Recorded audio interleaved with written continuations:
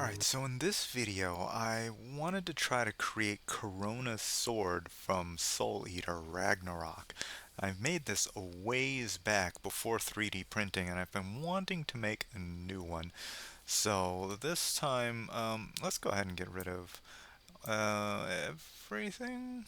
Well, actually, I think we can use the cube. So I'm going to shift left click on both the camera and the light source, and we're going to right click and then delete. And first thing I want to do is go over here, make sure you're on scene, units, and then we're going to go to length and change this to millimeters because that's what my 3D printer is going to do. So I'm going to hold my middle mouse button so I can rotate here, and I'm going to go over to the Y button here just to line us up really nice here. And then I'm going to use Shift A to bring this menu up, and I'm going to go to images, and then I'm going to pull up those references that I just got so we can see the sword. Let me navigate to wherever I put those. Soul Eater, there we go. There's one. Shift A, images, reference, and get the other one. And I think this will be enough because this one shows most of it, and then this one also shows that base. And I kept the square because I noticed the kind of crossguard here is kind of squarish or maybe more rectangular. So we'll start there. Let's see. Let me think for a moment here. I'm probably going to use some 3/4 inch PVC pipe for the handle. Let me ponder this for a moment. Because before I made one of these that was very static, but I had some ideas to try to get the mouth to actually move, open and closed, using a sort of tab, kind of like those picture books that you might have seen when you were a kid, and they have little tabs on them, and you pull them or move them around, and little things happen in the picture book. So I was thinking something like that. I'm not sure if I'm going to be able to do it, but we're going to explore that here. So I was thinking either PVC pipe or something else because I think the tab should be down here.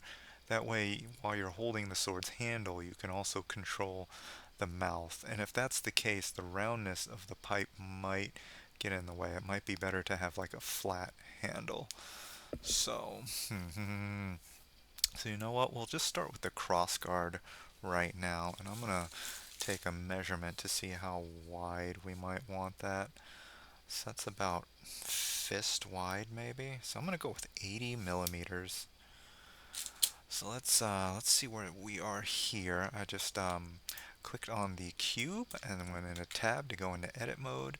Now I'm gonna click this little arrow up here and turn on edge length so we can see, and we are way beyond 80. So let's get S to scale, and then we'll just move our mouse inward until we hit 80. And that'll be about as wide as I want the handle.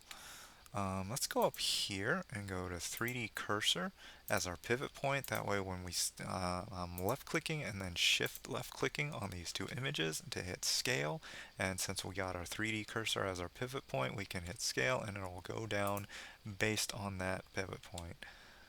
So we're gonna go way down just so we can see these better. And you know what, let's move them back with G and then Y. So grab and then move along the Y axis, and we'll push it back just a bit. And you know what, let's thin this out just a smidge. So in object mode, I'm going to hit S for scale and then Y to go move along the Y scale because this is a bit thinner. And let's say I'm going to need to scale this, so I'm going to hit A for all in object mode, and then Control A to bring up this menu and hit scale. Let's see where we are now. That's instead of 80, that's 40 something. And just to make it rectangular, let's go with exactly 40. My OCD is acting up and it's telling me this is what has to happen. So there we go. So I just hit S for scale and then Y and then got it where I wanted. And holding shift allows you to get more precise measurements. Without it, it goes out a bit more. But with shift, you can get much more precise measurements there. Alright, so that is that part. And basically, it looks like there's a division there, like a little wrapping. So let's do that. I'm gonna go up to this square. This is X-ray mode, and then I'm gonna hit 2 to go into edge links mode, and then I'm going to drag my mouse cursor over these guys so I can collect all these edges, and then I'm gonna subdivide by right-clicking and subdividing there, and then I'm gonna do it twice. So I'm gonna go down here and push this. Boop. Now we have 2 subdivisions in that area. And then I'm going to go from pivot point to median, change my pivot point to median, and then we're going to hit S for scale and then Z, and now we're going to go into the middle. Because now we're scaling along that pivot point, and let's say that's um no, maybe 8. Maybe 8. Nice round even number. Subdivide that by, and looks like we have some conical spikes coming out of here. So since this, we'll use the same size spike for this. So I'm going to hit F3 and then cursor to active so we get right in the center there. Then I'm going to hit shift, hold shift, and then A to bring up this menu, and I'm going to get us a circle. And that's way too big. And since that was 40, I'd say maybe 35? 35? Oh no. Since that's the radius, we're going to divide that by 2. And now we have a diameter of 35 for our circle, and that fits right in there. We could see it better without edge links on, so you can see how it fits. And then I'm going to take it, and we're on object mode right now. I'm going to rotate it with R, and then along the y-axis with Y, and then we're going to rotate it 90 degrees. I'm holding control. You can see up here the intervals right now are just anywhere in there, but when you hold control it goes up by 5. So that makes it a lot easier if you want a more precise number there. Or at least go up by 5 degrees. And I feel like that's a little big. So you know what we'll do? Okay, so we're in edit mode now, using vertices mode, which is 1. We're gonna Alt left click on the circle, and no, first of all we're gonna take these two opposite vertices and then hit F to create a line between them, and then I want to get the edge links back because I want to make it an exact length, which at this point I think will be 30. So I'm going to go up here and go to individual origins as our pivot point. You could still use median origins, but I'm just going to this one for now. And let's make that 30, see how that looks. I think that fits in a bit better because we are going to bevel these corners because it does look a bit more rounded rather than angular on those corners, and I don't want the spike to interfere too much with that. So let's see. I'm going to get rid of this edge actually now. Now by clicking on the edge in edge mode, which is 2, from 1 to 2. Then I'm going to hit X and then delete edge. Now I'm going to hit Alt left click to select that whole ring, and then I'm going to hit F to fill in the face. And then in face mode, which is 3, we went from 2 to 3 to face mode, which is face mode, and we're going to left click on that face, and then I'm going to right click and hit poke face, and that'll put a vertice right in the middle of the face there. Here, and I'm going to make our cone. I'm going to grab it with G, and then I'm going to move along the x-axis actually, and we're just going to drag it out to whatever length looks appropriate. That's probably fine. And now I'm going to take this guy by Alt left clicking on the circle and then Alt Shift left clicking to add anything more to what we just got. And thinking if I should mirror this or not yet. You know what? Let's just do it this way. Shift D. Oops. Shift D to duplicate our cone, and then we're going to, let's see, where is okay, I'm going to switch back to 3D cursor for a pivot point, and then I'm going to pull this little arrow right out here. Then I'm going to go to View because I want to put the 3D cursor back in the center. Right now it's off a bit, so I'm going to click on that, hit 0, 0, clear that. That way our 3D cursor goes right back to the 0. And then when I right click with these still selected, I'm going to mirror the vertices, global X. Now it's on the opposite side there because we mirrored along this plane here due to the 3D cursor being there. And then what we're going to do, let me see, with those two selected, I hit, with this vertice selected, I'll hit L, and then go over here and hit L again to select everything those vertices are attached to. And then I'm going to hit Shift D again, and with the 3D cursor still our pivot point, I'm going to hit R to rotate, and then Z to rotate along the Z axis. Then I'm going to hold Control again to get it along that 90 degrees. Just like that. So now we have them there where we want them. And I'm going to click one of these in the cone's base. Then I'm going to hit L to select all of it. Then I'm going to go up here to Snap, turn that on, and then we're going to switch over to Active and Vertice. I almost always use these. And then we're going to hit G and then Y. So we grab the cone and then we put it along the Y-axis, and now we can snap it right to this plane here, so it's right on that face, right where we want it. And I'm going to click on one of these vertices, hit L, do the same thing, G, Y, and then snap. And now it's on that face as well. Okay, so those are those faces. We could attach them. They're not actually attached yet. They're still kind of floating, so I think we'll go ahead and do that now. So I'm going to take all these faces in here, and hit X. So X and only the faces, right? And now we want to attach these to these faces. So actually, because again we're going to bevel later, I'm going to have to create some subdivisions here. So I'm holding Shift and left clicking on these edges that I want. Oops, not that one. Control Z to undo steps. Control Z to undo. And then we're going to subdivide once we have all those edges. And now we have these vertices that we can use. So I'm going to connect these vertices here. I'm left clicking and then shift left clicking to get these two. Then I'm going to hit F to create an edge between them. And I'm going to take these vertices, and then I'm going to hit C to get our selection circle. I'm going to hold Shift to get and drag my left mouse button over these to get rid of those. And I'm going to hit F to create a face here. So we got rid of all those faces and we just made a new one here. So now this cone is attached to this face. Let's do the same thing over here. So I just hit Alt left click to select all those vertices in this edge loop and hit F to fill those faces in. And we're going to do the same process over here as well. That was the wrong one. Control Z to undo.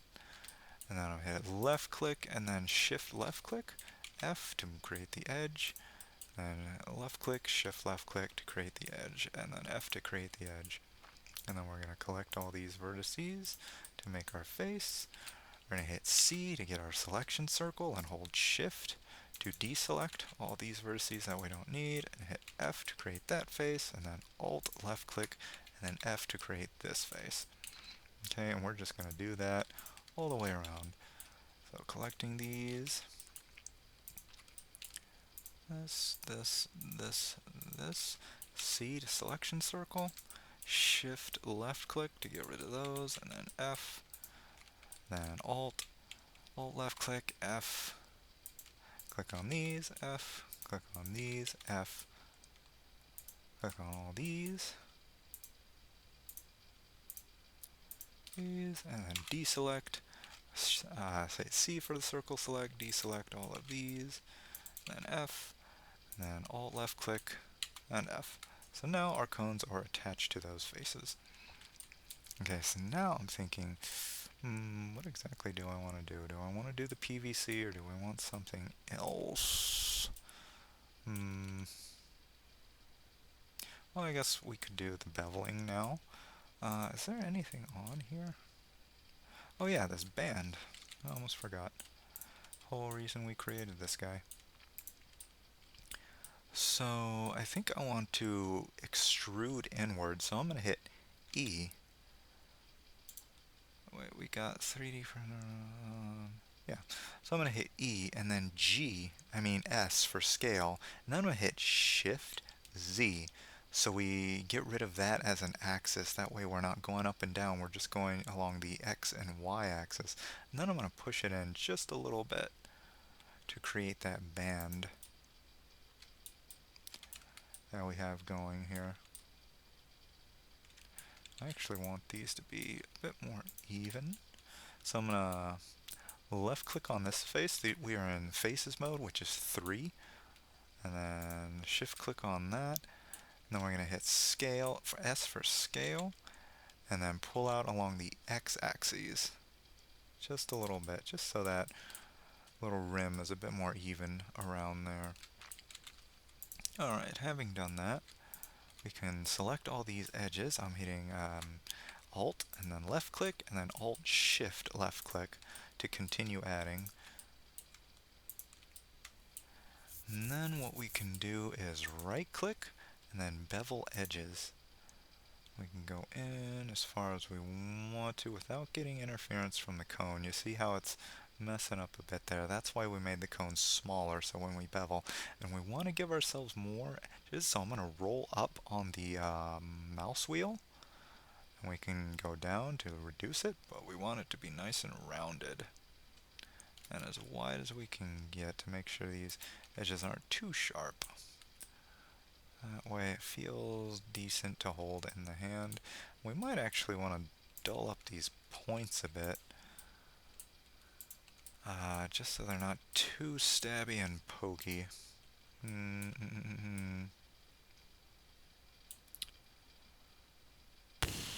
To that end. So I don't really want to do all of that again. Let's see what beveling the vertices does. I don't think I'm going to like it. Actually, that worked just fine. That's exactly what I wanted to do. Alright, so we're going to, in vertices mode, we're going to right click and then bevel the vertices, and we're using the very lowest. So I rolled down on the mouse wheel. Let's get closer so we can see. See, so I'm right clicking and bevel, and let's get rid of edge link so we can see a bit more clearly. So I rolled down on the mouse wheel, so there's not as much beveling. This is about where we started off, and rolling down, we're gonna do something more like this. So it has these nice rounded, not really rounded, but plateaued points. And then what we're gonna do is hit 2 to go into edge mode, and then we're gonna bevel these edges to make them a bit rounder. So they're not too ugly, but they're not super pointed either, because that could be dangerous and uncomfortable. And that seems okay. I kind of wish I put more vertices on these cones, but it shouldn't be a big problem, and we can always redo it now that we know how. Alright, so let's think about the blade now. It's fairly thin. I actually don't want this. So I went from object mode, hit tab to go into edit mode, and now I'm going to right click and delete that vertice there. And then still in vertices mode, I'm going to alt left click on this, and then I'm going to hit E to extrude, and then I'm going to hit S to scale. And we're still on 3D cursor mode, so as we can see, it's going down towards the 3D cursor. We want to change the pivot point to median point, and then we'll try scale again.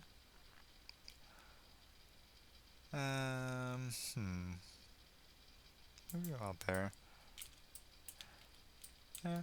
And then we'll scale along the y-axis specifically this time to thin it out, because we're going to make a blade. Okay, now I want to create some reinforcement for this blade, because if we just 3D printed it and tried to print it out like that, it would be really, really fragile. So I'm going to use some steel reinforcement. To that end, I need to get my notes out to see, where are you?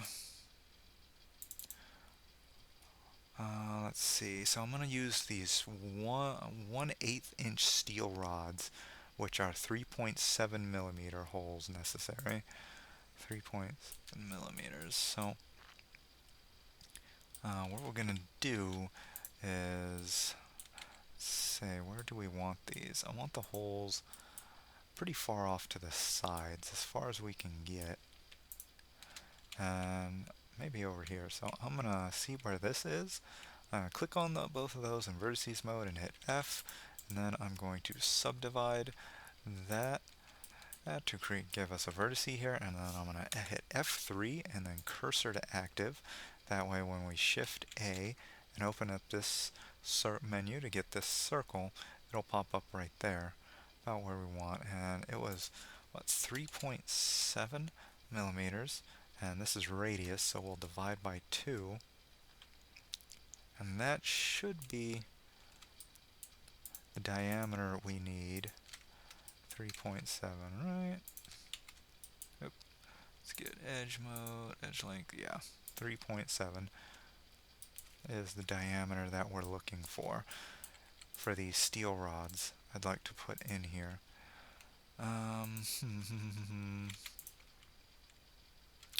And I'd like to put 2. So I'm going to select this vertice that's aligned. It could be this one or this one. Hit L, and I'm going to hit Shift D to duplicate. And then I'm going to hit G to go grab it, and then go along the x-axis over here, and then I'm going to snap it to this. That way it's nice and even. We have one on one side, one on the other. And these will be steel rods that go all the way from the crossguard all the way up the blade to help reinforce it. Now I'm not entirely sure if that's going to be enough. I did also think that maybe a 1/4 inch thick steel rod would be a lot more rigid. These smaller ones might bend and cause the segments that the blade is going to be made up of to kind of part in between the pieces. I'll show you what that means later. It's just nonsense right now. But anyway, we're going to take this edge loop here with Alt, left click, and then I'm going to extrude. You know, actually, it seems like it narrows really weirdly near the base. Well, maybe it actually widens. So maybe this is okay. I don't really like that because that creates a serious weakness right here. Which is fine for anime, but for something real, we have to deal with physics and all that, so,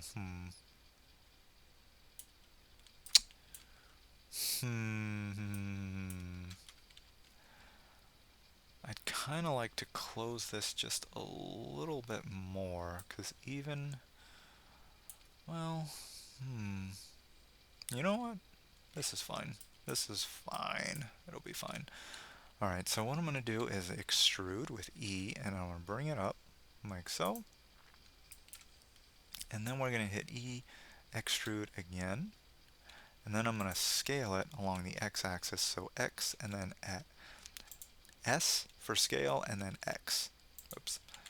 S for scale and then X, and then we're on this axis here. And then I'm going to hit G and then pull it up a bit. Then we're going to work on that curve. How far is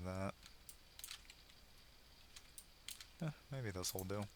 Then we're going to click on this edge loop here, and then I'm going to go into edge mode with 2, and then we're going to bevel this edge to kind of create that curvature to widen the blade there. I feel like it could be widened a bit more, so I'm going to go Control Z, hit that a couple times until we get back here, and then I'm going to S for scale and then X axis again, and I'm going to just widen it just a bit. Then we're going to go back to this edge loop with Alt left click and then hit 2 to get the edge, right click, bevel, and we'll roll up a little bit on the mouse wheel to give us some more bevel, maybe a little more. That's wider. That's probably fine. And now we'll extrude some more and create the blade here. How long should it be? We can always adjust later, but that seems okay. And then pretty simple point. How do we want to do this now, I wonder? I'm going to hit E to extrude. We're going to go along the Z axis, so hit Z. And then I'm thinking, with this being median point, I'm going to hit S for scale, and then X to go along the X axis, and then I'm going to hit numpad 0 to force everything along the 0. Give everything that 0 value along X axis to just home in everything like so. Just to see how that looks. Maybe G to grab those, and then hit Z to move along the Z axis and bring it up just a little bit more. That's not terrible. That's not bad. And next I'm going to hit mesh and then clean up and merge by distance. That should merge all those from all these into just this straight line here. And then I'm going to take this down to 0.01 just so we're more precise, and it still removed the 17 vertices, and that is totally fine. And I'm going to hit 2 to go into edge mode. And I think I want to bevel this a bit more, because 3D printers can make some pretty sharp points, and we're not trying to make anything dangerous here. This will be a lot more comfortable to handle. I'm going to hit Control Z because I didn't like how that beveled. Let's get rid of edge link so we can see things a bit better. And bevel a bit more, give it a nice rounded top. This doesn't look fantastic, but I think that's okay. That seems a lot safer to handle, I think. And then we will bevel this as well. Let me check the reference to see how far that white strip goes up. Okay, we should be able to bevel without any issue here. So I'm going to right click, bevel. Now we have some more rounded edges. I know it's more sharp in the images, but I just don't like sharp points.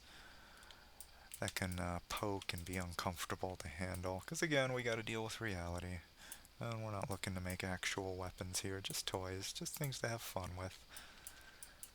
And, wonder if this strip is like in the blade, or is it, well, it actually is coming off here. So is it protruding from the blade, or is it just flush and it's totally just a color palette choice? I, th I, th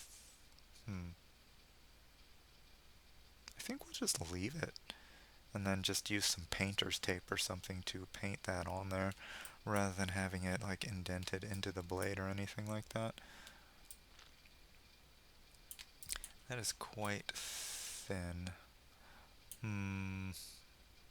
Because I want to do some wild stuff to get this mouth working, and not having much room is going to make that a little tricky.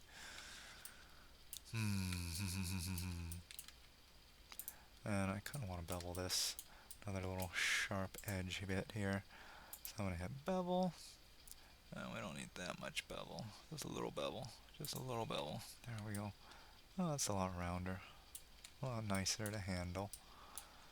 And speaking of the handle, I haven't decided if I want to go the PVC route or not. See, this is the tricky part. What I want to do with this face. Because what I was thinking, I doubt I'll be able to explain it terribly well. But that tab that you'd be able to pull would be down here, and it would come up through the blade, and it would attach to the bottom lips. It would basically be the white piece of tape attached to the bottom lips, and you pull it down and it opens the mouth, which would be on some hinges. Okay, I'm gonna try making a totally separate item. Now, so I'm in object mode. We're gonna put our 3D cursor back at the very center, and we're gonna go to Shift A, Mesh, and I think Circle, and we'll drag our circle out a bit. Why? Where are you, Circle? You're very tiny. Okay. And in edit mode,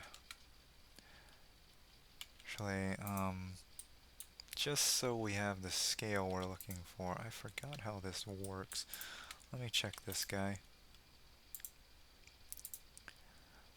This is currently 35.4. We want to scale this on the same level as this. So we're gonna, with this selected and then left clicking on this one in object mode, I'm gonna hit Control A, then scale.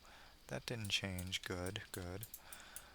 And you should be, what, 3.7? Yeah, yeah. Okay, okay. Should be good, should be good.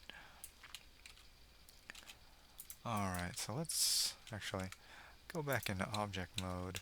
Let's drag this guy up to about where the mouth would be here-ish? Because we got those straps that I have not put on there yet. But I want to see how this is going to work. So I'm going to rotate with R along the x-axis and put that at 90 degrees. Then we're going to go into edit mode. I'm going to stretch this out a bit. Let's get rid of the edge links for now. And now I want to try to make these lips. So I'm going to go to proportional editing. Smooth is fine. And then we'll try to make...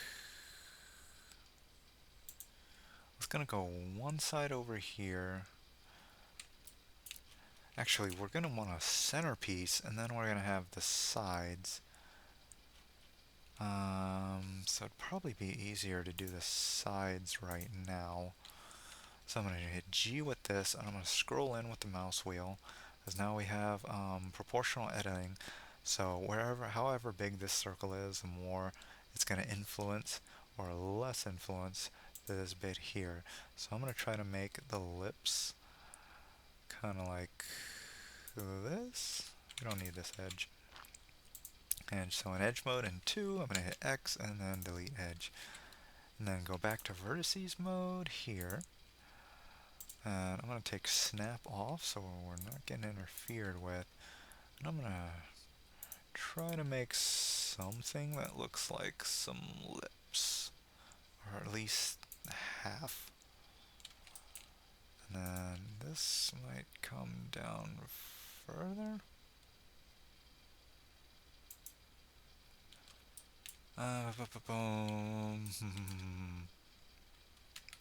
Okay, with 3D cursor on as our pivot point, I'm going to mirror this, so I'm going to go over to modifiers and add modifier generate mirror. And that, yeah, like I thought was a bit too close, or maybe not. So I'm going to create this, and then as a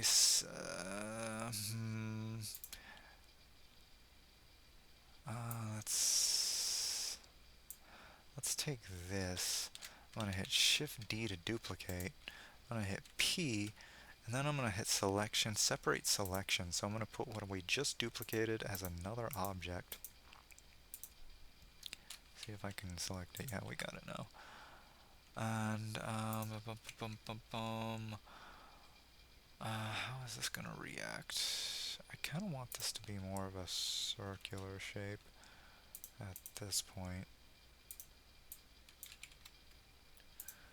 Alright, this will be like the central part of the lip here. So it'll kind of go in this sort of shape. And then I'm going to hit item, and then X, and I'm going to put that at 0 so we go in the very center of it. We're going to do something similar over here, like this. This is entirely experimental. I haven't actually tried anything quite like this before, so Forgive how long this is going to take and all the ums and ums I'm going to undoubtedly be doing. So let's get rid of this. Right click, delete that. So these are going to be like hinges. Um, hmm, how do I want to do these hinges? Um, hmm.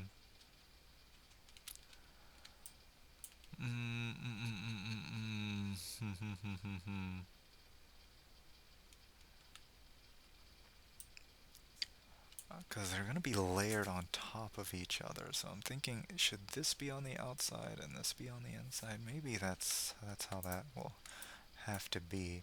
So I'm going to go over to this one. I'm going to hit E to extrude. I'm going to grab it and, oh yeah, proportional editing still on. Let's turn that off. Grab it, move along the Y axis by hitting Y, and then I'm going to scale it. Actually, we're still in 3D. Let's go to individual origins, scale it down a bit. And then I'm going to hit F to fill in this face. And then I'm going to hit 2 to go into edge mode. And then let's bevel this. Give it some roundness. Doesn't matter that it's clipping right now. I'm going to go back into vertice mode and then smooth vertices until we can get rid of that ugliness down here.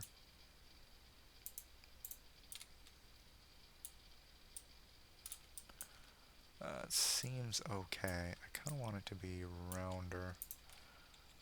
Let's shrink this down with S, and then I'm going to click on these edges. Alt left click on one, and then Alt Shift left click to add the others. Then we're going to smooth that out to make it a bit more rounded. Now I'm thinking I'll have to use a peg, which could actually be attached to this guy. Maybe some of you are seeing where I'm going at this point, so I'm going to extrude this, go back a bit. I guess we can fill in that face now. And I want to put a peg in there. So using this, I'm going to go to F3, cursor to active, and then Shift A, create a circle. Then I'll rotate that circle along the x-axis 90 degrees. And I'll put that right about in the middle. We're going to X-ray mode. Right about in the middle, excuse me. I'm going to scale this up a bit. Then we're going to extrude that. So we have a peg here, like so. And then I'm going to hit F on that. Or, because now what would prevent the peg from coming off at this point? As if this was just sitting on here, it would just fall off whenever it's under stress. So maybe we should actually use some magnets. That would hold them together more.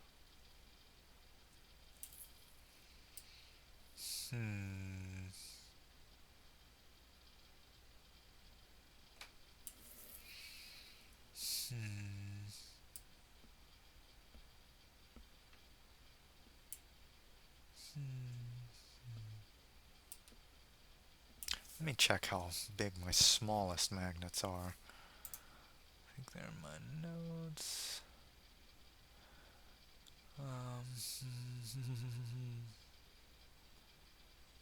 6.5 millimeters. How wide is 6.5 millimeters? Let's see. How wide is this? 5.2. Let's scale this up to 6.5. That should more than fit those magnets. Maybe, actually, let's just get rid of that. Extrude again. And we don't need this edge here. X edge. So we could put magnets on both of those, but they might still pop off if they're put under too much strain. difficult to say, but right now, this would be like the upper part of the lip right here, and with these hinges that actually I don't think, well, so I'm planning on having the bottom of the mouth something you can pull down on, and it would have to be attached to these. Almost the opposite. But these get really narrow. We're gonna have to adjust that, unfortunately.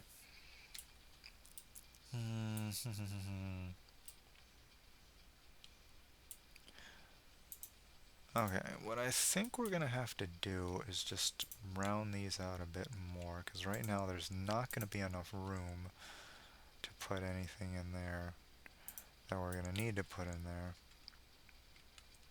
That's not terrible. And then we're gonna do something like basically having the opposite going on here. So let's go ahead and hide this for a second, and we can focus on this guy. So I'm gonna fill in this face here. So I'm gonna get my circle with C and get rid of that, and then I want to attach it over here. So I'm gonna get rid of this and in edge mode with 2, and then select circle with C, get rid of those edges, and then hit F. So now that we got that going, and what was it? Alt left click to get this edge loop, and then F again to fill her in. And we can bring that back. And basically, I want something. I'm gonna hit Shift D to duplicate. I'm gonna just rotate it on the 180. Since we're still on individual origins, I'm going to drag it down like so. So now you can get a better idea of what I'm looking to do here. Why did that?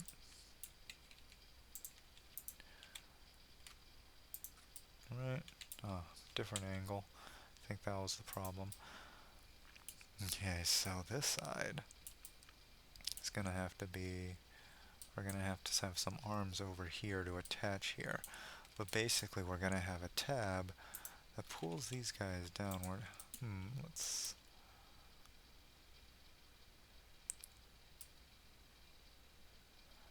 So basically this white strip will be the tab, and I guess the tab will be down here, and you can pull it down to open and close the mouth, which I think would be Q. So that was that. I'll have to think on this a bit more, so I'm going to take a little break. Alright, we're back. After having some thoughts on what I wanted to do for this mouth, I think we're going to scrap this for now. Oh, and I had another idea that I wanted to explore. This one might be a bit simpler. Let's see. Let's get a circle with Shift A, and then we'll get our circle. Let's move down to like 10 millimeters, see where that is. And then we're going to hit R to rotate, and then X to rotate along the X axis. I'm going to hold Control to get it up to 90. That's about where we want. And then we go to Modifiers, Generate, Mirror. And then we're going to, should be on the X. Let's turn off Merge, and let's go to Control A and hit All Transforms. There we go. So now that mirror is there. Let's also, thinking we're going to want to use a sort of peg system for this.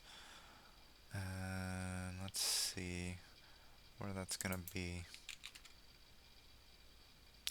The lower lip is kind of wide, or at least wider than the original. That might even be a little too wide. So I'm going to hit G and X to zone that in. I still got proportional editing on. I'm going to turn that off. Actually, no. Maybe this one's a little too wide.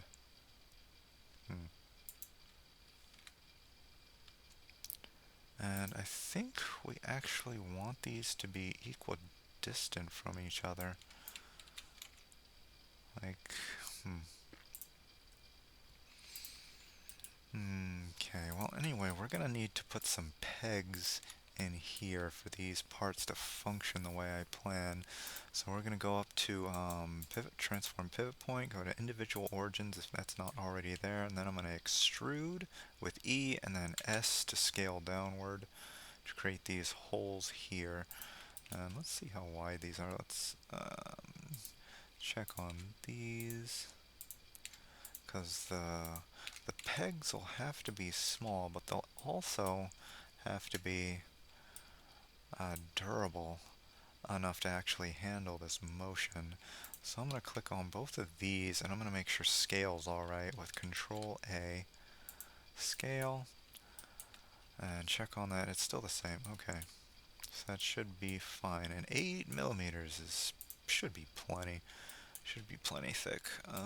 Let's actually, I want to make these all 8.5 just so we know exactly where we are. So I clicked on all those, and now I'm scaling up with S, go to 8.5, and then I'm gonna make these pegs, get these guys, and then Shift D to duplicate, and then I'm gonna scale down with S and then make them 0.8. That way they can fit inside here. And for the pegs, I'm just going to extrude back along the y-axis with E and then Y, and stick them in. Yeah, so let's just widen this to give it a flat base with scale, and then go extruding along the y-axis again, and then I'm going to edge mode and get rid of this edge, and then hit F to create a face on that, and that'll be our peg. I'm going to get rid of these edges in here, we don't need those. Yeah, that was the right one. Okay, and then I'm going to click on one of these vertices and hit L to select everything attached to it, and I'm going to hit P and then separate the selection. So now we have that peg that'll go in from behind, and then we can glue it in the top area. Alright, so now that we have that going, let's start trying to form these lips. I think the peg will actually be longer, but we'll figure that out later. So maybe we'll do the center lip first. So I'm going to hit Shift D and then pull this back along the Y just a little bit. And let's start creating this shape. To do that, I think I'm going to just extrude from here. So I'm hitting E, well, I want to see if I can get the shape that I want. So I'm thinking E over here, and then we'll do kind of the Cupid's bow like this, and we'll just put that on 0, 0 up in the X, and then we'll do similarly, make sure we get that point behind it, and then this will be kind of curved downward a little bit in reflection to this. So basically the same thing. And with that extruded, we'll put that at 0. It might do. And the reason I wanted these circles up is so I can then do something like this. Alt left clicked on those to get these edge loops. I want to get rid of this selection here, and actually we might need that. And we're still on individual origins. So what I'm going to do from here is scale this up just a bit. Do I want to do that? Yes, I do. Actually, let's just scale that up, and then I'll get this vertice, and I'm going to extrude along the x-axis. Grab it with G, and then move along. Well, grab it with G, move along the x-axis, and we need to snap back on, just so we know where that is, how long that is. And 0.6 should be plenty. It's actually 0.5 that we need. So I'm going to shrink this just a little bit. Let's get rid of that, just have our circle here. And we're going to 5.5. should be fine. That should be fine. That way these two pegs can rotate around each other. And that way I can, we actually don't need this side anymore. So I'm gonna actually get rid of this. I'm holding shift and left clicking with my circle select, which I got up by C, and then shift clicked on that. So let's no, that won't work with this one. Poop. Alright. Alright, we're gonna collect that again.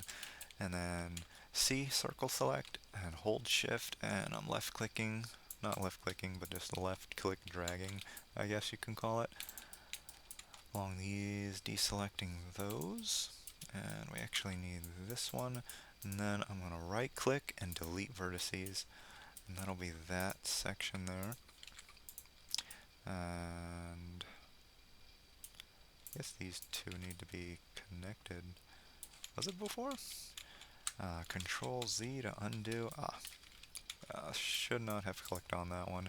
Now we can right click, delete those vertices, just like that. And then we're going to raise this area with an extrude, so hit E, and then moving along the Y-axis. I'm going to pull that up just a bit. Let's see how thick these lips are going to be. And then I'm going to hit F to seal up this face, which that didn't work too well. Probably because of you. Hit F, there we go. Okay, we don't need this anymore. So I'm going to click on those and then delete them with right click and go to delete. And that, I think, is the central lip.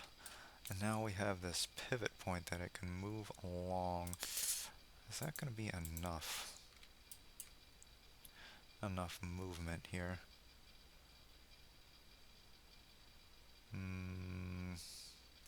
Maybe we can get rid of those corners. Maybe we can bring these back. This one is actually fine. It's more this one, the bottom one, that I need to worry about. So let's click on these, and I'm going to right click and then subdivide to give us this edge here. And then I'm going to hold shift and then hit V. That way the edge can move along this edge. And I think, you know what? I guess we don't need that, because actually I want these two to be joined. So I'm going to click on those and then hit F to put a face right there. Then I'm going to get rid of these.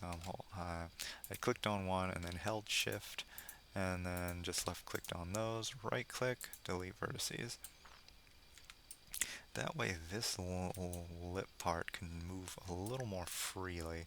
So that corner was going to block it just a bit. And how long is this?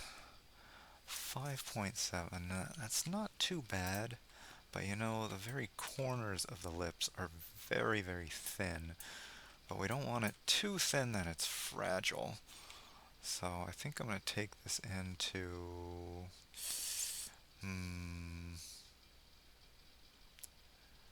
maybe 3.5. It's thinner at least, and it can still handle this peg. So maybe that'll do it. Alright, so we're gonna go ahead and try to make that lip come over here. Have some roundness. You know what? Let's just create an edge. Maybe here. Maybe here-ish. And here. Let's see how that looks. F, and maybe that'll be okay. Actually, maybe use this one. F, maybe these two. We'll have to wait and see how it looks, but I'm going to click on that edge, and then I'm going to subdivide. I'm going to just give it a little more curvature, just make it a little more organic. And then I'm going to bevel it, right click, bevel, and then I'm going to roll up on the mouse to give it some more beveling points. And I think that looks a bit more organic.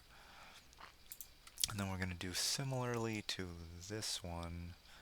We're maybe going to use this point, maybe this point, F, and then subdivide, And then we're gonna bring it down just a little bit and bevel again to get something like that.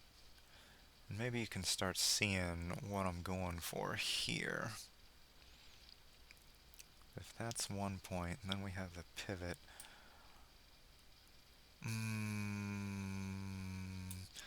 We could... because we're going to have this one and this one kind of overlapping over here. How do we want to do that? Let's see. So I'm going to click all these with Alt left click in the middle there, and then I'm going to hold Alt Shift left click to start gathering more without deselecting anybody. And then we will extrude along the Y, and since snap is still on, it'll go back up here, and snap is up here. And so we got this going, but there's that problem with it overlapping here. So do we want to go under, over, or we can even make this point a bit thinner? What do I want to do? Let's get rid of X-ray view. So we actually need to get rid of these. Shift left clicking on these edges. That should be all of them. Then I'm going to hit X and then delete edges. And we can actually delete these vertices, can't we? Will that not cost us anything? I don't think so. So I'm going to click on all these with Alt left click and then Alt Shift left click to get these. And I'm going to hit face, or F for face, to fill that in. And I'm going to do the same over here. And then that peg should terminate in there.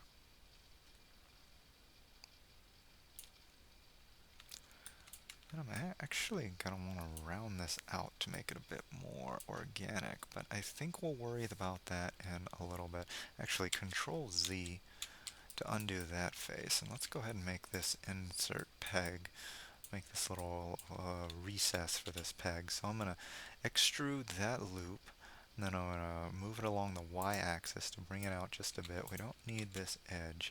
So in 2, I'm going to hit X and then edge, get rid of that. And then I'm going to close this up. That'll give that peg somewhere to go. And let's say that'll be 4 millimeters maybe. That should still be plenty. And then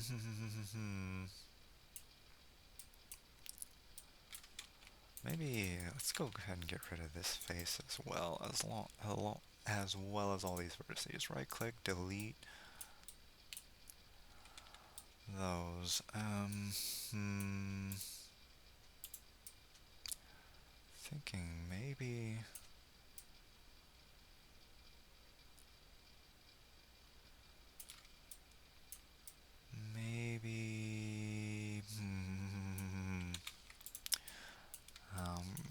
in 2 I'm going into edge mode, and then I'm going to Shift V.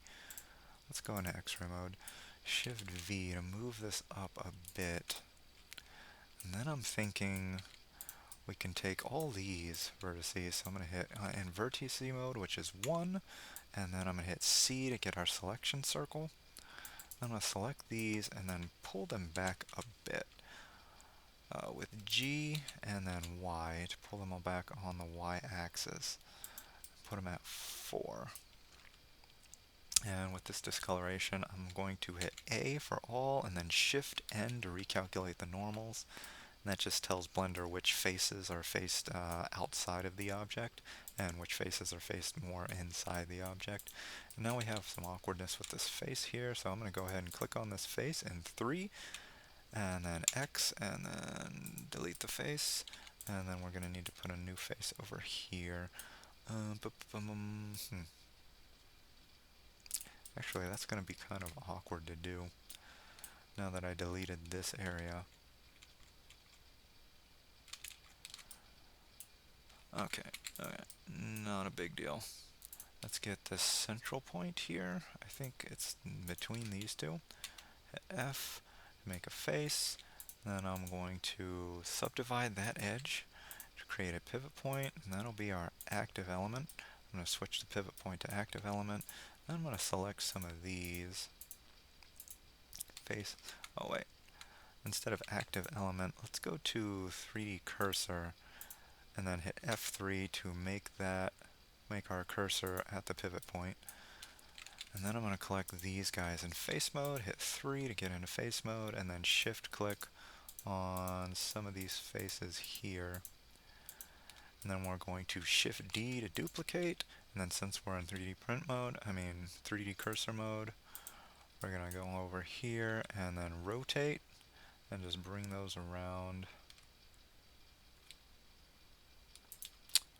Doesn't look like they're going to line up perfectly, but we can get pretty close. I'm going to go into vertices mode and get those after hitting R to rotate. Get that as close as we can. And I think that'll be close enough. I'm going to hit L on this one to select everybody, and then I'm going to go to Mesh, Clean Up, Merge by Distance, and that should be merged pretty well. Oops. G to move it around, make sure everybody's connected, everybody's happy. Yeah, we're good. Okay, for this one, we actually need this diagonal to be more outside of our circle. So let's subdivide these two edges. Then I want to put them with Shift V to move along the edge. I'm going to put it over here a bit outside of our circle. And then we're going to collect those two vertices and hit G, Y to move them along the Y-axis. And then we're going to use Snap to put them on the level here. This will be kind of a sharp edge. We could actually move it a little closer with Shift V. You know what, let's just get this one. Shift V, and Shift V on this one. A little closer without actually overlapping that circle. Way it's not so severe. And then we'll Alt left click on this area, and then we'll hit face to fill that in. So now we have that going, which isn't the prettiest thing, but it'll do. It'll do, I think. And then I also wanted to create more of a puffiness for this lip, so I'm going to subdivide that. And then I'm going to drag it out a little bit along the y-axis. This is an edge, right? I'm going to subdivide this as well, and then I'm going to get rid of this face actually in 3, and then I'll click on it, X, only face, and then I'm going to hit these edges and put a face in between them with click, left click, then shift click, and then F to put a face in there, and then I'm going to use this vertice to draw, let's take off snap, and I'm going to hit G after hitting E to extrude, and then I'm going to hit E to continue to extrude to create this kind of shape here for our lip. Let's see, maybe this one? F. Okay, now we can close these up. Say face here, face here, face here, face here, face, face, face, face. How do we want to do this? Let's go into vertice mode and make these into faces. Actually, you know what? In edge mode, we can just select these two and then hit F between them to create these faces. Boop, boop, boop. Face there. And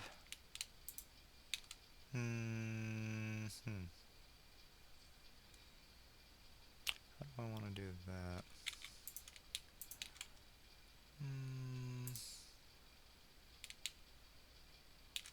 You know what? Let's divide this edge into a couple of other ones. 1, 2, 3, 4, 5. So let's do it 5 times. And then we can bridge these edge loops. Then we gotta worry about that, but that's okay. I don't need those. Let's get these 5 edges down here, right? And then right click and then bridge edge loops, and that didn't work too well. How many are here? Did I count that wrong? 1, 2, 3, 4, 5. 1, 2, 3, 4, 5, 6. Okay. Let's get rid of, well, all of you, actually.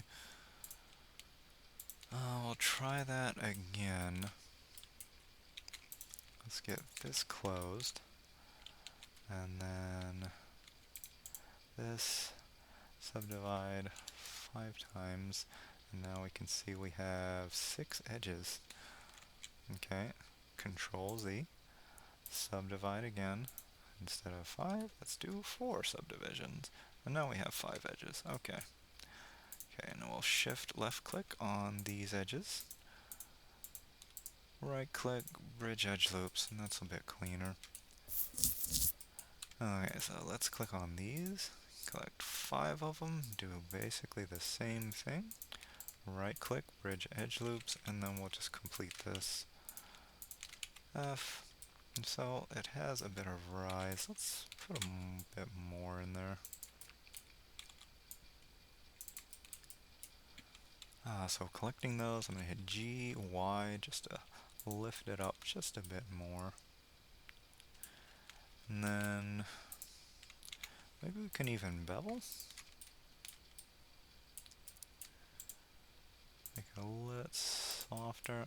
Let's first go and hit A and then Shift N to recalculate normals. Then we'll click on these guys again. See what happens when we bevel. Let's get rid of that one. Most of it's looking okay. And then we can, let's get rid of those, and then I'm going to right click and go to Smooth Vertice, and we'll run that a couple of times. Doesn't look great. Control Z, not really liking that as much as I thought I would.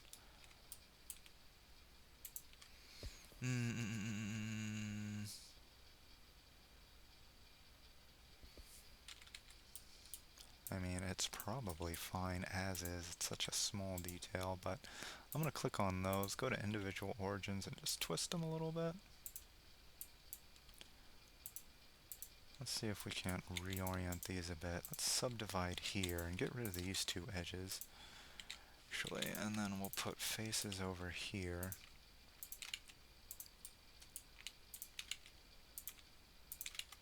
Right.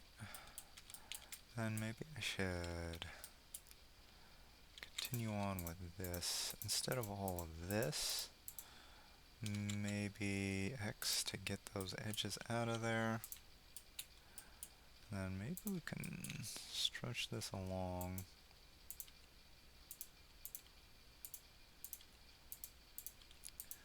Like so. Create a bit more even spacing. With G, and then just pulling it where we want. And then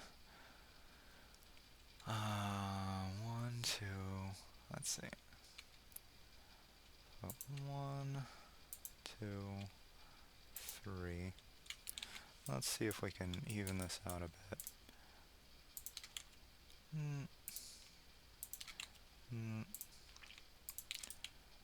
Had to create some faces in there.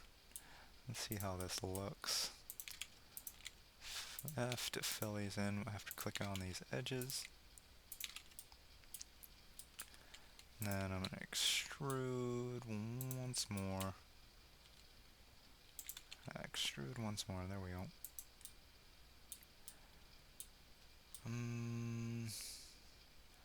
Can't really see 1, 2, 3, 4. So we actually need 2, don't we? Or not. Let me subdivide this guy. I'm gonna hit period on that so the camera focuses on it. Subdivide. And then we'll just see how this is going.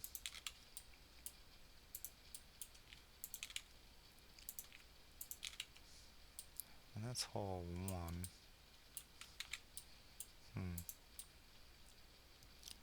So maybe we don't need that one.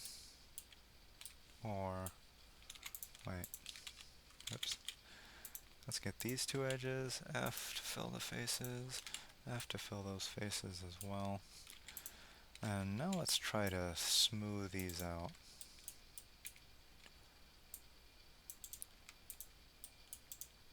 Right click with those selected, smooth, say 2 iterations. Right. If it straightens it out like that, we can always just pull it back. So, and then let's see how beveling does here. Right click, bevel. I think that looks better, maybe. Right click, vertices mode, right click, smooth. Makes that look kind of weird. I think this will be enough for now. Don't need to go nuts with it. Let's put a face on that. Actually, probably ought to move that outward just a little bit. We'll worry about the details later. Details. So now I think we should do the rest over here. This time, this guy's gonna be above instead of below. So we're going to get this entire area, and this as well, and then Shift D to duplicate, and then we're gonna bring it along the Y just a tiny bit. And let's see how far this is. Let's get snap back on. That's 0.8. So let's put it back so it's just 0.55. Let's turn snap off. GX, GY, move it along the Y axis. So we have it selected. 0.5, I think. I feel a little safer there. Just giving it the tiniest bit of wiggle room. And then I think this is 4. Yeah, 4 millimeters. So we'll expand along the Y for another 4 millimeters.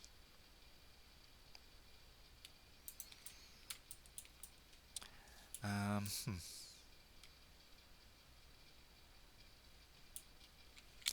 far was this? This was only 6 to begin with. So maybe it should be 8, actually. Just making things nice and even. So let's select all of these. And all of these. Get all these guys. With circle select, so that's C. And then left click drag. And then let's click on this vertice, double click, holding shift. I double clicked on this one to make it our active. And then we'll turn snap back on. And then we'll hit G, Y, and then we'll snap over here. And yeah. Okay. So that's going. Now we'll need to do the lip thing over here. These lips are gonna look a little different. Let's see. Maybe just kind of a gentle curve.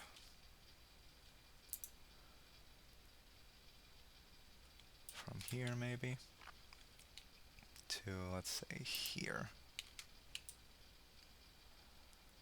And those aren't on the same level. So let's, excuse me, Shift D to duplicate. No, actually, let's extrude with E. And then we'll snap it along the Y-axis to this area here. And this one should be, let's get these two edge loops if we can. Alt-Shift left click on that. And then we'll snap that here, which it already is, good.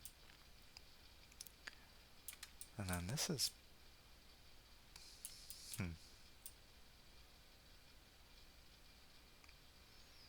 guess this will be behind it.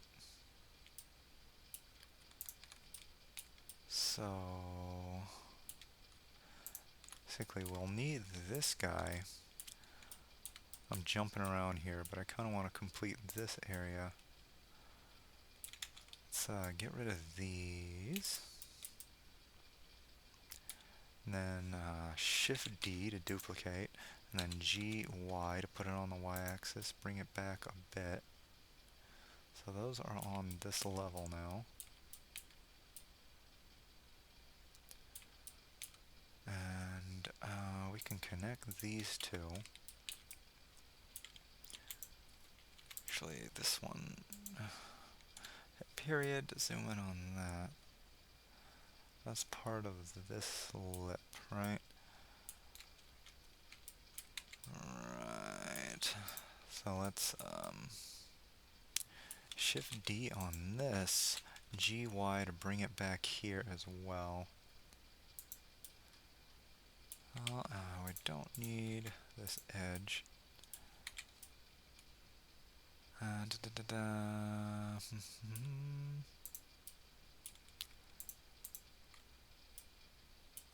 that, oh. Did we duplicate all of this?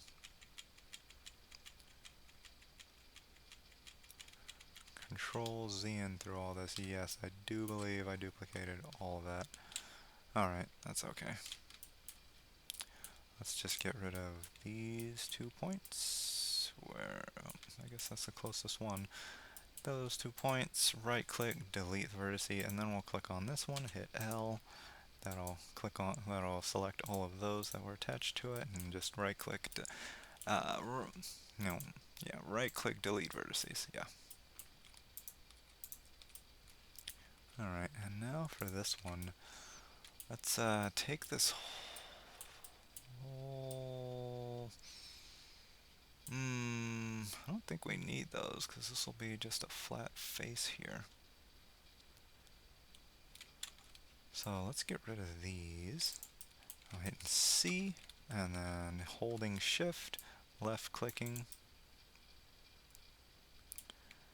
and then we'll extrude back and snap along this rim here. Then we'll take it in by 0.5 millimeters. What was it, 7 or 8? Somewhere around there. And then we'll also want this. Extrude along the Y, G, grab with G, and then E. Grab with G and then Y, so you can move along the Y-axis.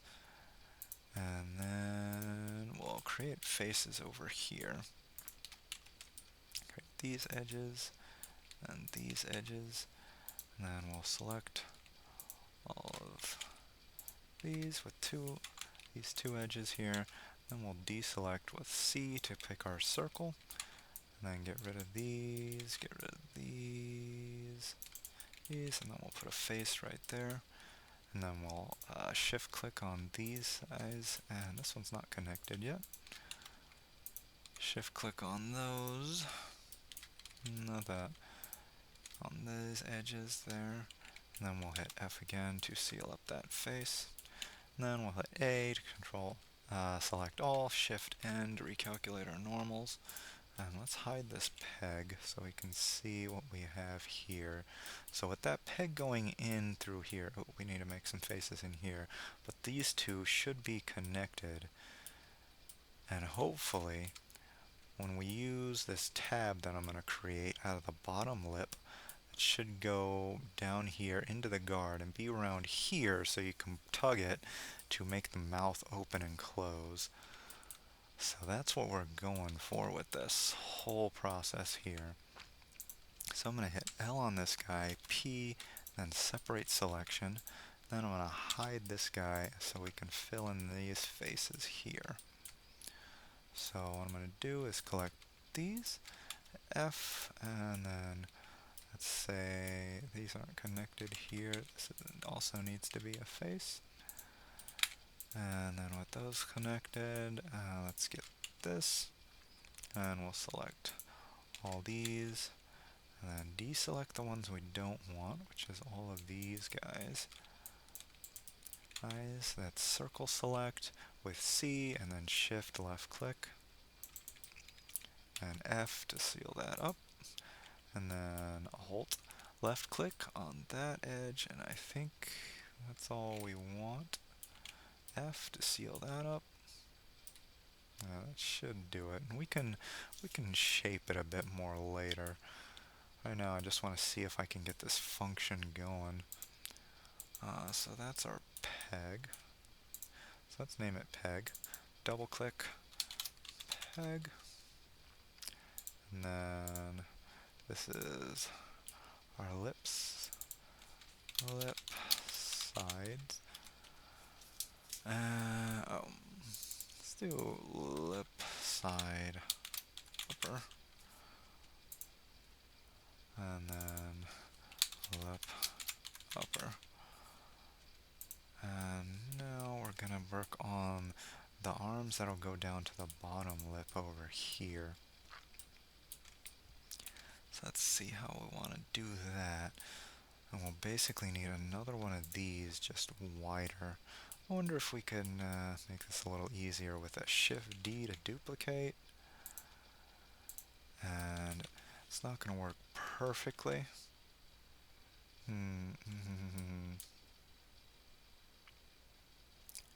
Let's go into X-ray mode and select all of these vertices that make up the circles here. We don't need any of, well, actually I guess we could use those. Even that one. And maybe it should be upside down? You know what? Let's just make it from scratch. So, let's see. And this will be behind it. And this is how wide? 9.8. 7.5. Okay.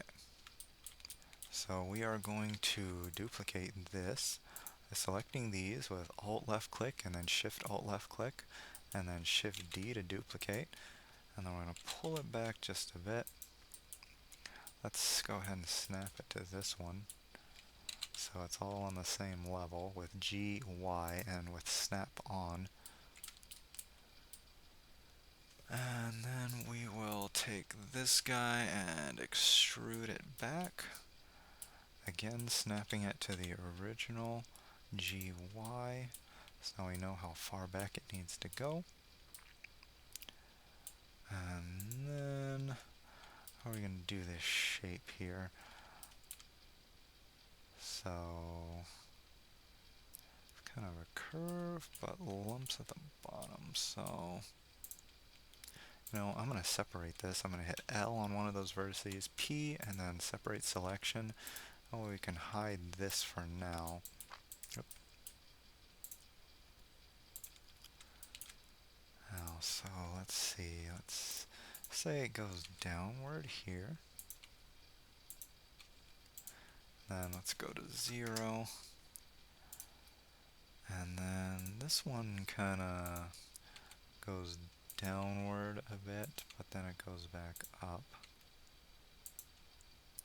And let's go to 0 with that one as well. And shape these a little cleaner, I think.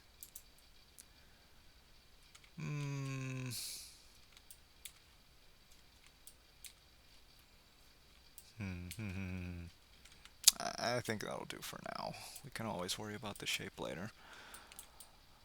Okie doke. So, I think this circle's actually supposed to be a bit bigger, right? That way it can fit that one in there. By 0.5 millimeters. So, let's expand this out. 0.5 would be what? 6.25, I think.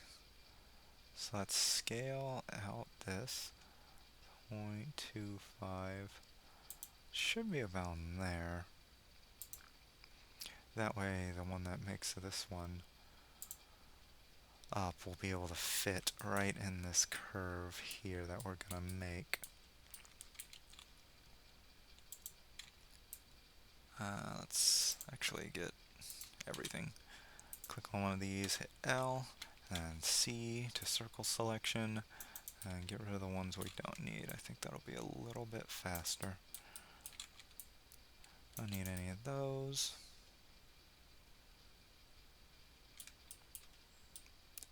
Should be 0.5. That should be enough room for it to move around. So let's go ahead and extrude, right? Extrude G, Y, oh, G and then Y, and then we'll snap it up here. Then we'll even put a face on it for now. Seal that up. And now, oh yeah, we can close the back of it up too. Might as well while we're here. So let's see, I think just extrude and G and then Y to bring it back. Then I don't think we need, let's hide this for now. I guess we do need those. Alright, so let's close up these faces. Put some over here. And then we'll just select the ones we need out here and then in here, like so. And hit F, seal that up. And then we'll hit Alt, left click on this side, F, seal that up. And we can just print those pegs and then stick them in the back there. That should do okay, I think. Okay, so let's try to make this lip now. It's going to be kind of awkward to print, because that'll be floating a bit, but it should be alright. We've minimized it. Let's see. Let's connect these 2 points. And maybe these 2 points? Yeah. And then we'll subdivide both of them. And then let's say this one is more like this. And this one is maybe more like this. Maybe. And then let's bevel.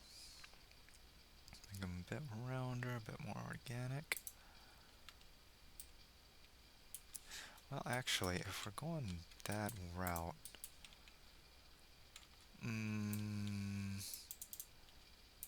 maybe hit more like over here. So now I gotta wonder if these are gonna interfere. We could actually make those smaller and less likely to interfere at all. Let's try down here. Might not be an issue, but might be. We probably won't know until we print. So let's move this down here, maybe a little bit. And then bevel. Right click and bevel.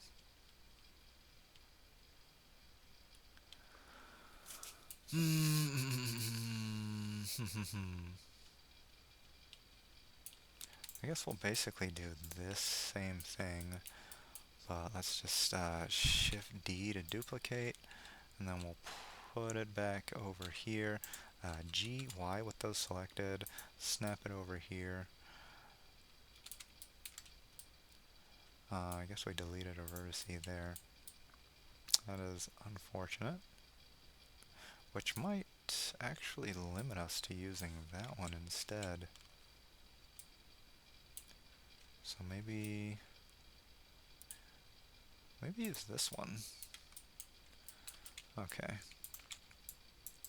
So let's get rid of this and do this again. Right click delete. Circle select with C and right click delete. And we will actually go down to here, maybe even one more. And then let's get this one, and F to connect them, and then we'll subdivide, shape a little bit, right click, bevel while in vertice mode. Yeah.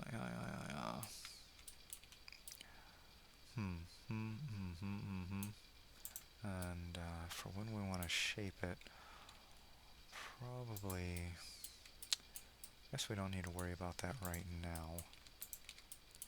And we will collect all of these and get rid of, actually, why is this standing out? It's just hanging. Okay, get rid of that. Okay, let's,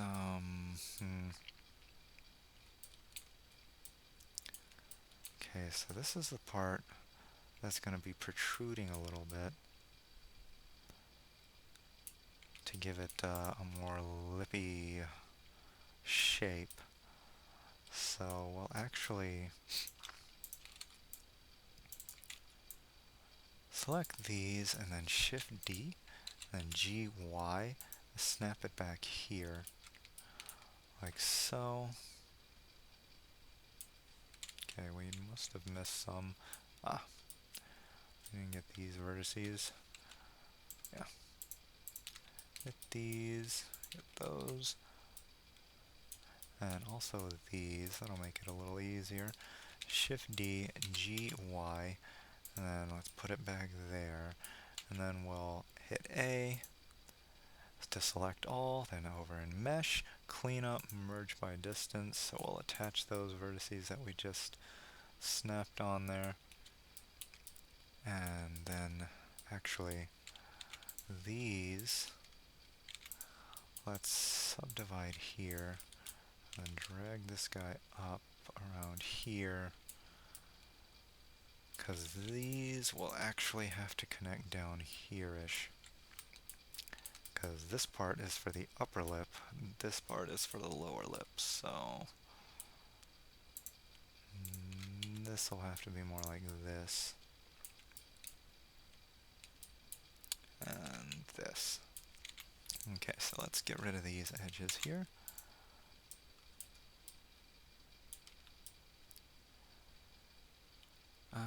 Yeah, that's what I wanted, right? I sure hope so. And this can actually just be flat, can it?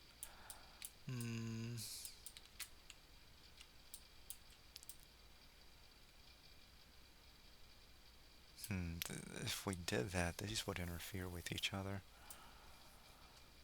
Unfortunate.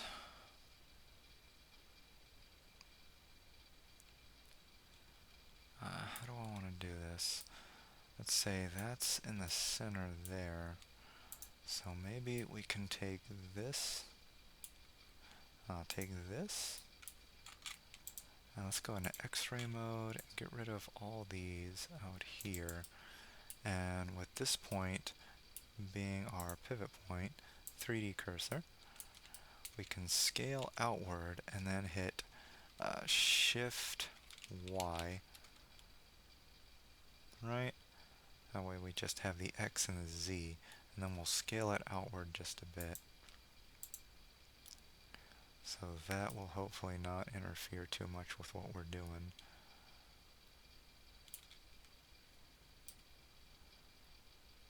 I think that will do. Did we need this one? I don't think so. I think this is fine. That way when we seal this face, they don't hit each other, they don't brush and cause friction. That'll do. 1, 2, 3, 4, 5, 6, 7, 8, 9. So we need 9 edges over here. Let's get there. And Control D, because I forgot. And then we'll click on these guys with Shift left click. Then we'll right click, bridge the edge loops, and somehow I screwed that up anyway. How many do we have? 19. Which edge has too many?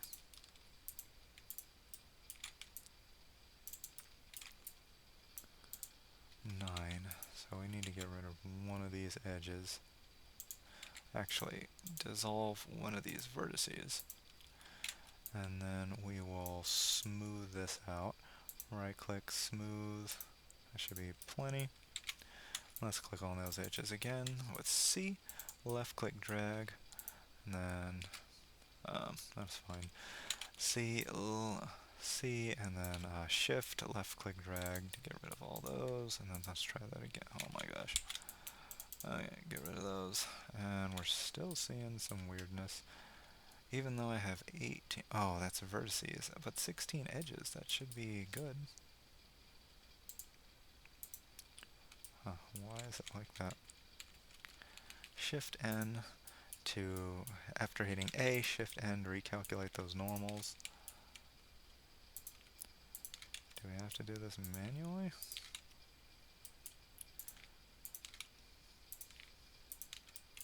Let's get rid of X-ray modes, make this a little easier. Yep.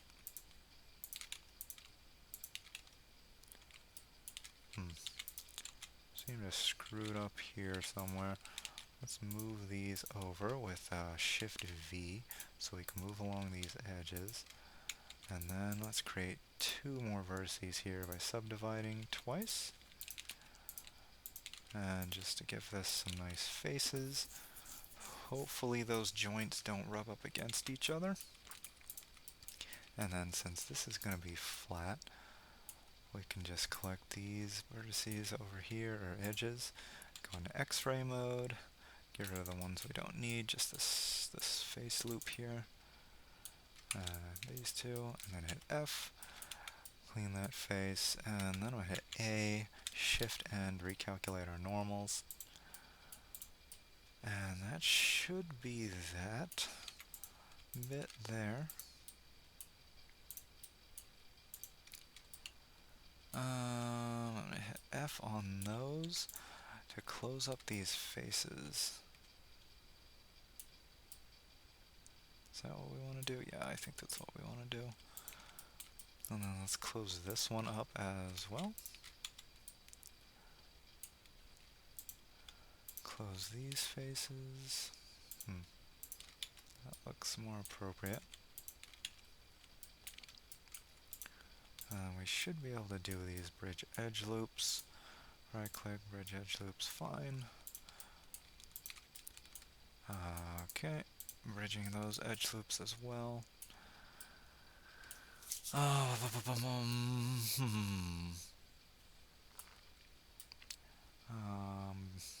do we want to do this?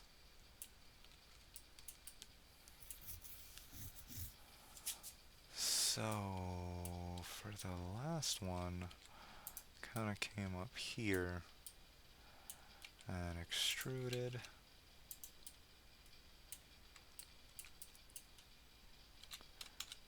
Head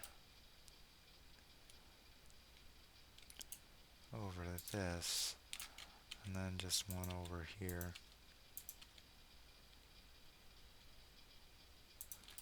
Don't actually want to merge there. I'm going to take G, Y, and then snap it to this upper bit there. And I think I'll make a face here. It's all 1. Let's divide that into 3.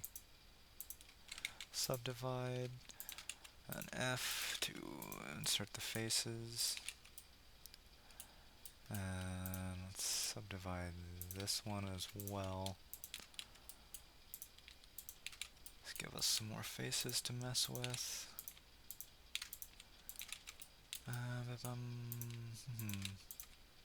Oh. Let's subdivide there. Oop. Control Z to undo, and then just subdivide this one.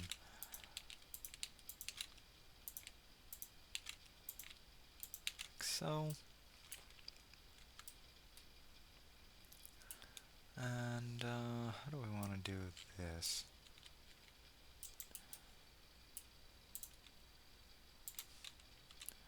So this guy over here. And how many subdivisions do we need? Let's do at least one. And we'll Shift V. Let's take off snap. Shift V. Put this guy over here. And this guy. And is that even? Difficult to say. Let's get rid of this actually. And subdivide maybe 4 times or so. Probably gonna need more, but for now, let's just focus on those. Let's get these faces closed up.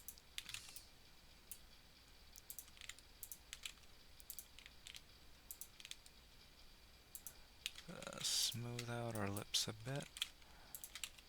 Closing that. We're gonna need some more. So let's say 2 more.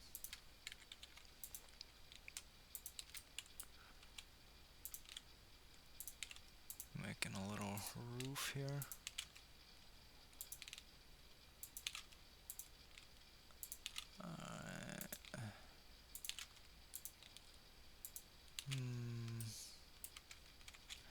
Let's subdivide this guy 2 more times. Excuse me. Oh, I think I subdivided you. Now we just want to subdivide this one twice. And let's continue closing our roof.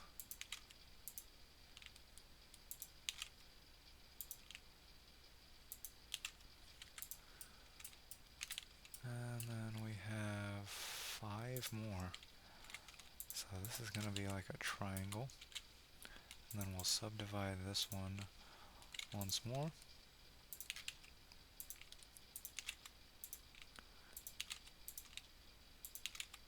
Alright. More or less. And let's go ahead and bevel this. We still got to do that, but I want to take a break for a minute, and we'll be right back after that. And we're back with Ragnarok, Crona's sword from Soul Eater. So before I was putting these faces on here just to cap this up. So let's see. Let's see.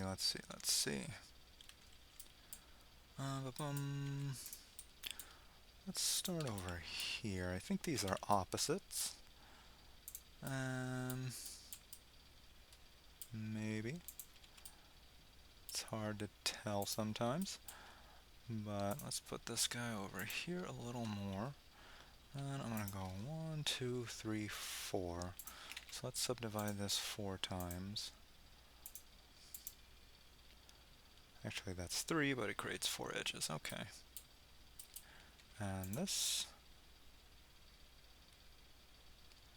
1, 2, 3, 4, 5. So maybe actually instead of these 2, use this one.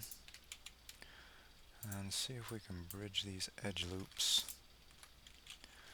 Let's get your C selector out and get rid of these and these for now. And go into edge mode with 2. C again, shift click on those. And bridge edges, yeah, that's what we wanted. Okay, let's do that again. C select, get rid of all those and these, and then bridge edge loops, right click, bridge edge loops. Alright, that helps speed things along. And let's try to do the same over here. Say this will go with Shift V. I'm going to put this over here. And in edge mode, we're going to close up these faces here. This is 1, 2, 3, 4, 5, 6. 1, 2, 3, 4, 5. Oh, 1, 2, 3, 4, 5, 6, 7. Why is that off?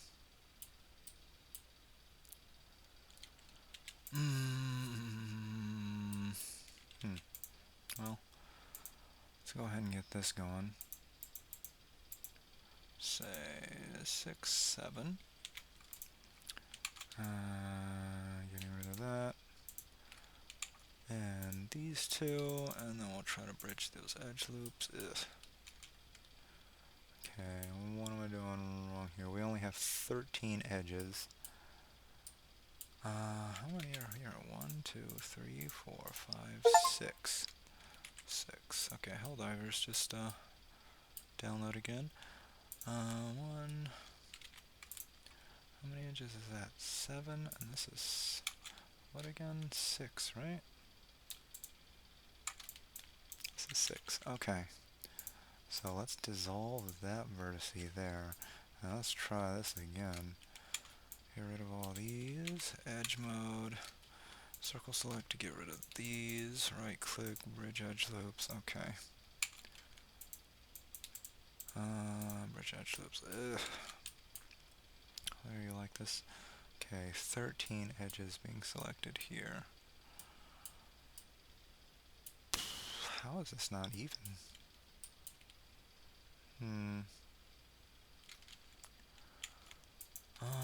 Let's just, let's get rid of that one, bridge these edge loops, and this will just be a triangle then. Fine. I usually don't like tries in Blender, but that'll do it. Okay, so, still need to fill this guy in the back. Oh, the whole back, okay. Alright, first, let's create faces over here. So we'll click on these, and then circle select to deselect the ones we don't want, which are over here, and then these guys, those two, and F, put a face in there, and then we can select all these, put another face on there, and that's the back. So we got the peg that goes in there. Let's go ahead and call this something else. So I'm going to hit L on one of those vertices, hit P, select, separate selection, so now they're a different object. I'll take this object, actually let's hide this, yeah, I've sealed that up. Let's hide this one. And we need to make a little recess for our peg, so I'll just go, wait, what is this? Is this the recess? No, that's something else. Okay, so we'll select all of that, and hit E, and then move along the y-axis, and then just close that up with F. Let's see how long these pegs are, or at least how long do they need to be. Let's get that back. Let's call you, what was it? Lip side lower. Lower. And then lip.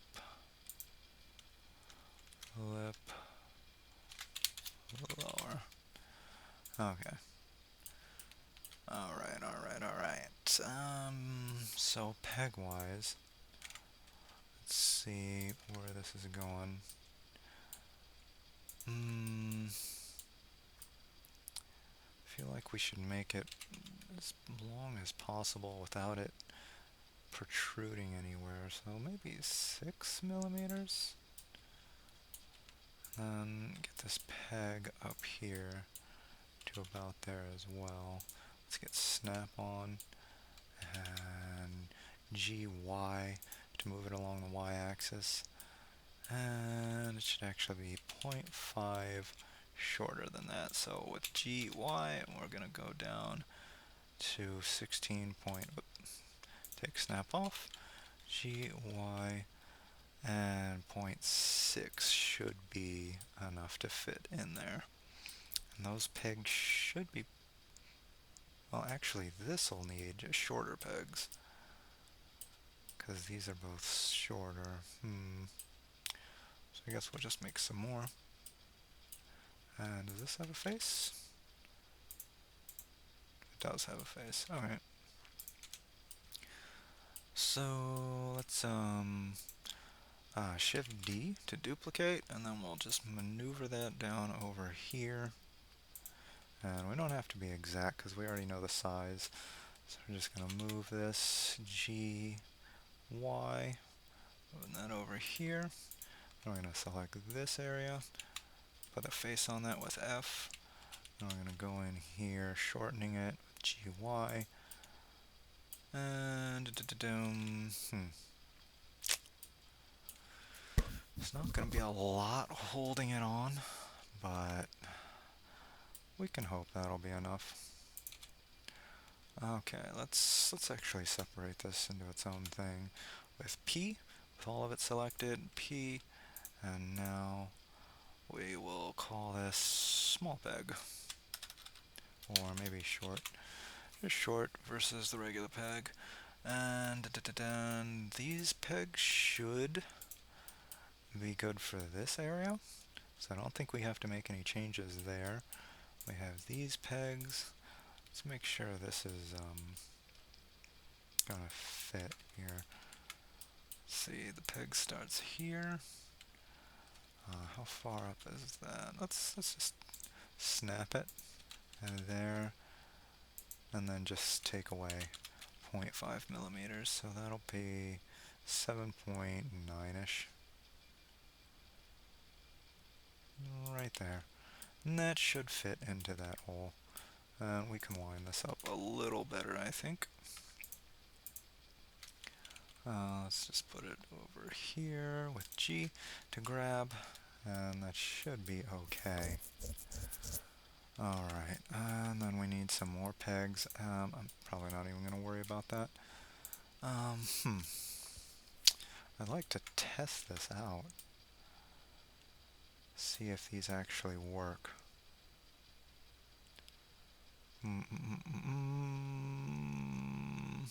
You know what? I think I'll do that. I'll go ahead and print these out and see if they work the way we want. So after printing, this is what we have so far. The mouth moves a bit, but it's being blocked by areas in here and here, and I think around here, but we're getting there. We're getting there. Alright, so as we saw with the printout, things are looking pretty good. The pegs are working as intended. The spacing's good. Problem was we're being blocked in a couple of different areas, like right here and over here, which is restricting movement, so we're going to do some work on that. I'm going to go ahead and start on this one back here. So let's hide this for a moment, and then we'll go into edit mode in here, and I think we need to get rid of all of this basically.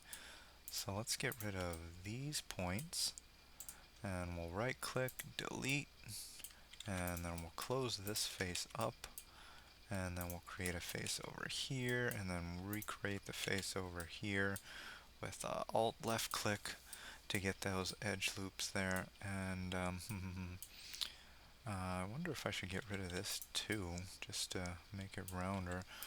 Let's go ahead and do that. And in edge mode, shift left clicking on these guys, hit F, put a face in there, get another face back in there, and then that's alt left click and hit F again to put a face on there. That should give us a lot more movement here. And let's do similarly up here. So let's go ahead and subdivide here, and I feel like we can shift V and push this edge over here, and let's get rid of these potential blockages right there, and then we'll join these with the almost sneezed. Alright, let's put faces in there, and over here. It'll allow a lot more movement. It doesn't look very good though. But I guess we'll have to decide that it's worth it just to get that movement in there. Can always test print and add those back in later if need be. And this one was also an issue because these two bits here were blocking each other. So what we're going to need to do for that one, I think we're going to need to move this. I kind of want to cleave a bit over here. Hmm.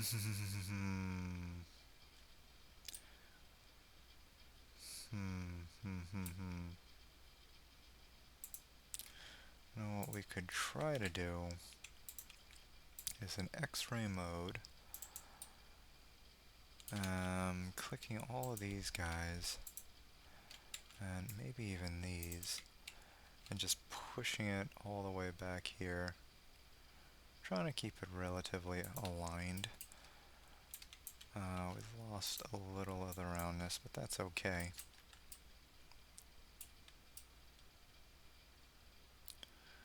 And then we're going to want to push this outward as well.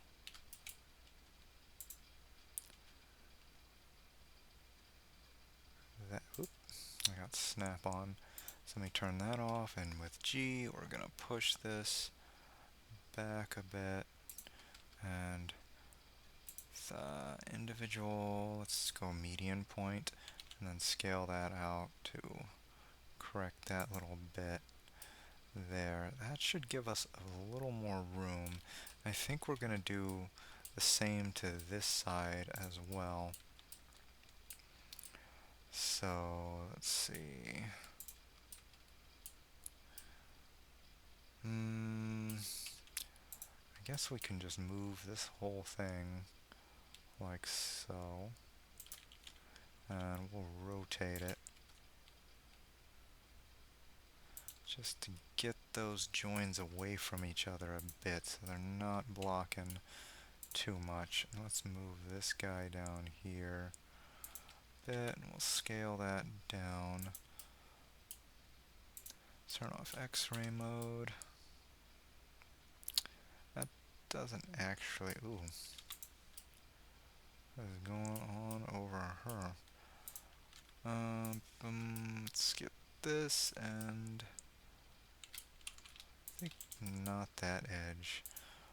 Oop, X-ray mode back on, and we'll scale it inward a little bit. And what is going on with this face?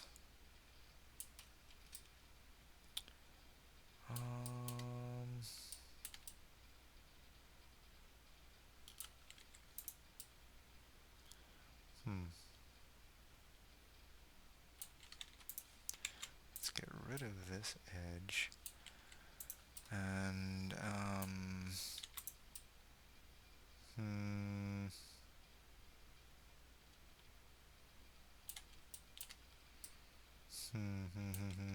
how best to get rid of you? Maybe get rid of that whole edge. This will be a face here. Then maybe a face here. And then we'll make a face. Let's subdivide here. And then Shift V to move that over to this one. Make another face.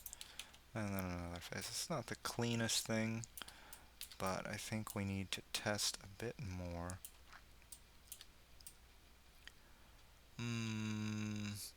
So that should allow a fair bit more movement. I want the mouth to be able to close fully and then open as wide as we can manage. And we'll probably actually end up scaling the whole thing down a bit because right now it feels kind of big, but I'm probably going to test it some more. I don't like how low this is. I feel like there's too much of a gap and it doesn't look very good. But we will test this and see how it comes out. I'll do another test print. So we have our second print, and we are closer. The mouth can open a lot more freely, but we still can't close it. We still have some barriers over here that we need to trim, and I'm thinking because this can happen, got to put some barriers back over here to prevent that. Alright, so we'll get back to it. Okay, so after messing around a bit more, I have a few more changes I'd like to make to our lips here. Let's bring those back. So I found that they were still getting blocked here, but they were moving a little too freely up here. So in order to alter that, we're going to re-add some blocks over here. So let's say, I'd like something over here. So maybe we can move that. Clicking on that edge, I'm going to hit Shift V. Actually, let me look back at what we already have here.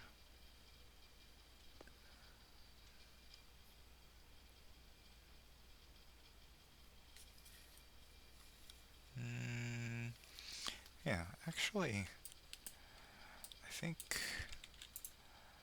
we should shift it over here. So Shift V, we're going to move this edge over here like this. And then we're going to, let's get rid of this face and this face here. And then we will connect these, let's say,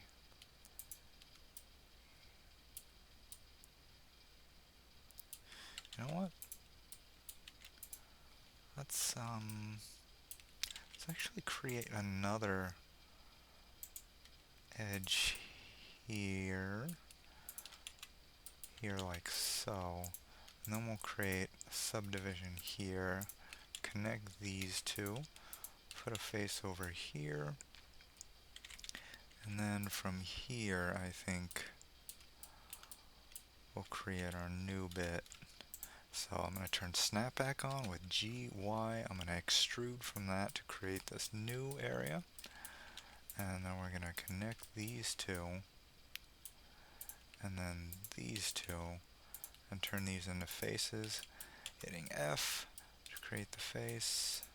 And let's turn this back into a face. Close this guy back up, right? Yeah. So F on that. And that way it won't go too far down. This seems really angular.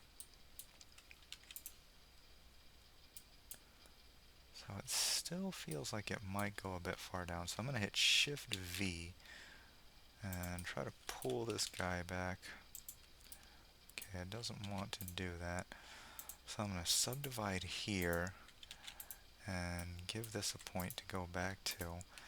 With these selected, I'm going to hit that one and then get that one as our active, and then I'm going to hit G and then just snap it over here. And then this one,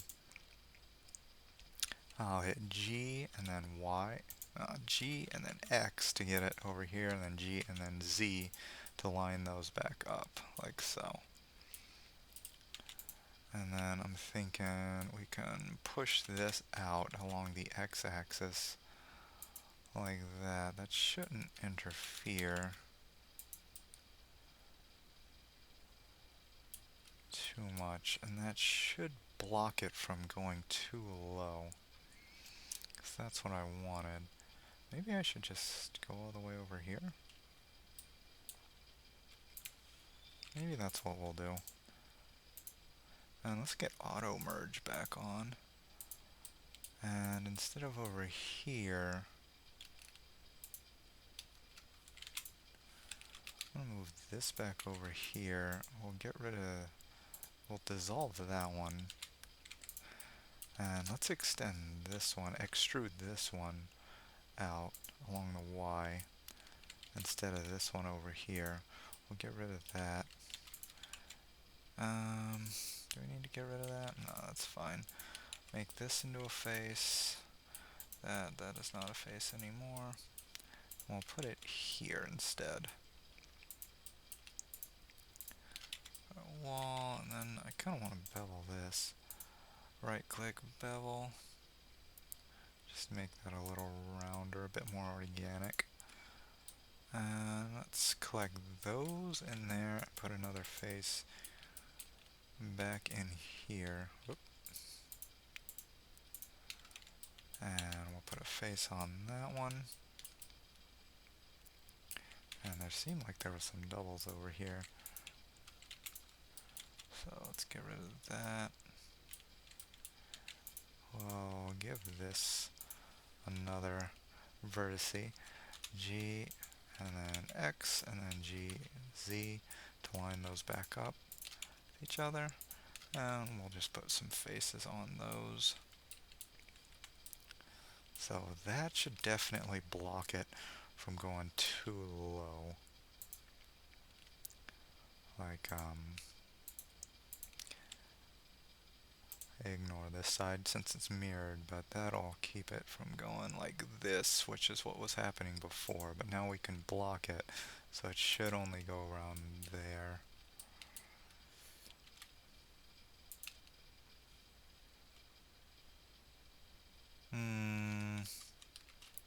Do we want to give it a little more room? Was I right the first time, maybe? You know what? We'll just print it and see. Alright, and then that should take care of the mouth opening up too wide. And then we need to do something about the interference that was happening over here. So, like these two were blocking each other, so I'm gonna have to...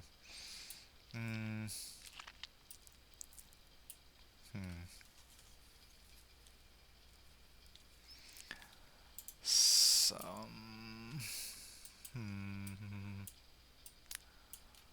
So, what do we want to do? Looking over at the 3D model I have printed here.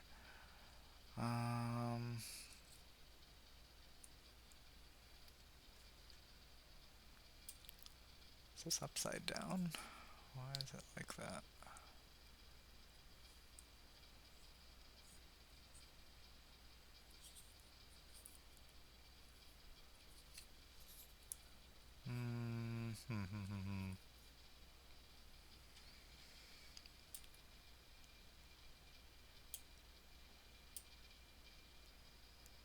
Is this the right model? This doesn't seem like the one that I have. Oh, I glued it together the wrong way. No wonder. Okay. Okay, that's okay. So, what we need to do is get these. I actually kind of want it to go the other way, though, now.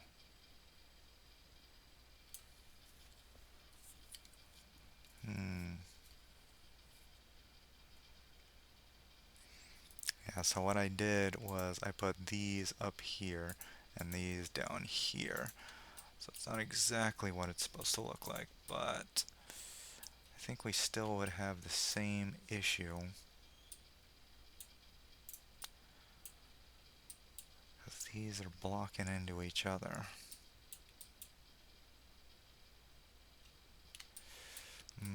So what I need to do... Alright, we're over here. We need to bring this side down along the Y. But that would need to bring everybody down. Kind of along here-ish.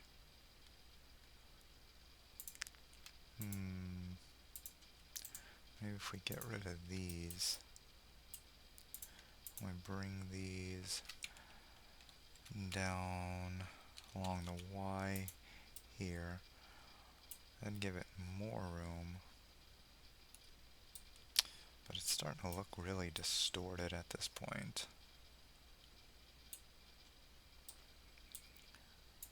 Maybe it just can't be helped. I'm gonna extrude from that point with E. I'm gonna go up here, here, and here, just to make some angles for these guys, so we can connect those. And then maybe one more.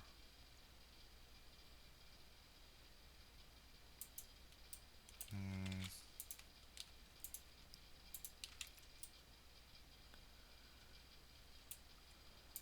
then maybe we can select these and make a face out of that.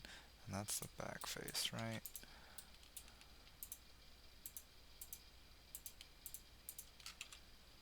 Put some faces in there. Ugh. That is looking ugly, but it should give an area so these don't hit as much.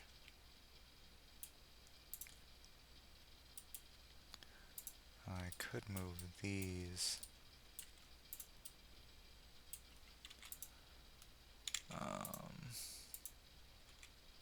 That shouldn't be like that.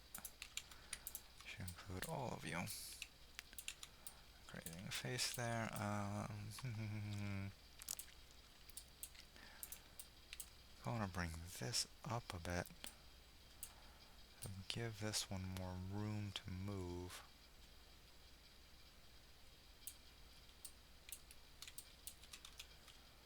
So I'm going to put this back here. Maybe all these back here. And we can get rid of this face.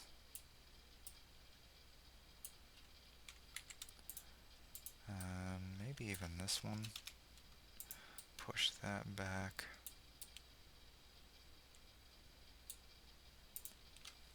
Push this one back as well. Along the Y, let's see. That should give it more room, but that looks so ugly.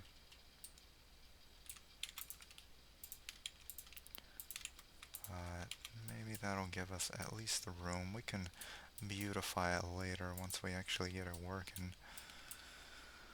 I actually really want the upper lips to be on the top side rather than this one going in.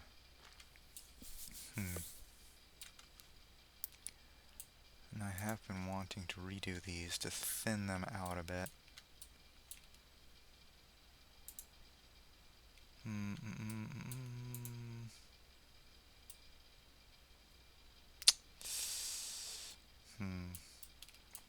We might just end up redoing that.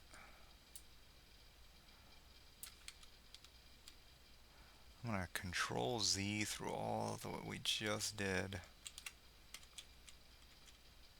Yeah, that should be fine. Actually, let's change these up a bit. So, how to start?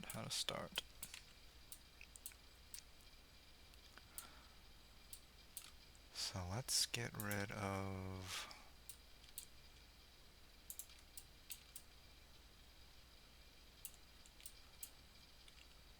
We're gonna make an exchange here. So let's move all of this. Got my circle to select with C. Then I'm gonna move this where this currently is. G and then Y.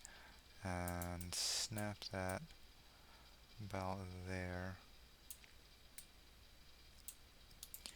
And then we're gonna get rid of this because we're not gonna need that anymore.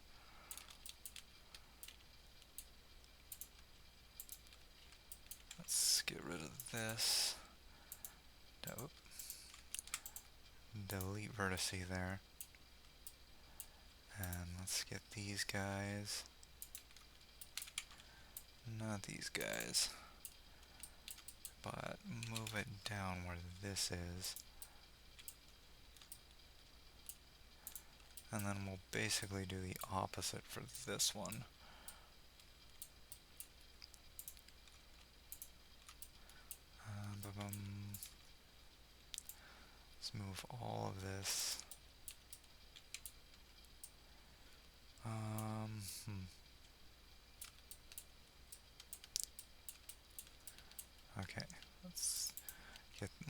these over here.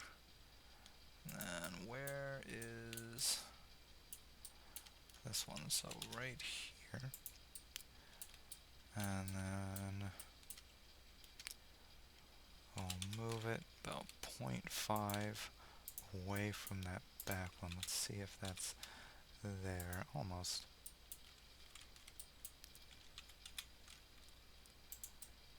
Snap that here so we can see along the Y, and it's auto merging. Turn that off. 0.5, we're almost, it auto merged all of those. Okay, Control Z. Make sure auto merge is off this time. Moving that along the Y. Let's get one over here, extruding, just to see where we are. I'm going to want that edge to be 0.5. So GY.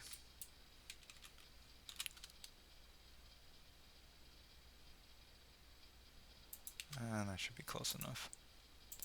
And we can get rid of that now. So we're basically flipping it. Flipping the script, as it were.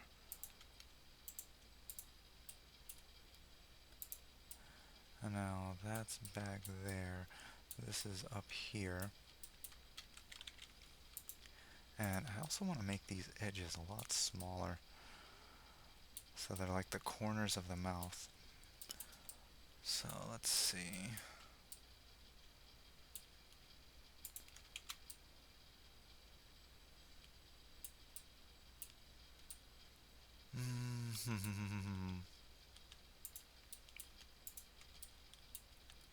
Still feel like we need to use the peg system that we got going.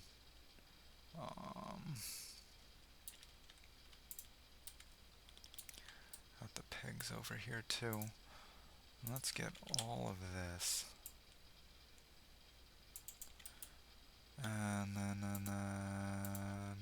let's go with a median point, and then we'll scale it down, but we'll hit Shift Y, so we only go along the X and Z axes, and then we'll scale her down quite a bit to make a more narrow point there. And let's see what this is now. Dissolve that vertice for a moment. See, 4.95. Okay. And let's see what the peg's diameter is now.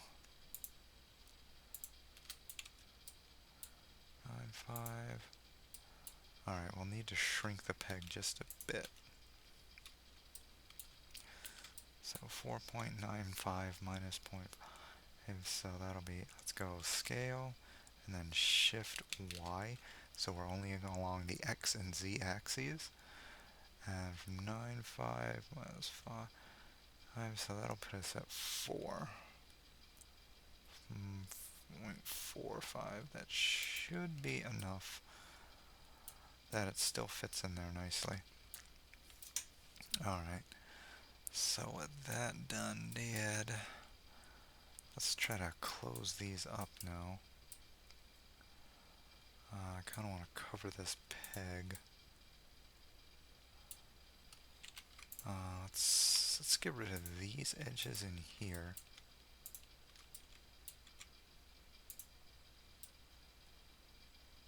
Right. And then let's extrude along the Y. Just a bit. And then median point, we can scale inward from here.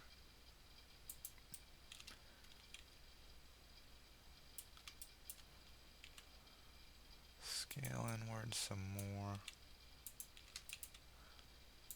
It's going off to the side a bit, that's okay. It's not that big a deal. And then you can maybe make these faces.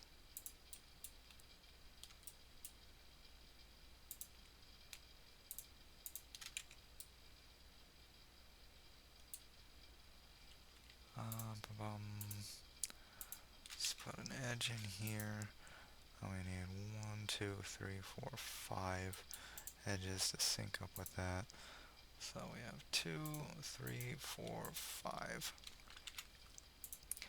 And let's collect those edges there. Don't want these or these, and then we'll right click, bridge the edge loops. So we got that going. Maybe we can just seal that for now. Again, we can beautify it later, but I just want to get it working. Let's see, and that's going to need to be adjusted.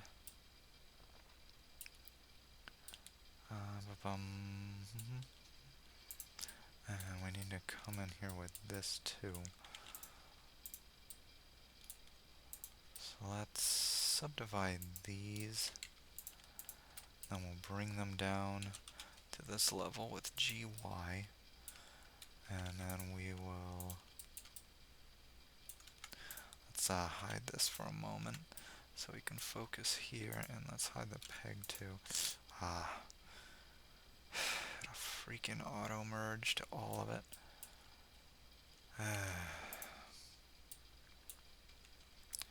That is a little bit of an issue. Okay, let's hide, let's get upper lip back, and we will get this one, Shift D to duplicate, then we'll hit P and then select that, separate it, and we'll go back to hiding that, and we'll use this as a template for this bit of madness that happened here.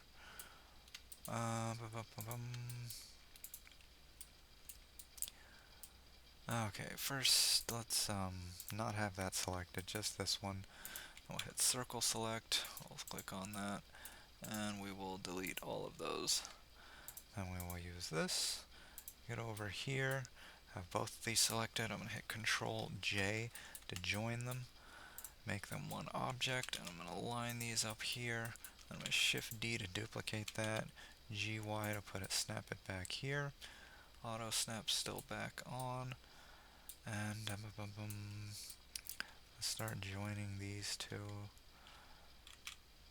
Let's get rid of these, and actually, I need to count how many vertices this is. So this is 23 vertices, so we should have, what is it, 46? We have 55, so let's get rid of some. 47, 46, and then with edge mode on, right click, bridge those edge loops. Oh, they look nice and clean. Is that even necessary? Let's make sure we got all these edges, fill in that face. So we got that back face now. And let's do something similar over here. Uh, 56. How many was it over here? And 24 this time. So we should have 48. And let's get rid of these. Oops. Want those two. 48. Bridge edge loops. Nice and clean. Alright. Collecting these edges here. And make that a face. And actually let's make this into a face and then this into a face. Okay, so now we got those on the other side like I wanted. And this still looks like it's gonna bump pretty harshly. So let's pull this back.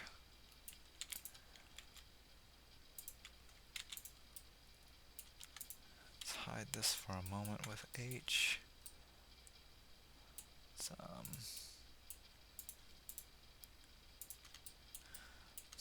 bridge these edge loops. Bridge those, and we'll get this one. And then I think these two need to come down here. The GY, we'll snap them over here. And then with these selected, turn this into a flat face. Right. And then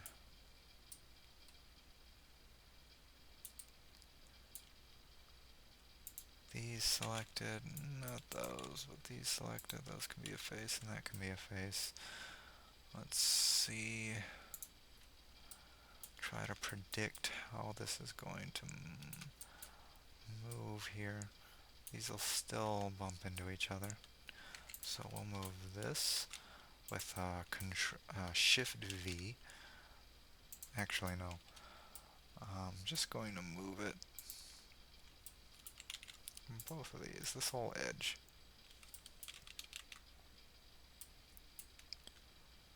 We're going to go with this view, and then move it back here. Try to make that rounded. Have a bit more room to move around. And I think these will get a similar treatment. We will... You know what, let's move them directly behind these. GZ and then GX. Same with this one, GZ, GX. And this is interesting. What is... let's get rid of that face, and I guess this edge.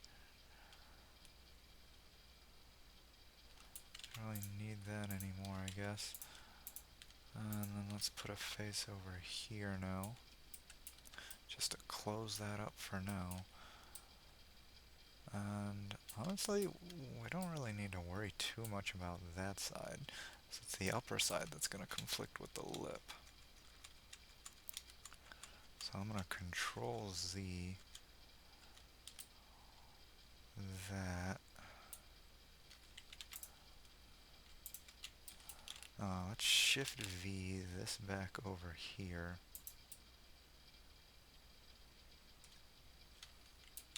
This face is no good.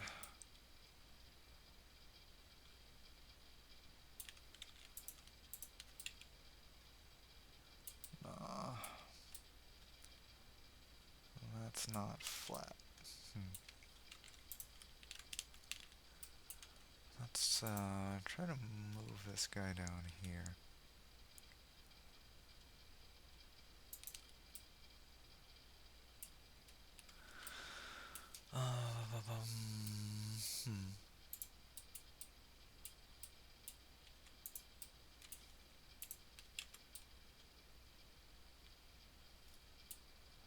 That shouldn't interfere. It'll bump into here at some point, so maybe we take it back some.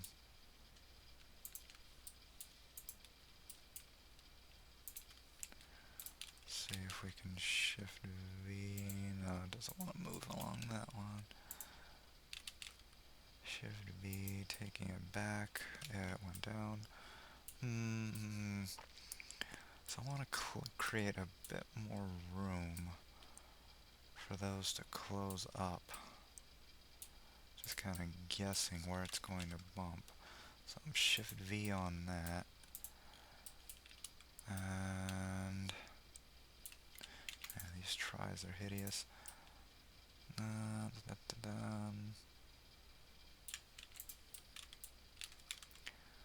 Shift V on that.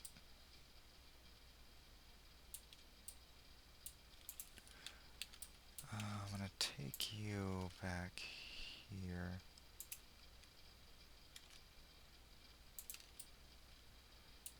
That should give more room Is it gonna be enough? We'll have to see. So let's close that. Yeah, it's ugly, but I just want to see if it'll actually give enough room like I want and block where I want. And then we shrunk the pegs too. So let me go ahead and print. Oh, we got some openings here. Let's go ahead and close those up.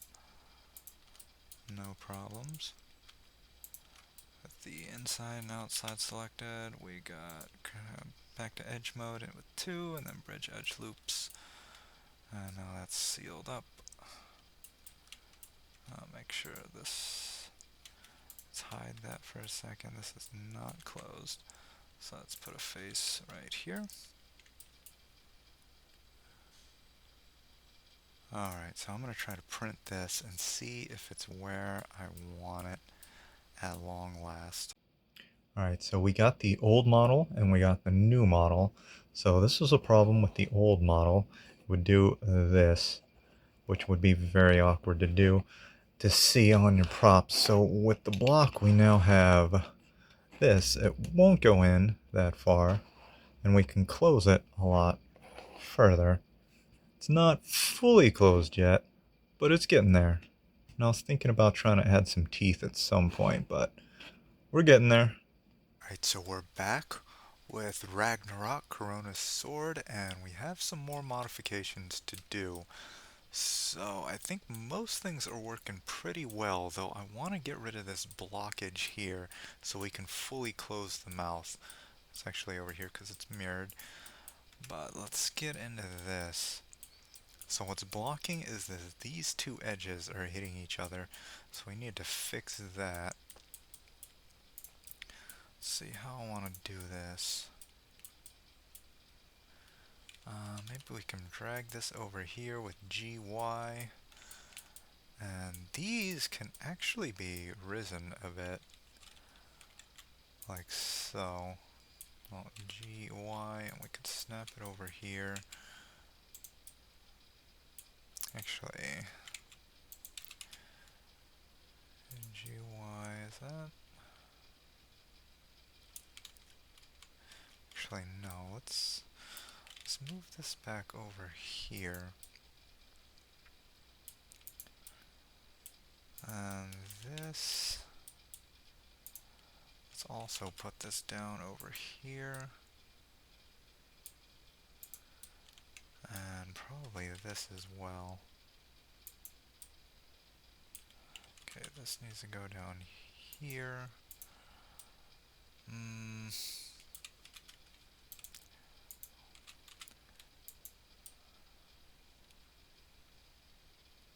Seems like it went too far, but it might just be because of that.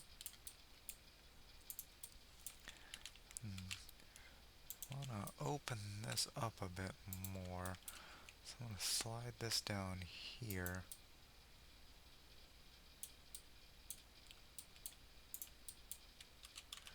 Let's put this over here.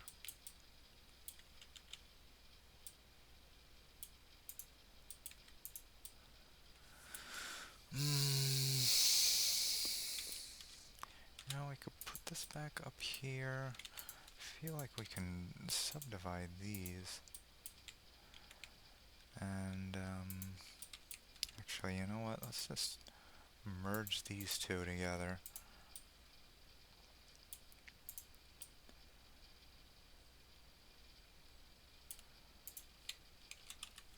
Let's put that down here. That could be, maybe over, oh no, let's keep it even over here. And this could be up here-ish.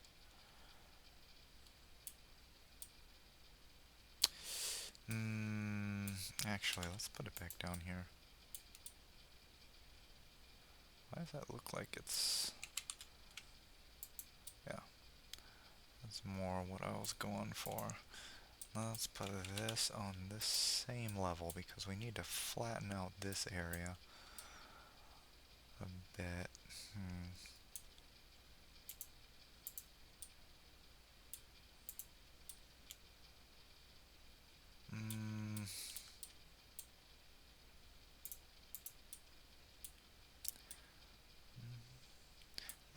really weird. Mm-hmm.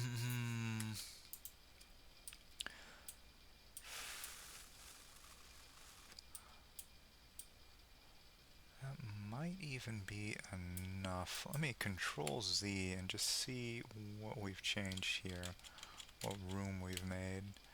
So we were here. Now we got this much room. Is that going to be enough though? You never know until you print it.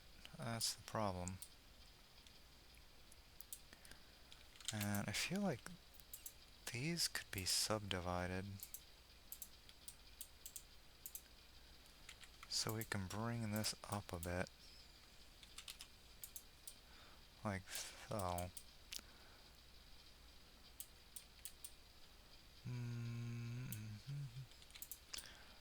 I don't like this face here. I'll turn this into a try. It's not pretty, but right.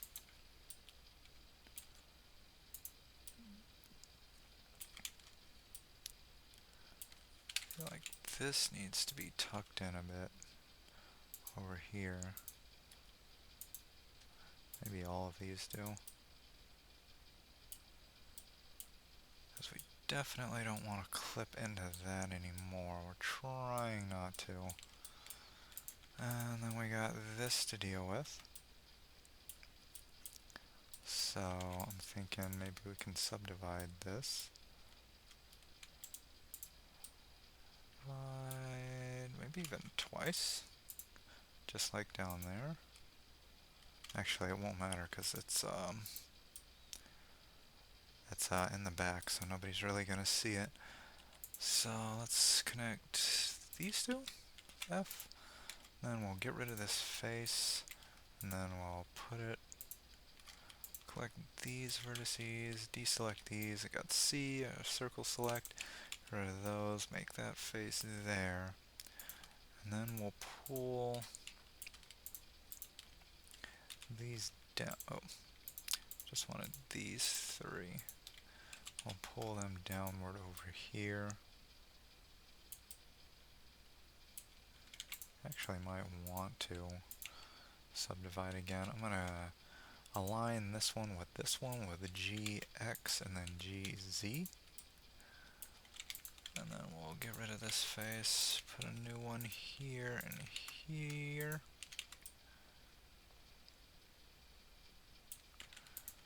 Let's bring that all the way down there. And let's bring that down to this level with GY. I'll put a face over here. Then maybe another bit over here. And we'll close these up. So, this is going to be awkward.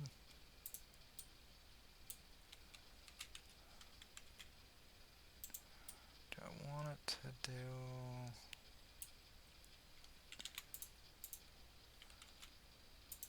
Maybe we'll move this one.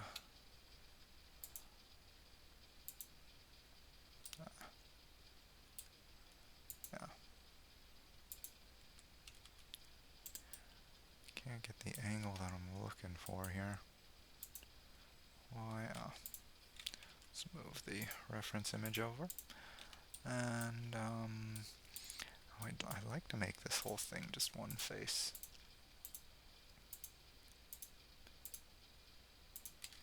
Let's do that. Then we can actually subdivide this one. Remove this edge. Make a face over here, and then we'll make this into a face as well. And then we'll make this into a face too. That way they won't ever bump into each other anymore. Have to print some extra support, but that should keep things clear. So those don't bump into each other anymore. What about this area though? Alright, I'm gonna see how this prints out. Hopefully it'll be a little cleaner. Alright, so on our latest print, we finally got the mouth to close all the way. It's up and about there. I got that full closure. Yeah, but it's on there. It's on there. Now we can move on to the teeth. So after printing, we're almost there. It's so close. It's so close. I want to clean this up and make a little more room up here. Oh yeah, of course, it's mirrored over here, so we gotta work on this side. So I want to put this one down at this level.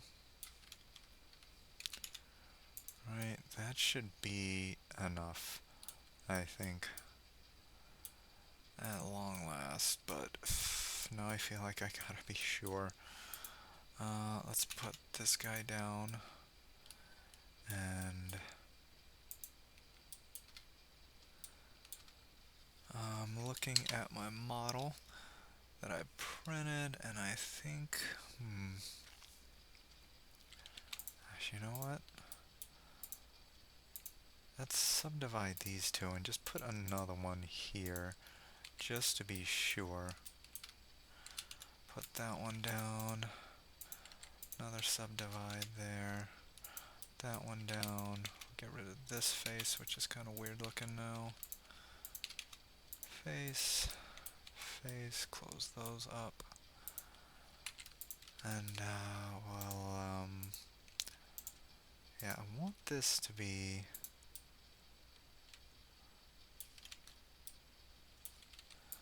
Actually, let's get rid of that face, subdivide here, and give these guys these faces, so that's a bit cleaner. Ugh. It's not the prettiest model, but it'll do. Alright, so from here, I want to give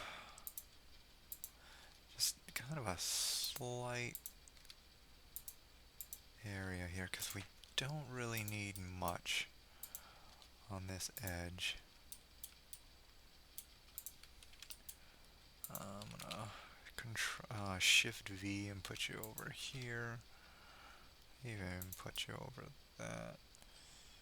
What even happened here? This topology is hideous, but it should be alright.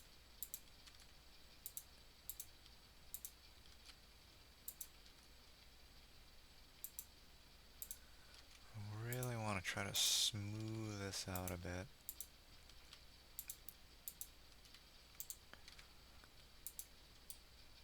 Ba-bum.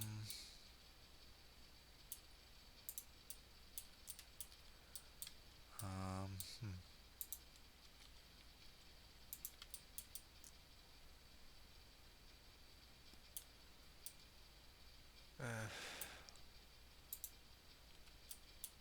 Yeah, I'm gonna try printing this out one more time. And I think we're finally in a good place for the lips. I did want to clean this up a little bit because we're at that point. So I'm gonna go ahead and subdivide, let's say, all of these edges here. Right click subdivide. And then I'm gonna take these new vertices that I just made, and I want to lift them all up. So I'm gonna go with S for scale, Y axis, and then hit numpad 0. And then I'll put them all on the same Y axes there, and then I'm going to put them up here, just to lift them up a bit. Maybe that one wasn't the greatest idea. Well, let's see. Shift V, and we'll pull that back down a bit. I just want to round it out some. Um, let's pull this out. Turning off snap and auto merge here.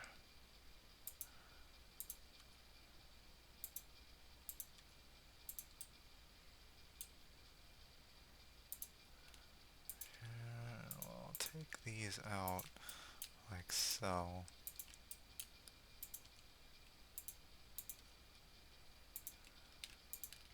Mm, and I actually want this to go down, so I'm going to GY.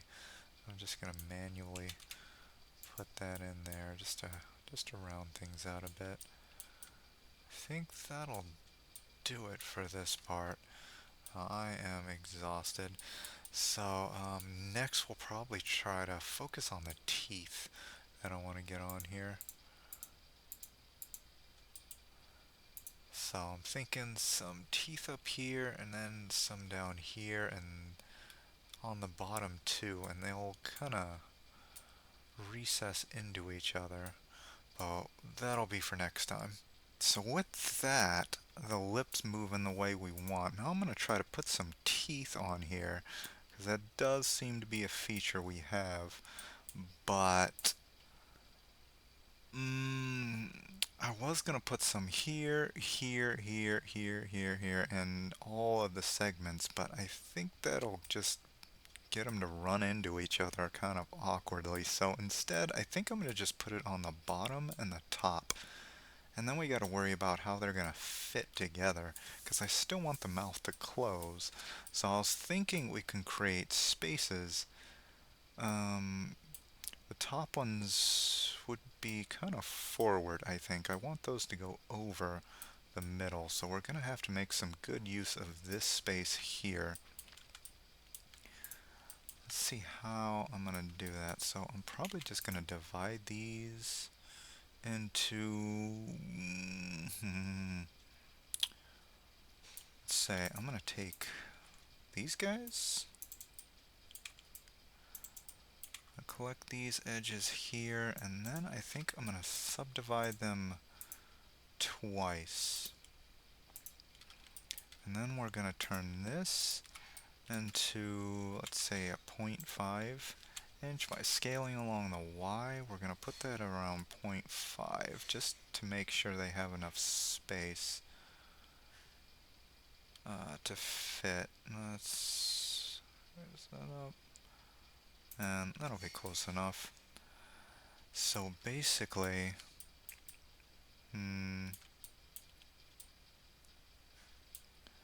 since these will be up here, we need to make a sort of indention down here, but these can be projected into the actual teeth that I'm looking to do.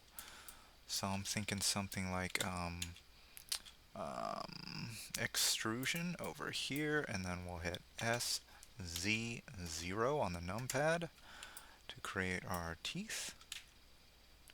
And I guess we'll come up to around here-ish.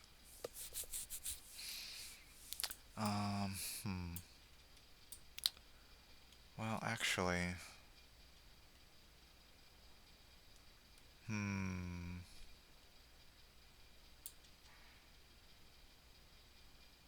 this is going to be a bit trickier than I was hoping. So what I was going to do, we really don't need this, do we? This sort of indention. We could just smooth this out. Let's get rid of this. Go in here, get rid of these. Actually, in vertices mode for one. We're going to delete that. Let's hide this because we did end up erasing a couple of faces. What was this for? Is that for anything? Not really. We will just flatten this part out. Let's get rid of those. I'll hide these pegs for a minute. And we'll create another face here. Let's get rid of these. Actually want that one. And let's get these. We'll hit F to create a face there, and then Alt left click to select all those. F, create another face there. And then we'll turn this back into a face. Alt F, and then, Alt click, and then F, flatten that out, and now we can do what we were doing over her. Let's see, let's get these edges. And then we can divide twice. And then we'll shrink this along the y-axis with SY. And we'll go around 0.5, just like with the other one. I think that was like 5.8 or something. Let's just do 5.2. Let's check back here.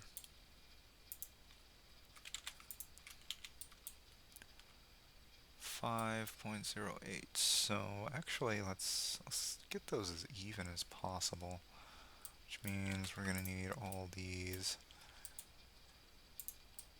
Don't need those ones over here. Just all those.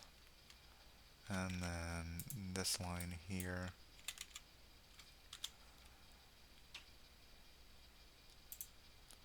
And we got median point on right now, so scaling up to 5.2, so they're the exact same. And then I was thinking we get some teeth, we do the same thing, extrude, Z, then we'll hit S, Z, 0, line them up, go down a little bit to make our teeths. And we're going to hit A, Shift, and recalculate those normals because I'm seeing some weirdness. And since those go over each other, they should be able to come together with the mouth coming together as well. But we do need somewhere for these teeth to go.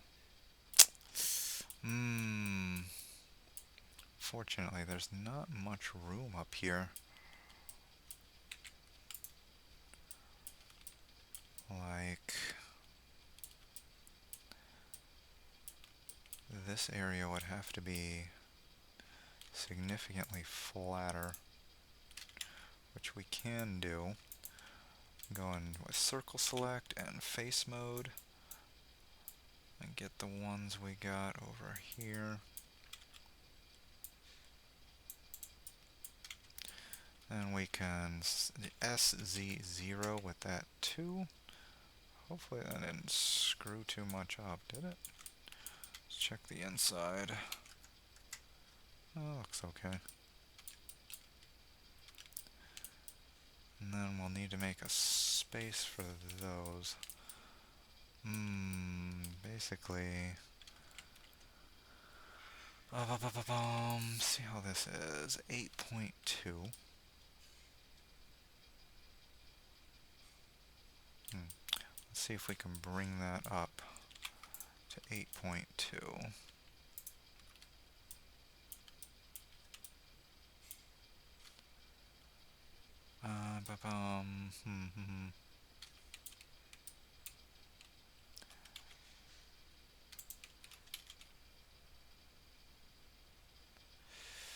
That's probably gonna be almost as far as we can go. So I need at least some room for those pegs. And then let's see if we can do somewhat similarly here. It's gonna be a little bit of a problem. So we can't really take that in terribly effectively unless we subdivide.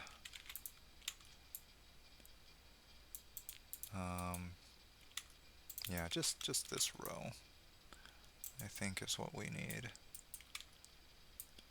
So I'm going to select all these guys, and we're going to subdivide again, and we're going to move this over a bit with GY. I'll put that over here-ish.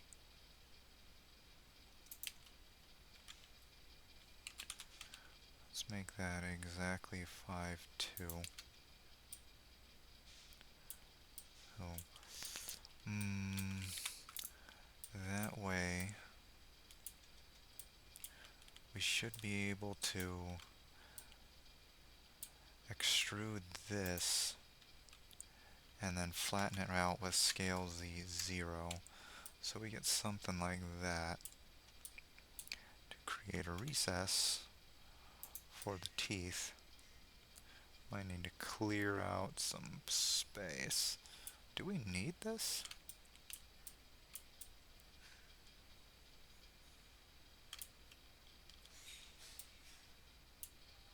Hmm.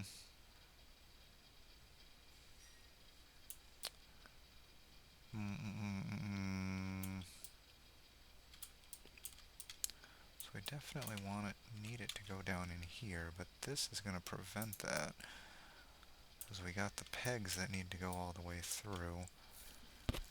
So the teeth can't really go that far into it, hardly any at all. It's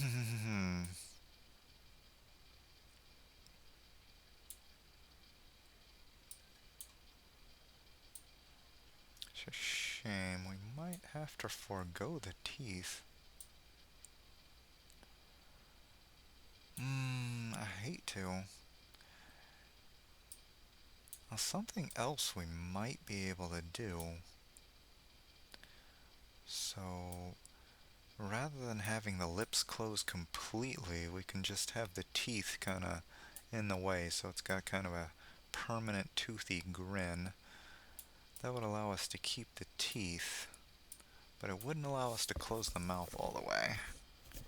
But if we got the teeth in there, maybe that's okay.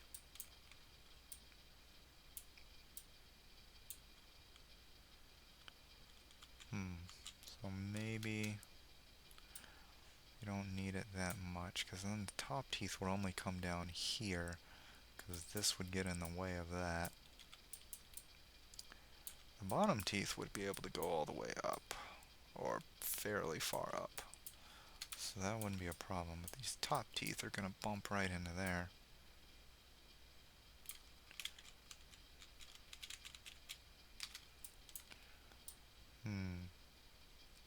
Could give it a little more space with this, but let's go into X-ray mode, see how far we can come.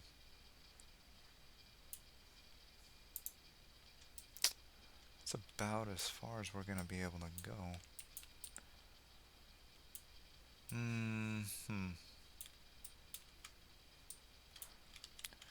Kind of awkward. Instead of all of it, maybe we'll just lower this part as much as we can.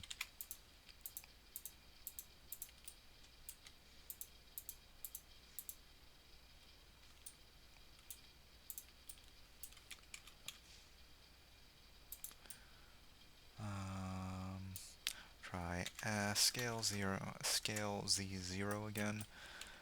Let's see where we can get it. Let's snap it to this point here.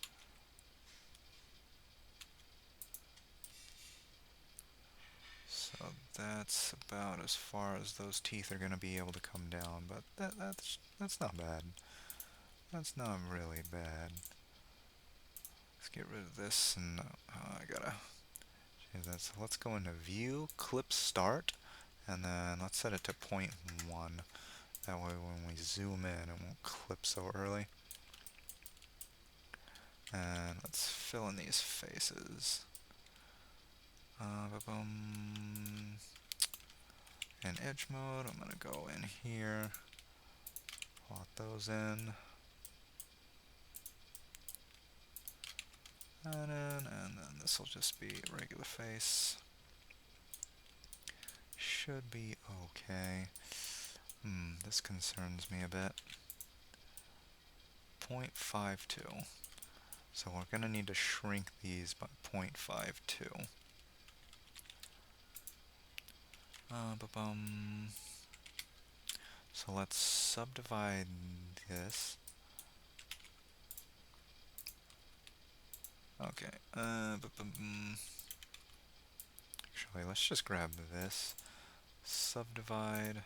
And then we'll push this forward to 0.52, 0.53, 2. So that part actually needs to go back up here. So we will auto merge.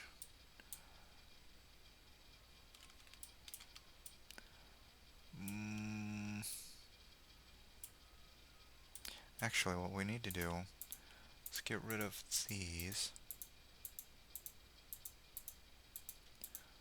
These vertices here, right click, delete.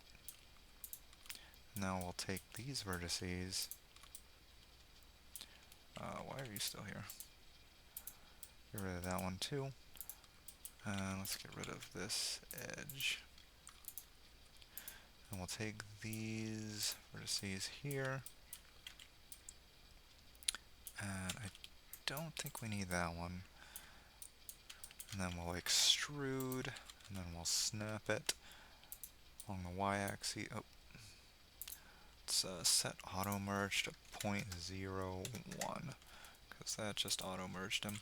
So we're going to extrude and then snap them along the y-axis.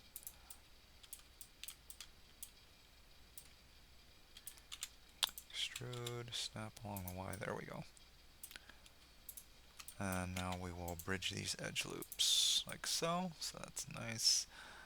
Alright, alright, that is working. I think we can not actually close this face.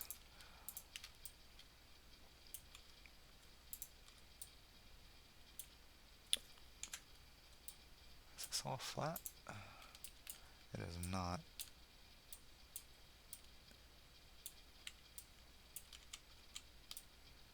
So I think we need to subdivide over here to give this guy something to interact with.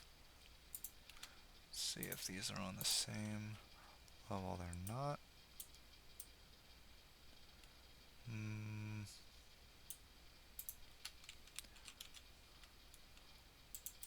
Let's pull this out along the X, and then the Z, and these should be, those should be on the right point now. So I think we can just make a face there, and then now this can also be a face. Okay. Alright, so this is going to have to be test printed. You know what, we can make the little grooves in between the teeth too at this point, I think. Let's try that. How shall we do this? So we'll have the front part. Now we gotta think, how wide are these teeth gonna be?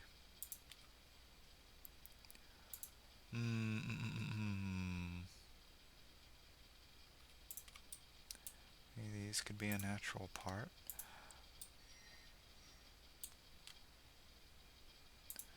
So we could bevel to create that bit there.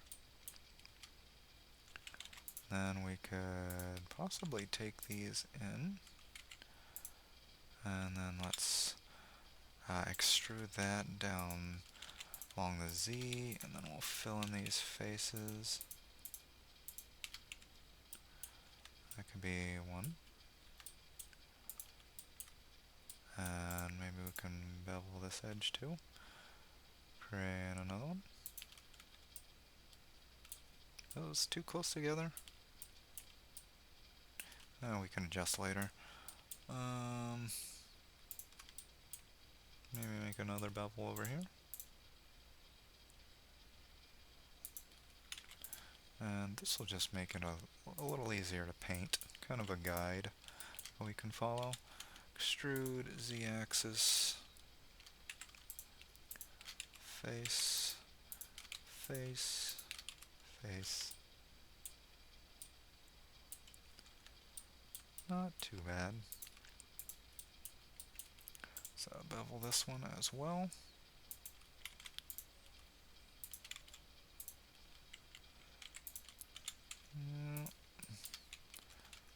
Up here.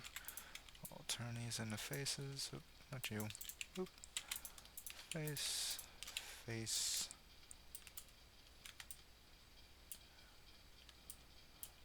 Maybe another one here.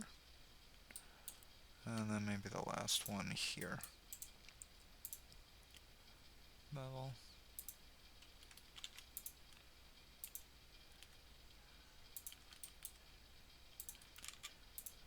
Those. Z. Extrude along the Z. Select faces. Select vertices. Deselect that one. Face. Face. Face. Face. Okay, so we got some teethy grooves. We can do the same up here.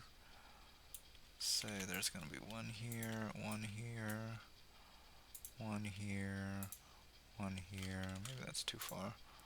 Here, one here, and maybe that'll be the grooves for us there.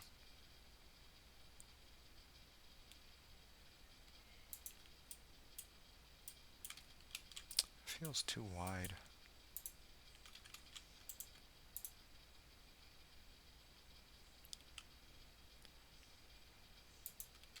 There. And why aren't you bubbling?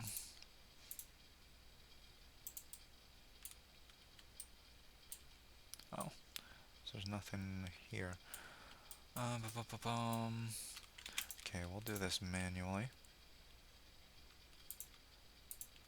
Let's subdivide here.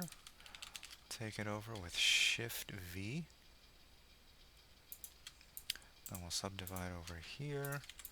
Shift V again. And I'll get rid of this two vertices, or those two areas.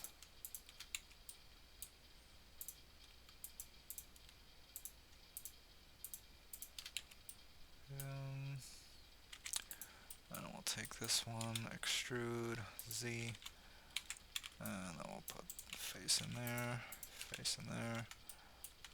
Do that. Alright. Now I'll deal with these guys.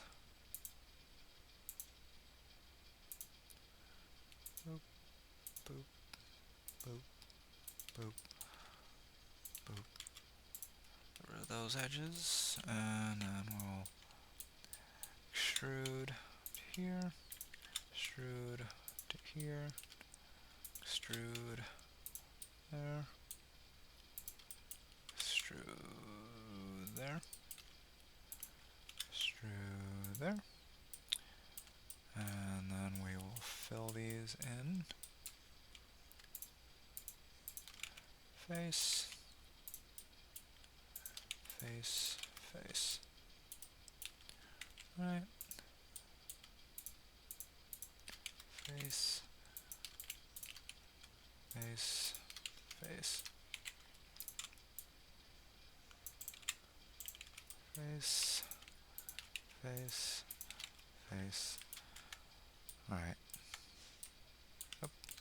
Still got these guys to go.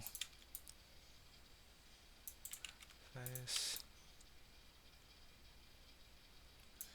face.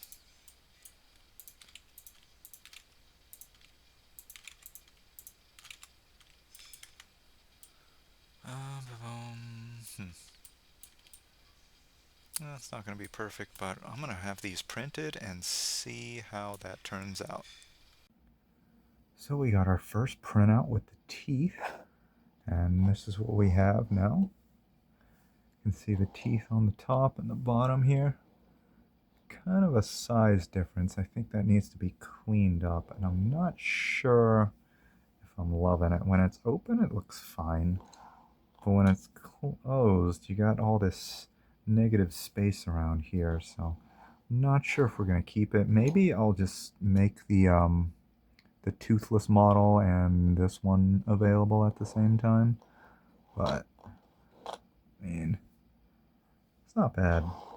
So we saw the teeth are doing all right. There are a few things I want to change. First off, I think this gap needs to be a bit bigger, or at least a bit wider, because right now, let's see, it's 4.12, and this is 4.12, so there has to be a zero point 0.5 difference so it can fit in there comfortably. So I think what I'm going to do is actually narrow this just a bit rather than mess with that. So we'll take all these faces here. I guess you too. Actually, nah, not that one. And this guy doesn't have a back. Why don't you have a back? Actually, this needs to be extruded over here. Seal this guy up.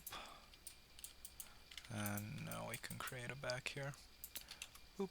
Alright. So now we got this and these.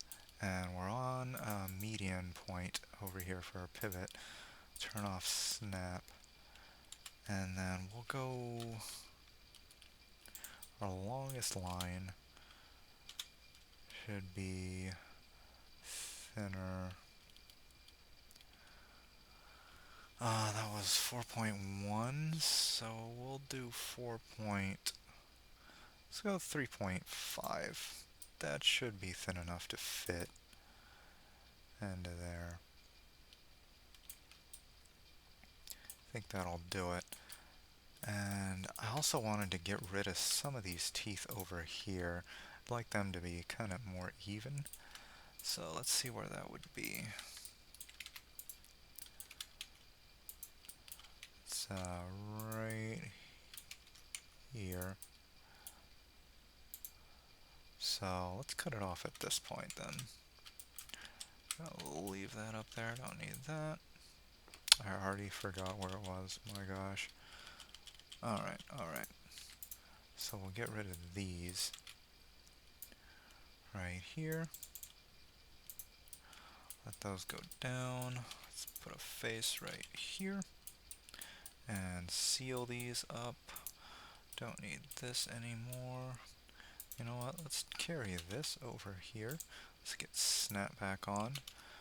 And with GY we'll put that there, and with auto merge we'll just merge these guys together. Like that.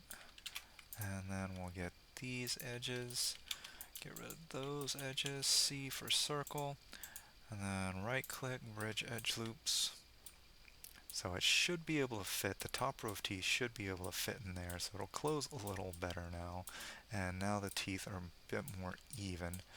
So I think that should do it for these.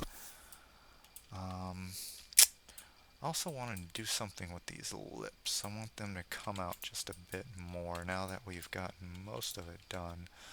So let's get rid of this, and I want to protrude this a bit. That like so. More like these. So we're going to snap it over here to get the same level going. And then we'll extrude along the X around the midway point of there, and let's extrude again. I guess about there. We'll connect these two. Let's pull this back just a little bit. Like that. And then we'll make faces out of these guys. just to give it a little more depth, a little more body. I guess we could maybe make face out of that. And then let's 1, 2, 3. So let's give 3 edges over here. And then this looks thicker than it should. No, that's just one. Oh, okay. Let's connect these two, make these into faces. And then we will do the same over here. This is how many? Let's see, down here it says 8 edges. So we'll subdivide this until we have 8 edges. And then we'll select the whole thing, get rid of these, and then bridge edge loops. Boop. It should give it a little more dimension. You know, I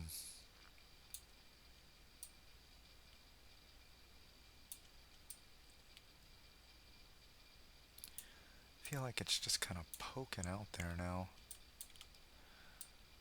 So maybe we should push this back a little tiny bit. These back too. Just to round it out just a little bit. And we'll do something similar up here.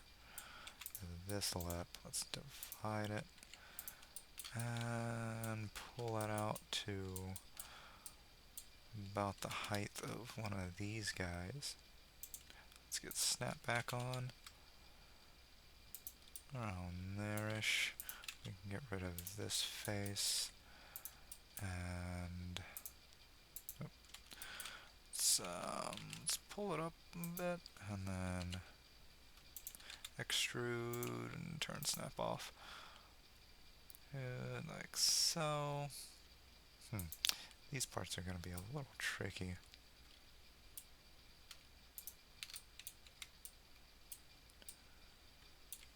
Okay, let's subdivide this one. Then we can start creating our faces. Oop, wrong one. Go. And let's see.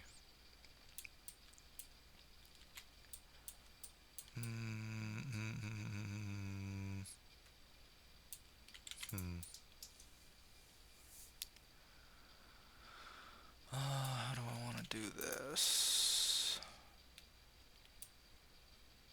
You know, we could subdivide over here, extend this a little bit outward,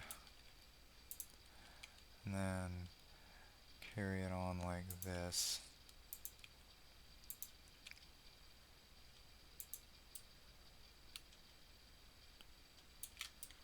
And then we can subdivide this guy a couple times. And start making some faces over here to seal it up.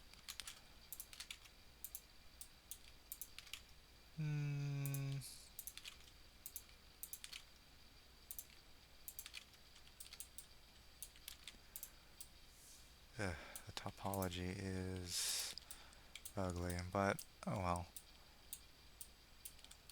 It's not going to be that big a deal. Oop. Subdivided there. And let's do, how many edges are over here? 1, 2, 3, 4. So yeah, let's subdivide this into 4. Just like that. I can click on these guys again. Right click, bridge edge loops. And then we will do similarly over here. How many do we need? 1, 2, 3, 4, 5. Let's say 4. That'll give us 5 edge loops. Right. And then we'll get rid of these. I'll just give it a little more body. Oop.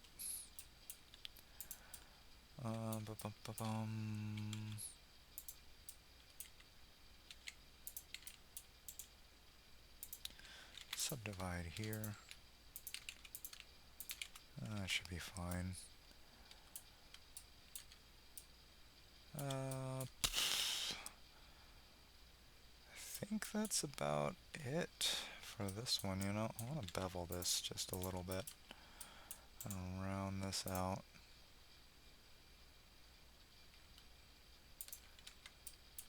That. Maybe do the same for this one. And bevel around that just a bit. And I think that's alright.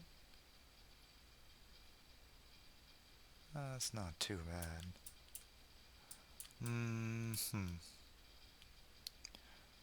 I feel like maybe one of these needs to be eliminated. Maybe. Maybe this guy. You know what? Not worth the hassle. Okay, so I think we got our mouth down. So now I'm thinking the rest of the sword should not be too difficult to do at all. So I got a pretty good idea of what I want to do there. So the idea for this is going to be the upper lip is going to be stuck to the sword, right? And then the bottom lip is going to be attached to a tab that's going to go all the way through the guard and have kind of a place for your finger so you can move it up and down. And I'm thinking a rubber band will be used to pull down on it, and that way the rubber band will pull it back up to a closed position when you're not toggling it. So I think that'll do.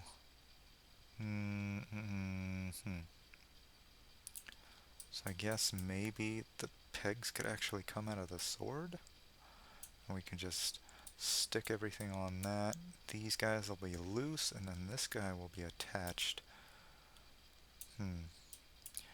How wide is this? 11.5. That is not a ton of room to work with. How wide is this blade, though? 16.8. Okay, so I do want some structural supports going through here. I was thinking a couple of steel bars or steel rods to help hold everything together. Let me check over on my notes to see how wide one of my thicker steel rods needs to be. So 1/4 inch will be 6.8. So that should be plenty of room to stick that in there. So maybe I should get that in just for a reference point. Let's go ahead and click on this edge that I just made, F3, and then cursor to active. Now Shift A to open up this menu and go to circle. Make a circle, and what was it? 6.9, 6.9, 9, and since this is radius, we'll divide by 2, and that'll be our support half there.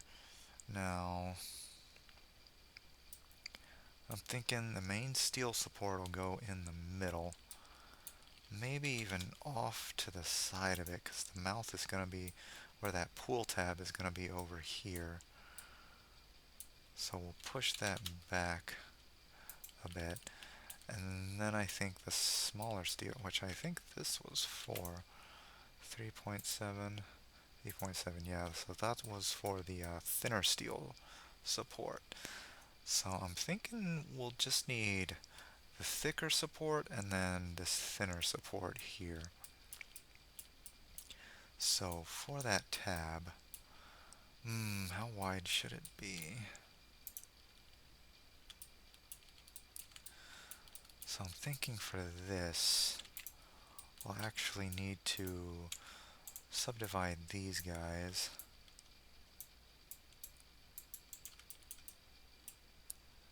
And let's go ahead and subdivide here. And then we'll take this edge and S, X, and numpad 0, straighten these edges out. SX numpad 0, so we aligned it on the x-axis. And this is going to be like that tape part. So, whereabouts is the jaw supposed to go? Seems like the whole thing is a little higher than what we have now. So selecting all that, I'm going to hit GZ, move it up a bit, maybe up here-ish? Still got to put these bands on there. All the way up there. Oh, those bands are gonna be awkward because there's metal, right? So they wouldn't be like leather belts or anything like that. So, hmm, it might get in the way of what else I'm trying to do here, but we could make those fairly easily. So with that still in the center, let's go Shift A and we'll go to Mesh, Plane to make a square.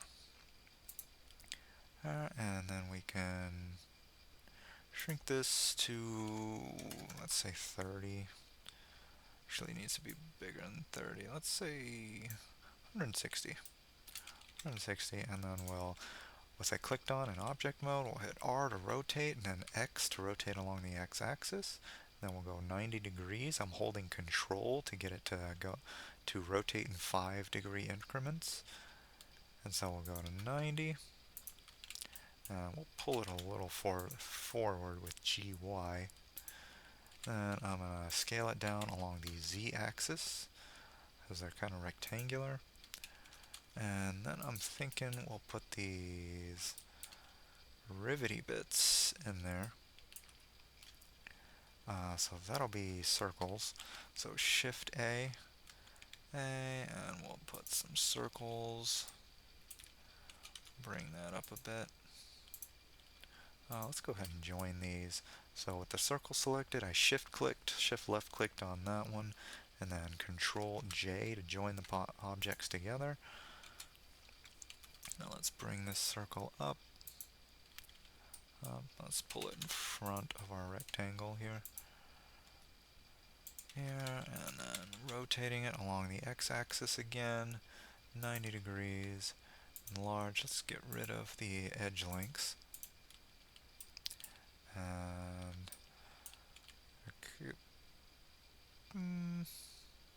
needs to fit 3 of them side by side. Let's go around there.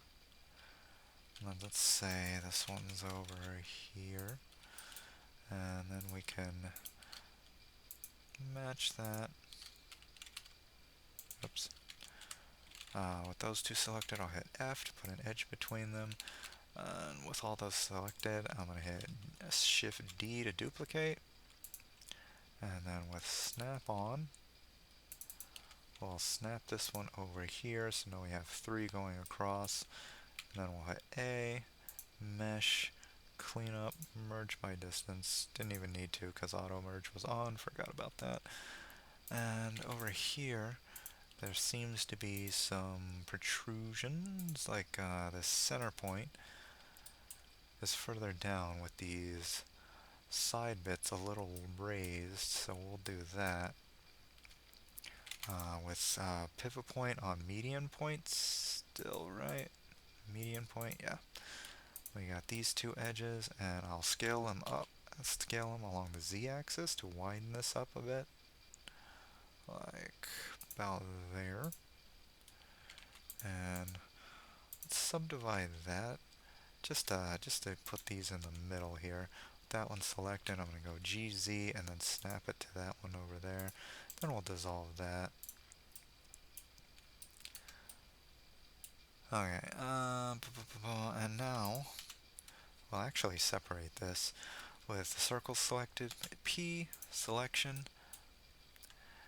and then with our rectangle selected, we'll go into edit mode and then Control left click on the circles like that.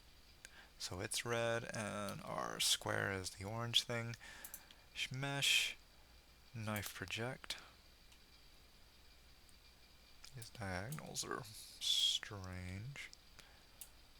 Why did you do that? Well, we now have our circles onto this bit here. Oh, forgot. The circles have like little dots in them. So we'll go ahead and put those in too. So let's take our circles. We'll go into edge mode and get rid of the one right next to it. And then for our pivot point, we'll go into individual origins. And then we will extrude and then scale downward. So we can get that going. About there. And then what we'll do is take all these edges around the circles, not the circles themselves. And then we will subdivide twice. And then we'll take these central loops. Then we'll hit period to zoom in on what I'm working on. And then we'll hit GY to pull them out just a bit. And then we'll hit 2 to go into edge mode and select these edges here. Is that too much? No, it seems okay. On these. Then we'll bevel. Actually, all this could have waited. That's okay. That's okay. Just bevel those a little bit. Actually, I want to widen these rings just a bit. No, with individual, yeah, that'll do just fine. The individual origins on, scale them out a bit.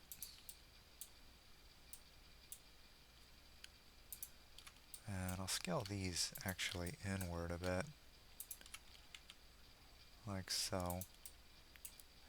And then we'll click back on those edges and do some beveling.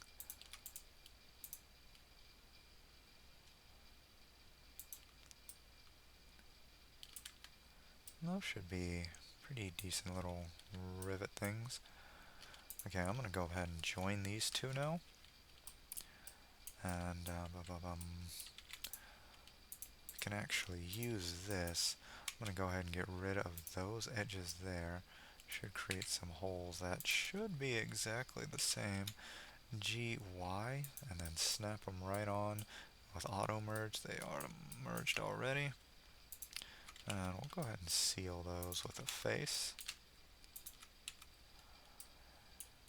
And okay. So that should do for the bands. Now we're gonna need 3 of these, and these seem way too thick for that. But we can scale them down. Let's scale the whole thing downward first, and then I'm gonna take these, and then scale them along the Z-axis to thin this out a bit.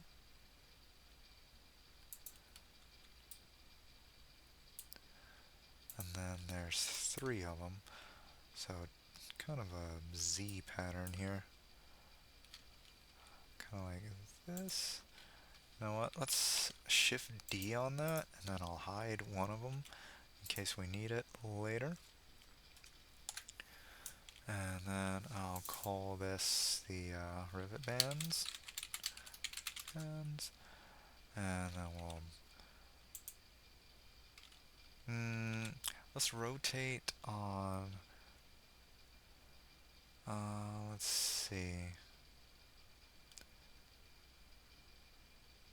maybe 20 for the first one. We'll do exactly 20, That way when we need to reverse it, we can do 40.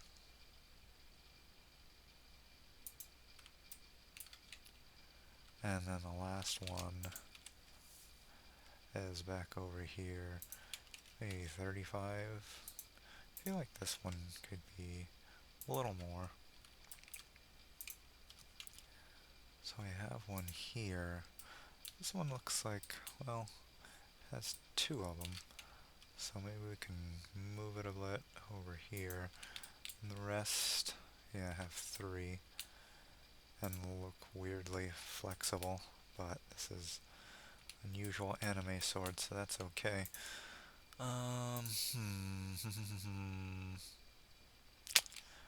No, that's gonna be a little tricky. Because the plan is to print these bands along with this sword already attached, but creating a sort of channel behind them so the tab from the bottom lip can go all the way down. So that's gonna be a bit of a task. I think we can do it. And this one seems to overlap. Not so much over here.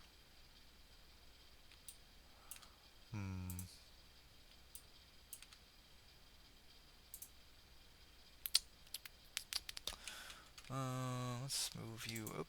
Let's take off snap for a moment.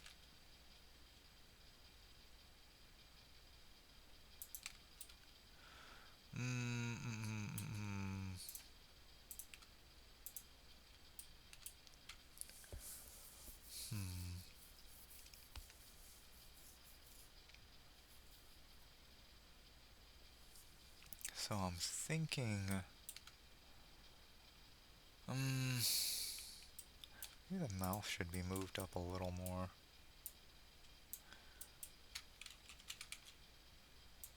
To there.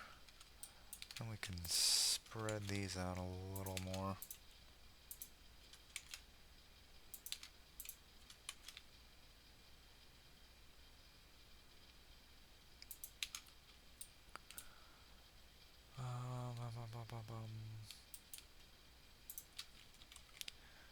Maybe take a little of that rotation down.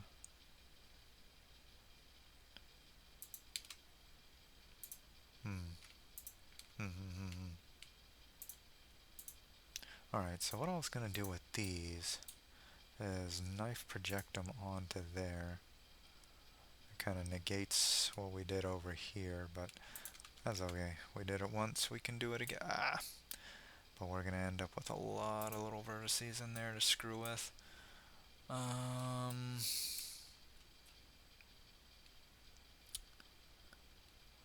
What we could actually do is turn this all into a singular face. Now that we have these down there to guide us, we can just get rid of all this. Actually, maybe these two. Let's go ahead and subdivide this. Where's that? Down here. Just so when we do get rid of these vertices, it won't get rid of everything. And I guess we'll do the same over here.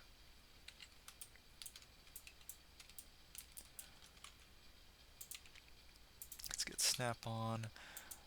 GZ to put those all over here. Now we will actually get rid of these faces and create some new ones. So that way this area won't be affected by what we are about to do. So let's get rid of this, this, and these.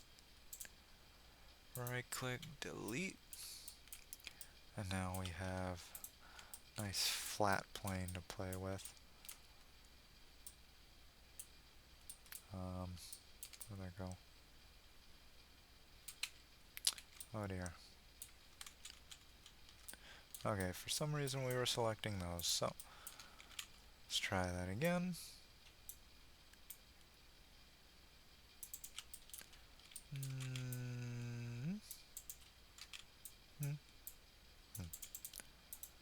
right click? Okay. Alright. So we got this going. And let's go ahead and give us our bands. Subdivide there. Then GX to line that up with our line down here. GX. And then we should be able to create these two faces. That'll be our white tape looking bit that goes down the middle of the sword. And then we can close these up, and there's a lot less to mess around with for when we knife project. So I'm gonna get this one in edit mode, and then control left click on that one, and then we will knife project, and we will cut all the way through. And we didn't get our rivets, unfortunately. Might be a normals issue. Let's go ahead and use mesh cleanup. Seems fine. Normals, that also seems fine. Let's get rid of this. These edges. And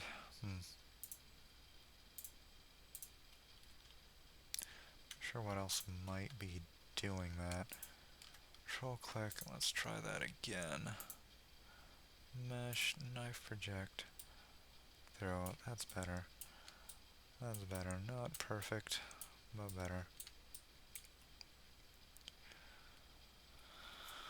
Ooh, So we're gonna want to put those rivets over here, but first we want to expand this outward a bit. So let's collect all these. I don't need that guy anymore. It's what's the best way to collect all of them? Yeah, circle select with C. We'll collect everything that we just projected.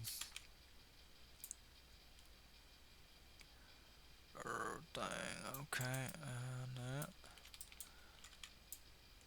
Oop.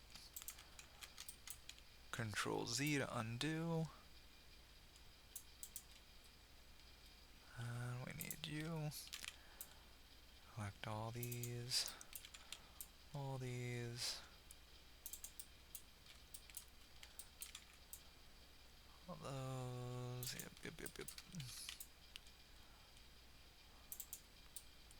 All of that. All of that. All of that. All of it. Alright. I think that's everybody. And now we're going to extrude along the y-axis.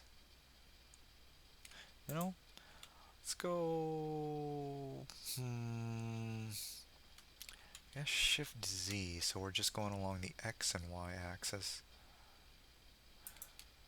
Don't need to go upward, just outward.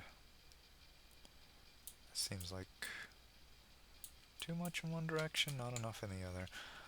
Alright, so let's try that again.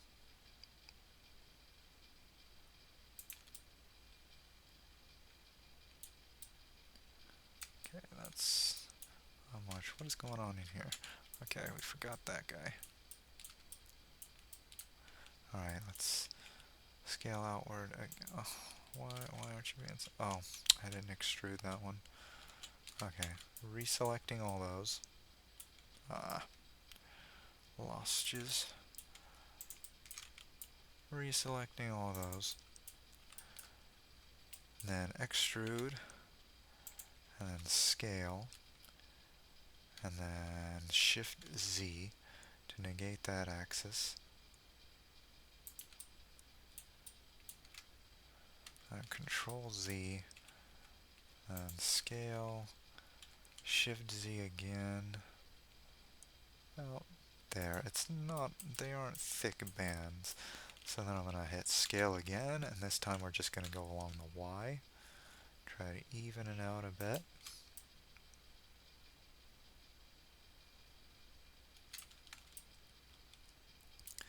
like that I think I'll do.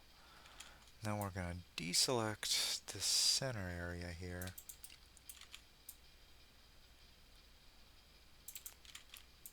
Deselect.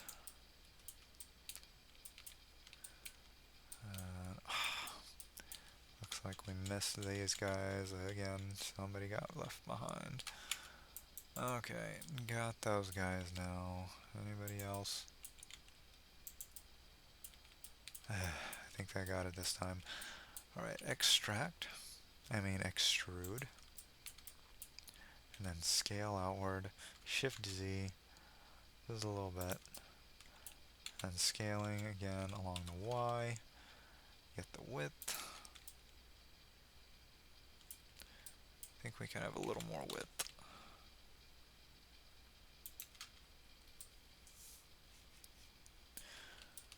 Oh, you didn't, you didn't, you got missed. You totally got missed.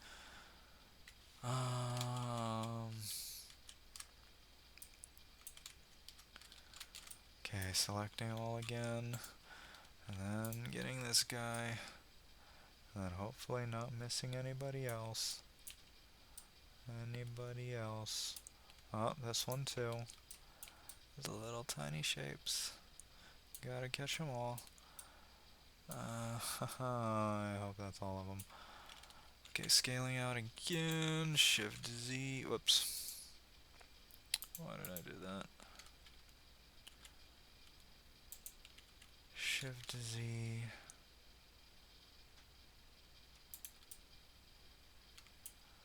And scale along the Y. Okay. Oh, Control Z to undo, because something's... Okay, we got that. Extrude. Right click to cancel, but still having these selected. Scale. Shift Z. That's about where we want to be. Then SY to scale Y.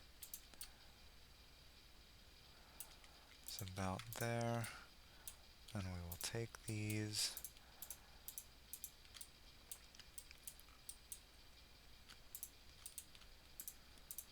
All these guys. And try not to miss anybody this time.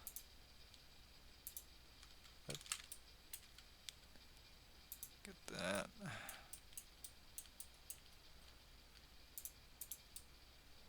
Oh, you are kidding.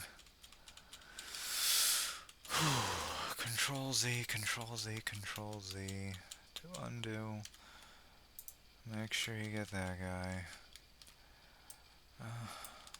Okay, got you. Got you.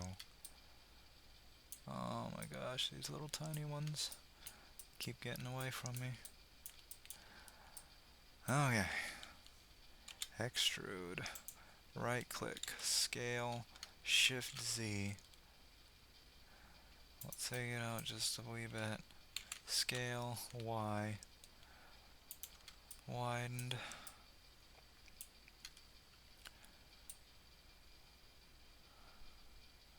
Looks like we finally got it. Oh, okay.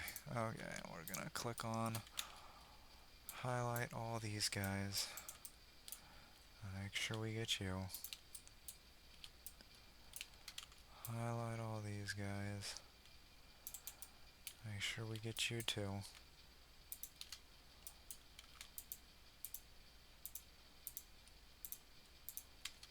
Got you. Got you.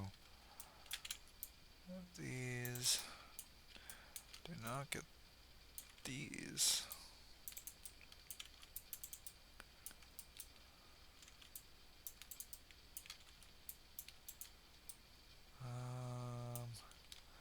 Got those little ones. Definitely got those. And then we will extrude, right click, scale, Shift Z once more.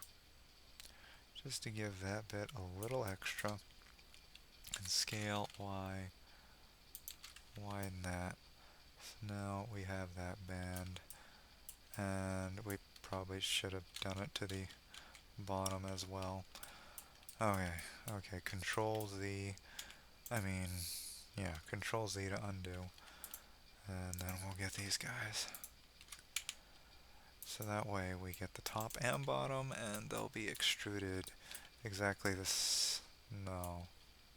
Nah, man. You know what? Forget that. I'll do it manually in a minute.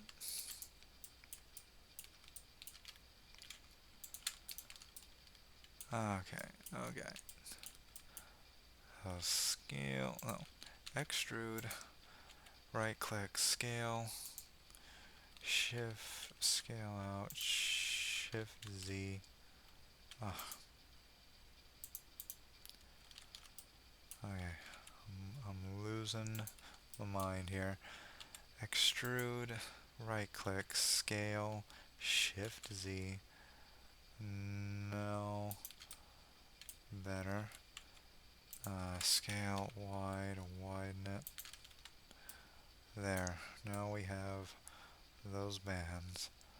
And with the center one a little further in than the other. Okay. Oh my gosh. Okay. Okay.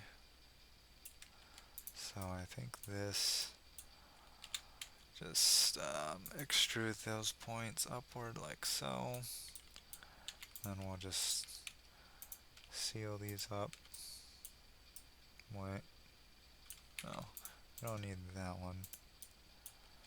And then we'll make a face here. And we'll just get rid of these. Don't need the internal geometry messing us up here. And manually close. Manually close. Is there any other such errors? Don't immediately see any. Okay, so I think that's finally got it. Let's get rid of these edges. I guess we gotta do both sides. Oh. This cut was not especially clean. Let's go ahead and manually seal those up, and you know what we can do is take these. If we will duplicate, and then we'll hit P on the selection. We can now hide those, and we have our duplicated bits here. And we will Shift D. Oh wait, let's hold on to Shift D right now.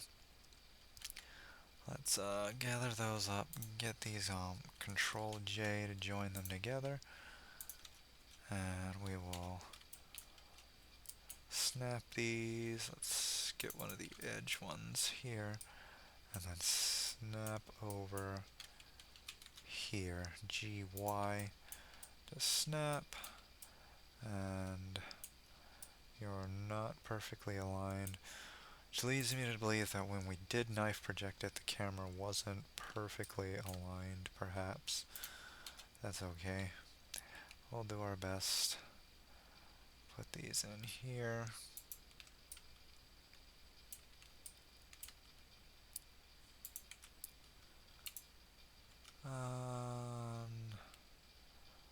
That should be fine. And then we will Shift D to duplicate, GY to bring them over here. Then we'll mirror vertices along the Y. And then let's click on one of the rim ones, GY to snap them in place over here. And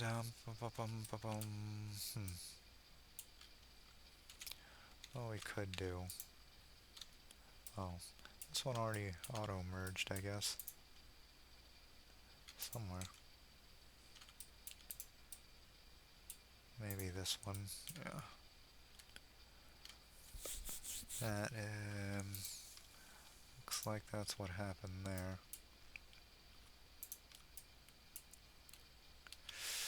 Mm, thinking I want to shrink this just a wee bit.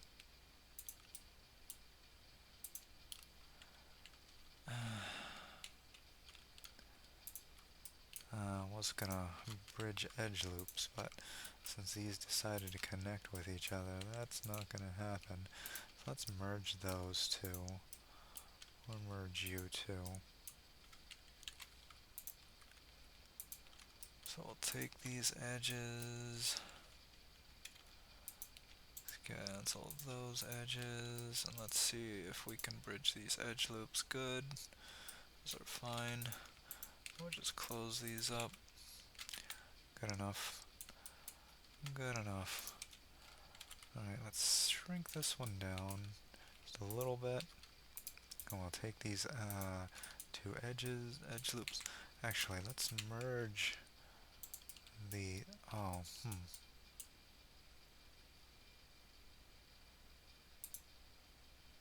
it'll be fine.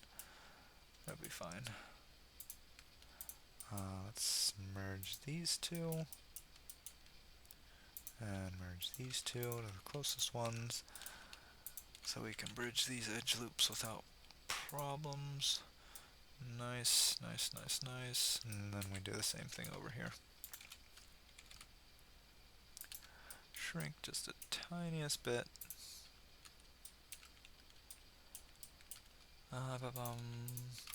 And then let's get these edge. Ooh, these ones have a bunch of stuff going on. I don't think that'll be an issue. So we got all those. These won't look great, but honestly, this side doesn't really matter. Edges, bridge them, fine, they're attached. Shrink, right. He merged.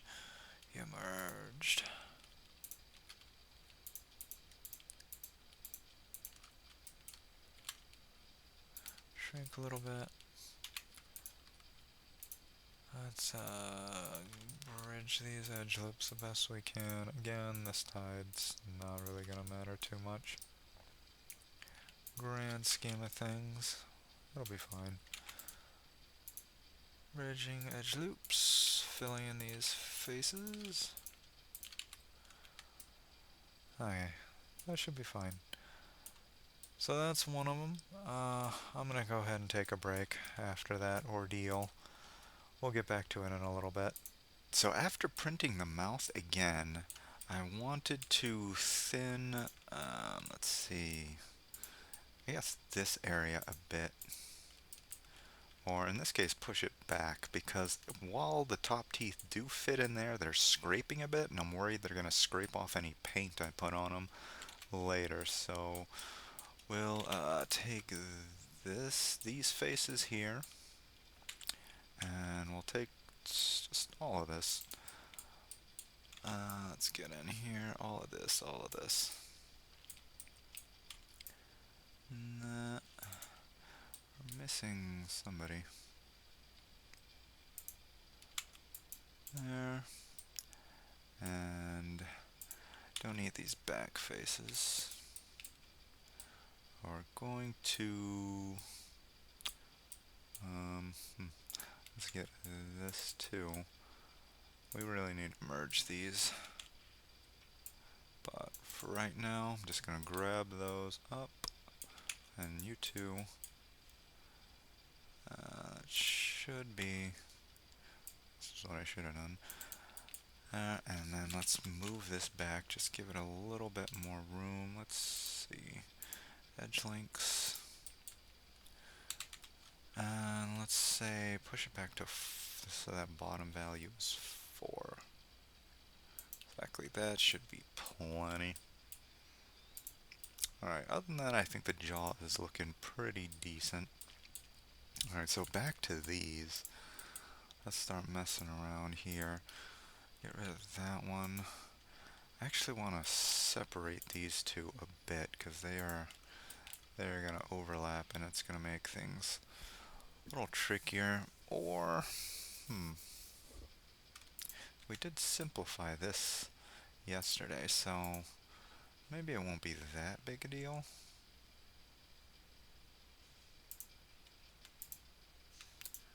And oh, my references, and they do look pretty close. This one they're not overlapping, but this one they totally are.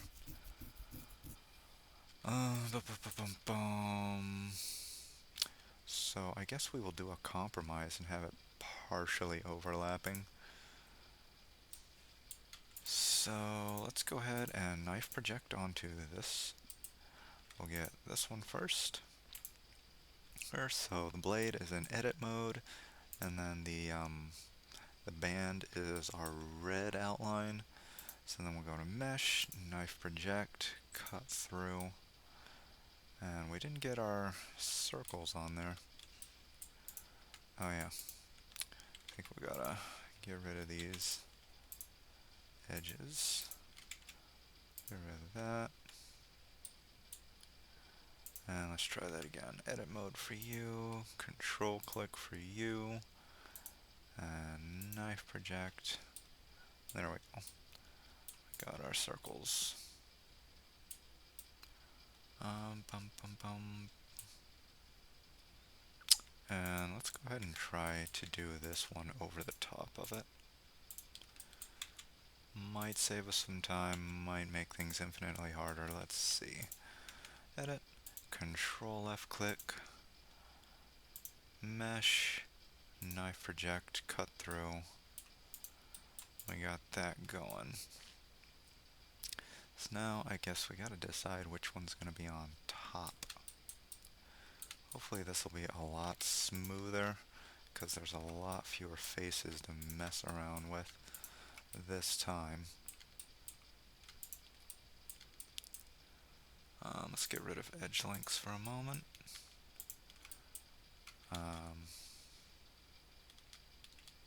Do we want this? Yeah, I think we do.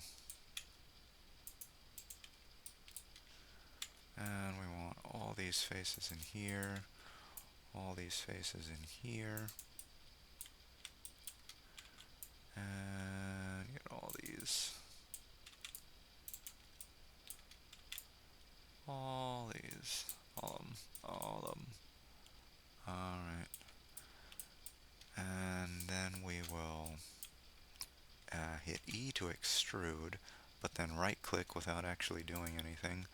And then we'll hit S for scale, and then Shift Z to cancel out the Z axis here. So we're just going across the Y and the X, and then we will pull out scale along the Y, widen that a bit, so a bit more body, and then I think we're going to widen the top one a bit more, because that'll be the one that's like on top.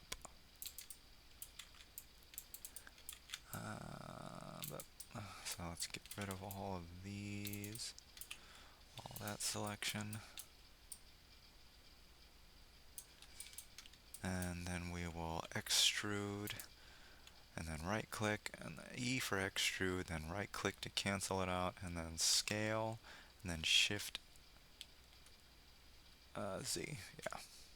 Shift Z to pull it out just a bit more, and then scale along the Y, just like that. Now it looks like it kind of overlaps that, so that should be okay. Now we're gonna get rid of that edge. That's actually all. Where's my cursor? Where you go? There. Let's get rid of these edges, and these faces. Boop, boop, boop, boop. X faces. Okay. Now we had this selected as well. Let's go ahead and get these guys. Then we'll hit P, separates the selection. Go back in a tab. Now we'll select just our circles, and then we'll shift click onto this guy and then control J to join. Now our circles are joined with the blade. So now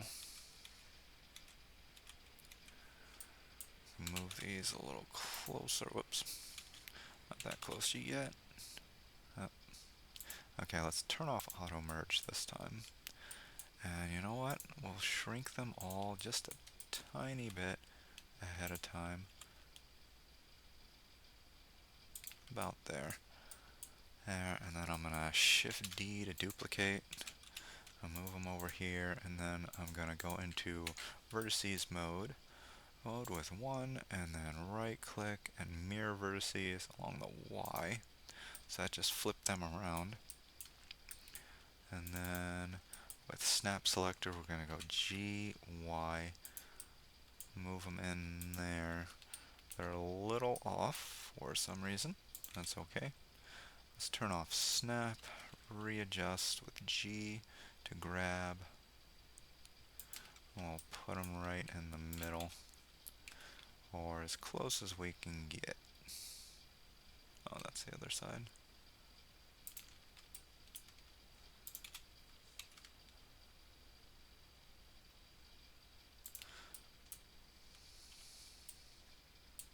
Okay, those are not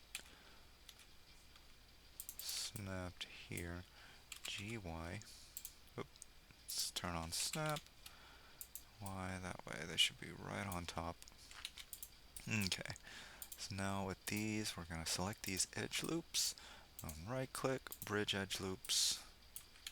That didn't work out. It should be exactly the same. Let me check. That's 32 edges. Should be 64 edges. That might be the normals. So I'm going to hit A, Shift N to recalculate the normals. See if that helps.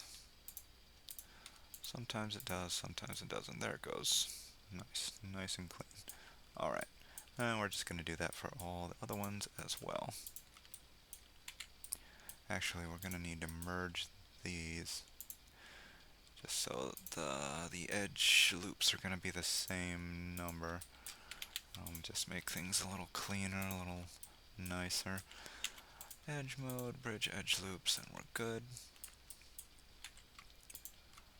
These vertices here, edge mode, right click, bridge edge loops.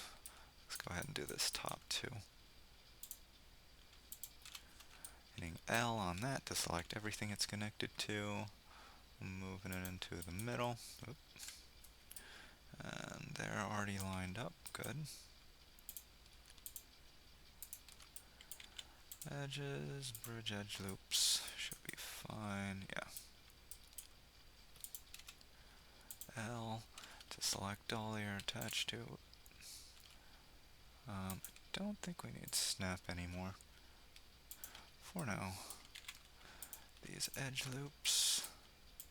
Loops, right click, bridge edge. Oop. That one's looking kind of off. Need to merge this one. Oop. Up, snap. Snap on. There we go. And this one too. Let's go ahead and merge that over there. And now we should be okay. Alright. And same thing. Move you over here. And up. Well, we'll do it later. That's not a big deal. Okay. Right click, bridge edge loops. Yeah.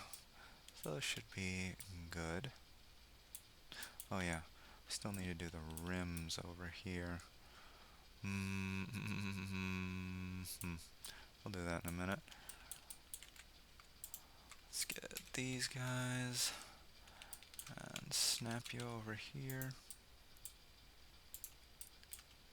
Should be out there. Centralize.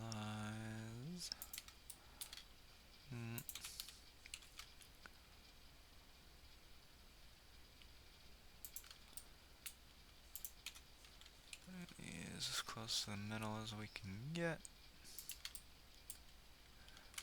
And we'll take these edge loops, bridge. This one needs to be merged.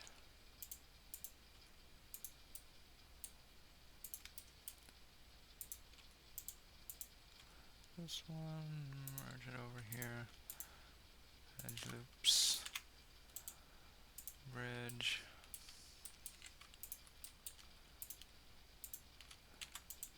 bridge. Okay, last set. And we're gonna snap you over here.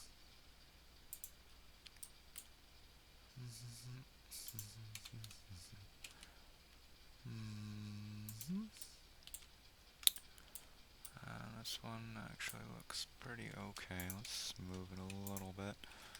Oops. G over. Bring it over. Okay. So, bridge these edge loops. It occurs to me I probably could have mirrored. No, actually, because this is going to be different. Maybe not. G, snap, snap. Let's get these edge loops bridged. These edge loops bridged. Alright, now I gotta do these bands.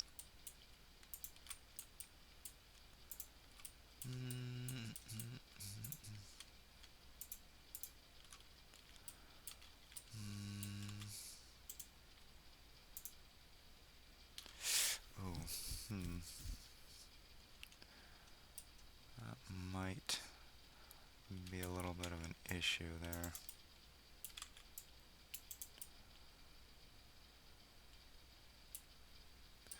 See, this is going to create a bit of internal geometry, but I think that's the only spot we really have to worry about. So it shouldn't be too bad. Actually wanted that one.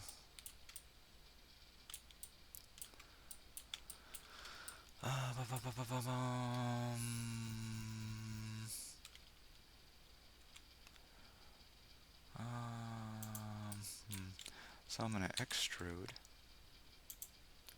turn off snap, and then scale, shift Z,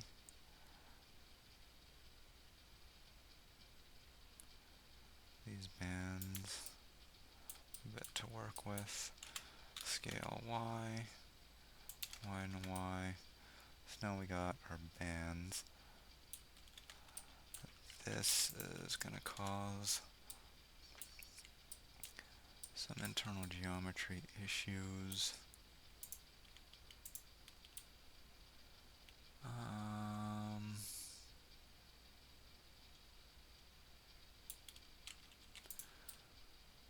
So I'm thinking, let's get rid of this face here, and then maybe we can snap merge over here. And then there's this also.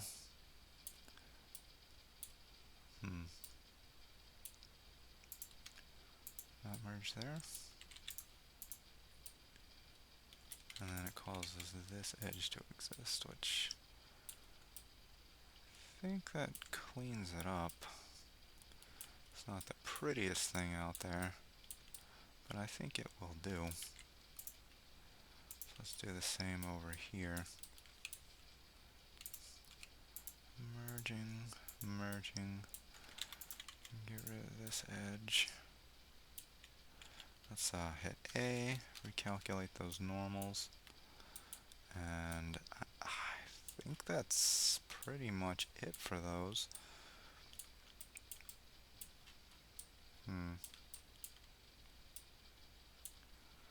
Yeah, not the cleanest, but they're on there. We got those bands on there. Yeah. It's definitely not the prettiest geometry, but I think it'll do. Alright, so now with that, I gotta think how I want to put this jaw on there. So the idea would be we need to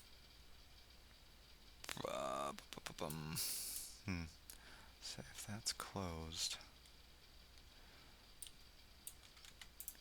so this when it's closed will be more like this, right? And it might bump into that. So we want this whole operation closer to the blade.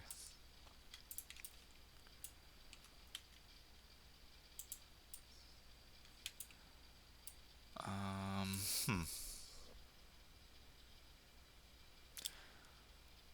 Those bottom pegs.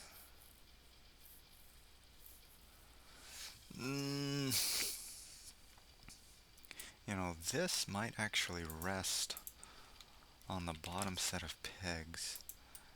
And then the pegs might actually be this white tape, attached to this white tape. But it's kind of wide. You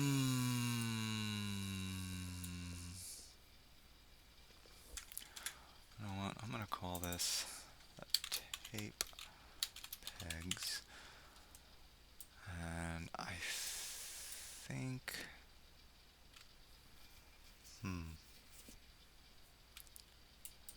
might be a little awkward.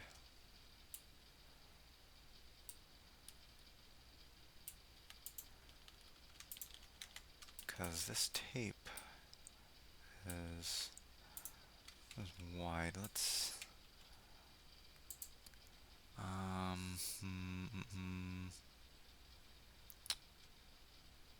should we turn off mirror? What is it using? Set origin to geometry. No, that's not what we wanted.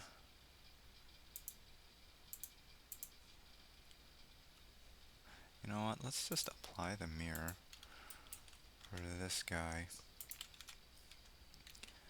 And then we'll try to line this up over here. It needs to be dead center. G and X. Get closer where it needs to be.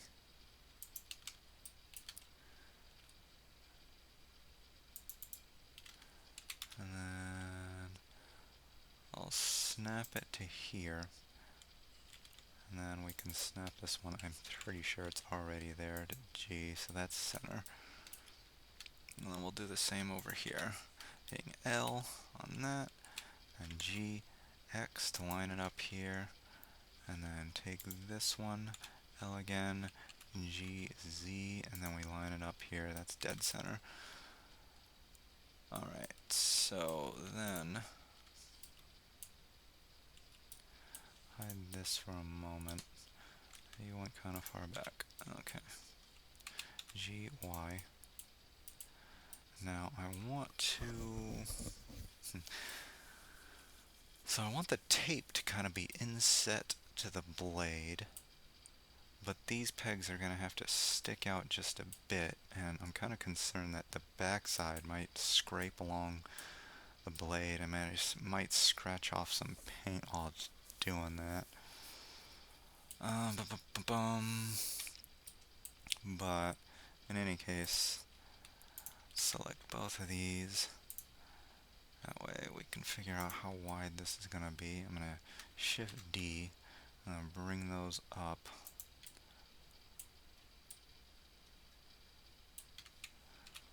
About here. So we kind of need a cross point here. Let's make it up here. And I'm going to hit P to separate those into their own. And then I'm going to try to click those and join them together. So now we have them on here. See them more clearly. And now we can, yeah, here. So I'm thinking, let's get these. Don't need that, don't need that. Now we have a cross point here. Let's subdivide this twice, and then we'll snap that onto there, like so. And those are kind of further back, so we'll bring them back to this level with GY, and then we will make another area.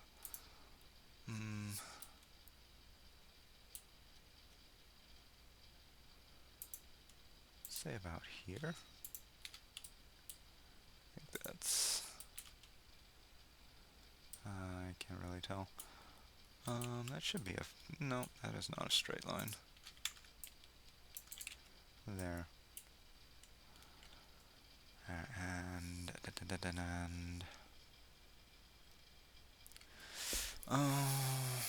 if I want to do that though,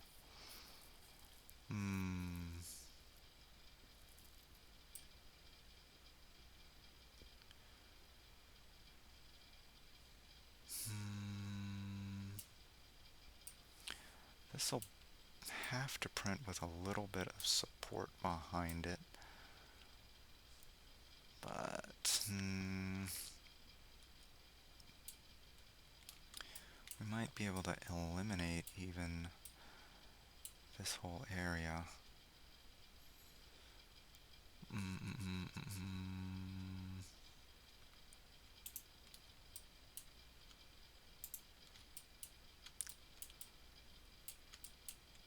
So, if I do scale this down, let's go individual origins, S, and then shift Y, so we can cancel out that. Axes. I think this whole bit.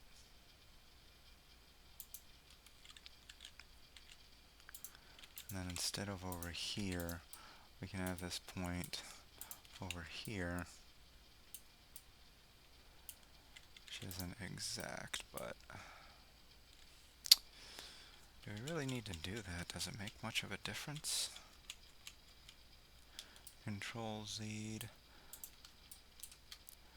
Because what we want is to make the tape like this.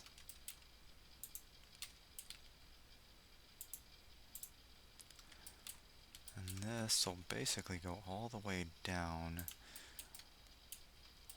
into a space we'll have to create behind these bits. And then I'll have to have something you can pull on down here so you can manipulate the mouth.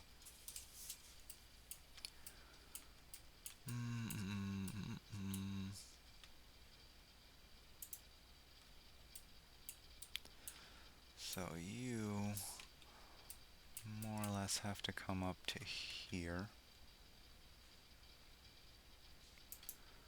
like so. Then we'll need some space.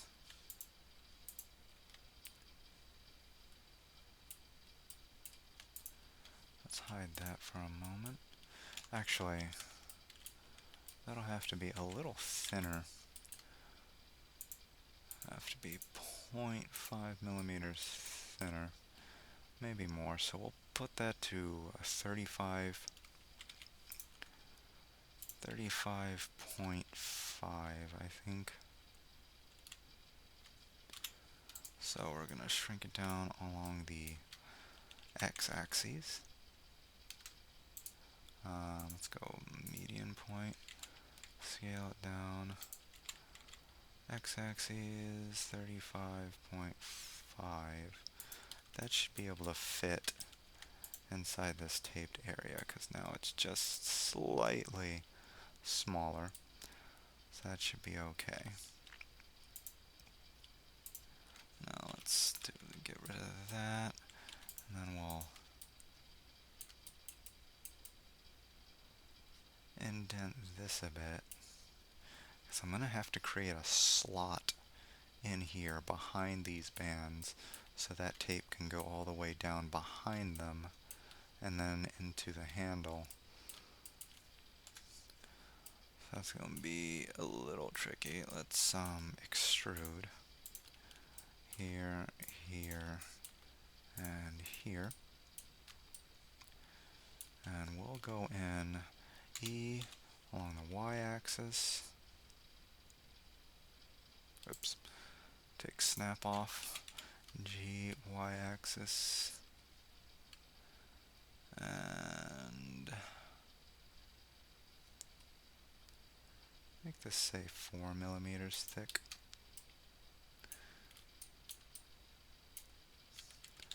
And then we'll basically have to get rid of these points. It didn't go all the way through, that's fine.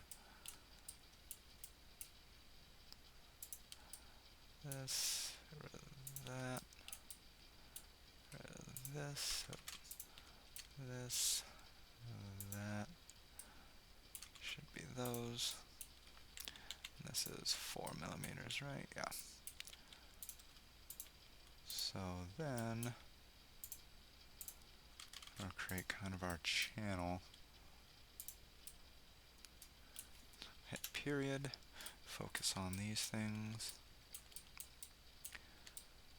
And we're going to click on those edge loops.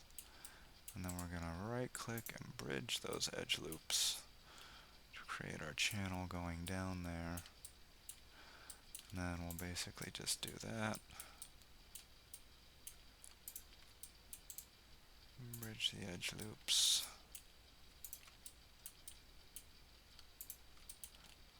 We didn't get rid of this guy yet. Click on those, bridge the edge loops. And once more, but this one doesn't have this one yet. So we're going to Shift D on that edge loop, G, Z with snap on. Boop. See, put it down here. And we're gonna get rid of this face. Well,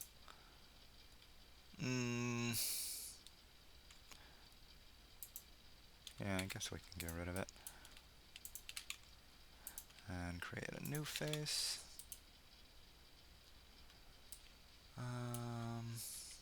Yeah, just these will do. And F. F. Now we have that. Now we can finish our channel. Oh, bridge edge loop. There. Now we have a channel going all the way up for our tab. Ah, poop. This handle is going to be crazy thin, though. That's a little bit of an issue.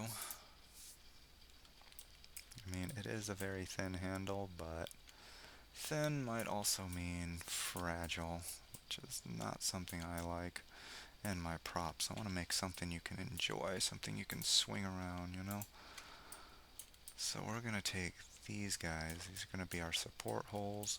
We're going to Shift D, G, Z to move them down there. And then we're going to have to get rid of this face that we just made. And we'll connect there. And we can connect over here.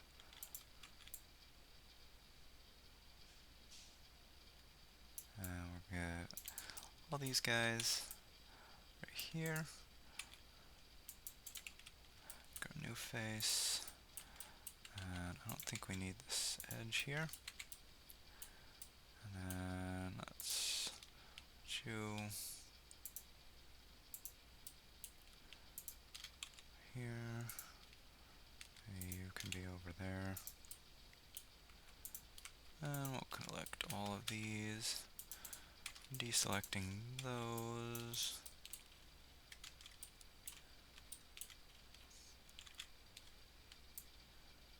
Those, and I think that'll make a face, and then another face without these over here. Oh, don't want these.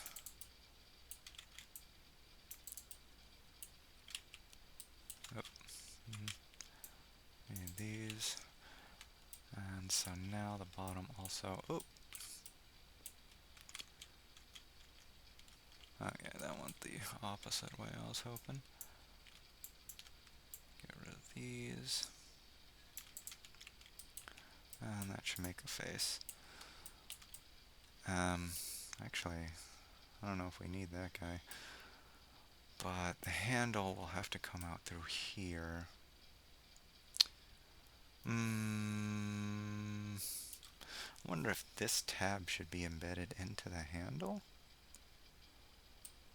That would allow us to make it a bit thicker.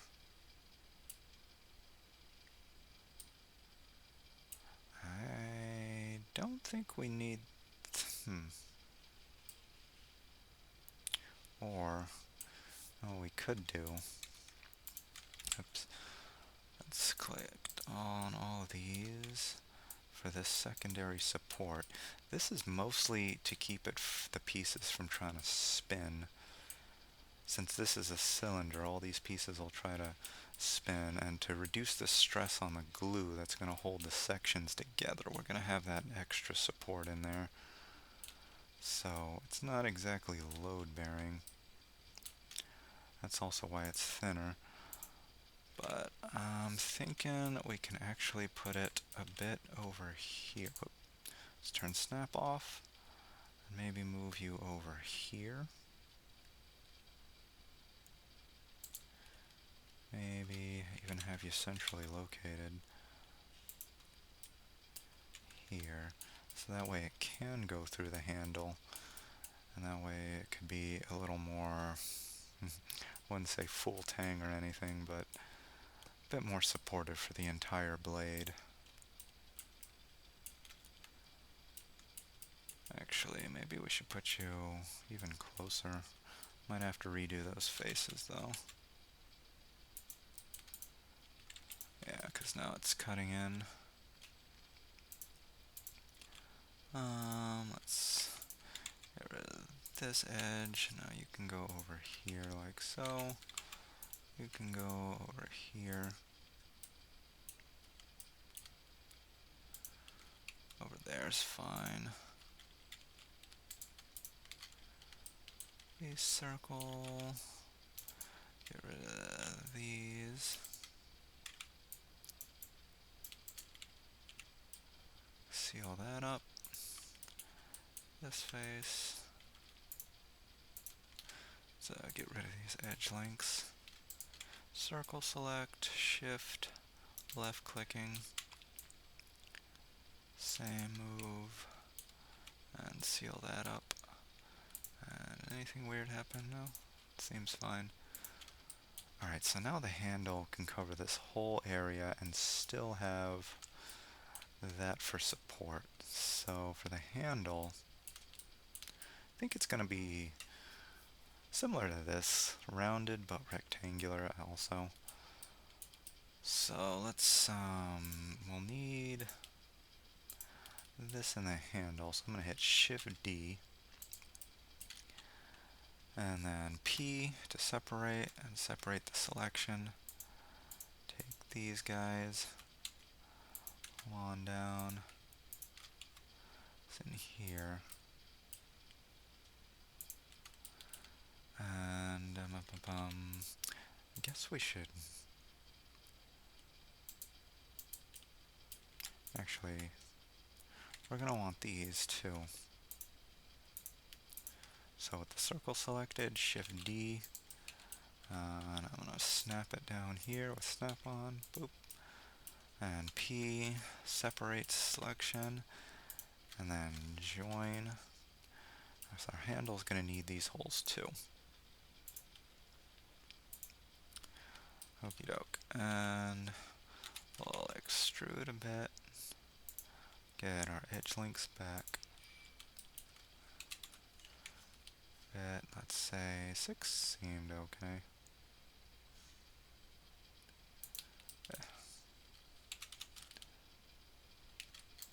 GX 6 millimeters. We'll do the same over here. 6 millimeters.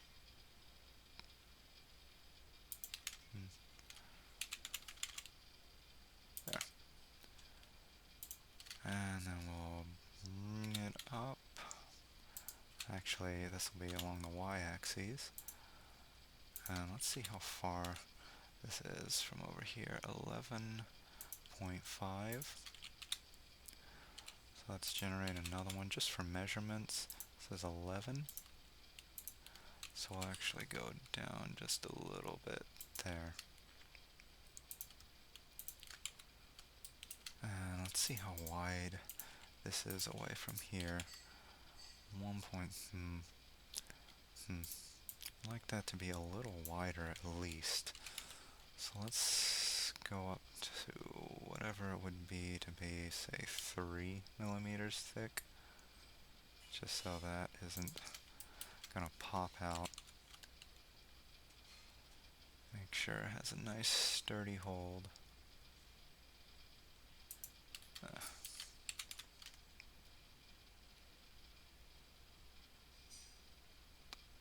Doesn't want to go to 3 exactly. There. And now what is this? 9.67. So let's make this the same.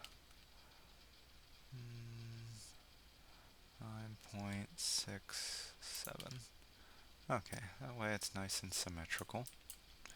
And we won't need those guys anymore.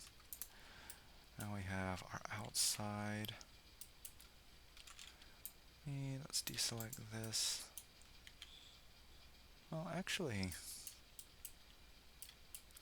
I'm going to bevel already over here.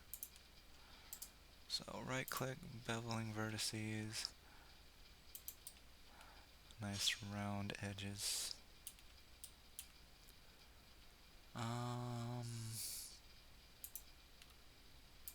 I guess we should bevel this too. Just a little bit. So it's a little more comfortable to handle. And then, let's see. Going into edge mode, we don't need this edge. And then this sword has a really long handle, so we're going to go down along the z-axis. We actually don't need this channel, do we? At least not all the way. We'll figure out where to stop it later, but we'll just let's put a little break in here. Face. And now the handle can be a bit thicker.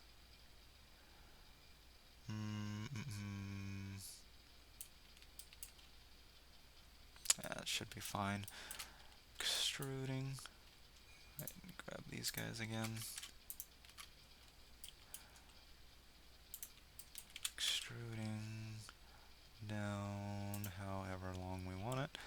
And then we're gonna take you. Well, does the pommel have? It has one spike. I can't see it in that one. But the pommel doesn't have any spikes going out the side. Okay, so that's fine. So I guess we'll take you. Shift D. Way down to about where we are here. And then we'll go to median points, fine. And then we'll scale it down. And then extrude. outward or so. And then we have that pommel spike. Maybe we can just take one of these. Ah. I wonder if we should print these separately and glue them on. Because printing them like this is going to make at least the top or the bottom look kind of uggo. That might be something to consider.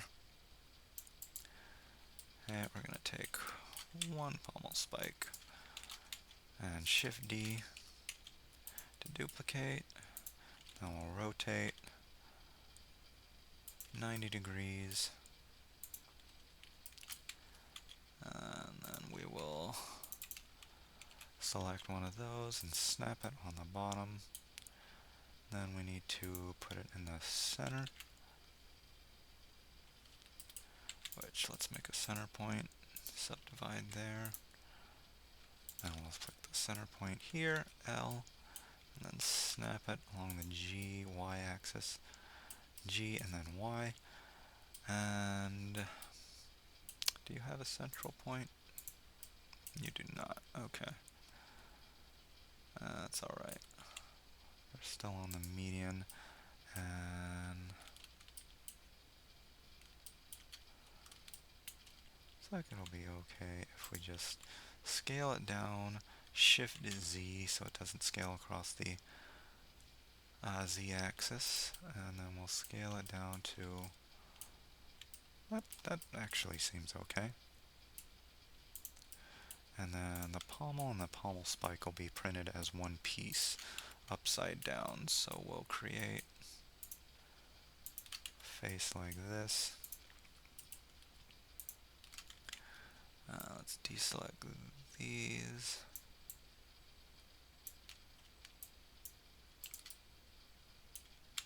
Select you. Face with F. Face with F. That should be our pommel. It's still connected to that, so P, separate selection. I'll zoom in with period, and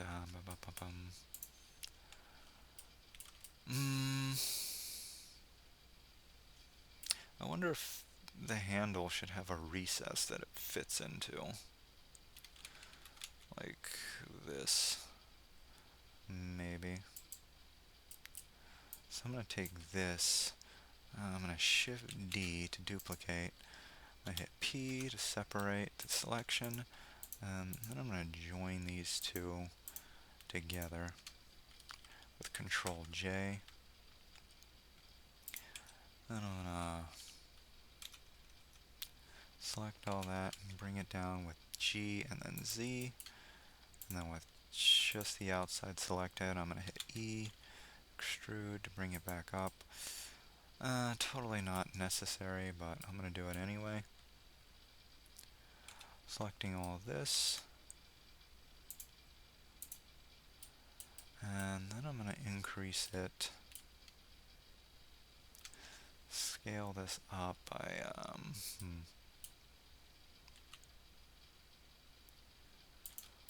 we'll need at least 0.5. Select both of these.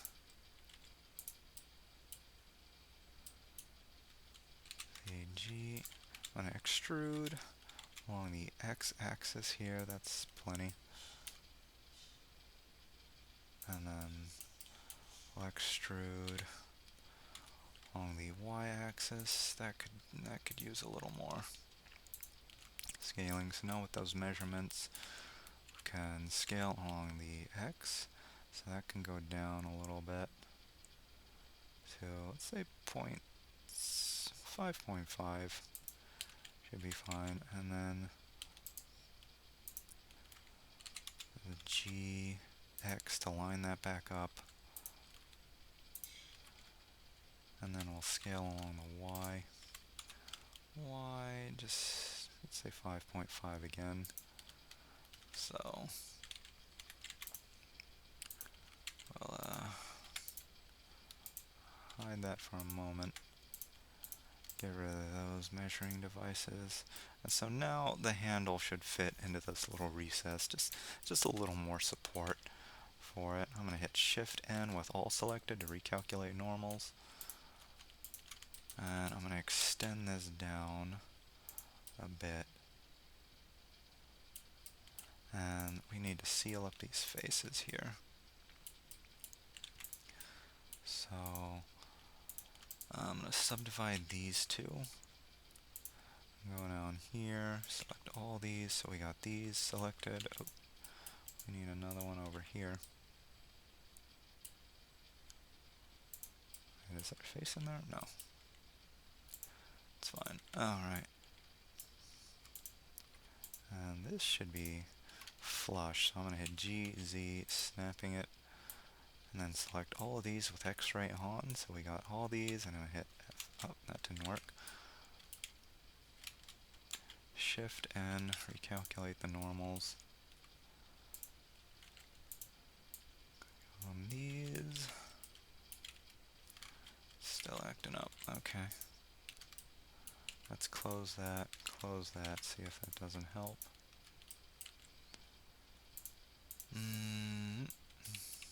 There we go.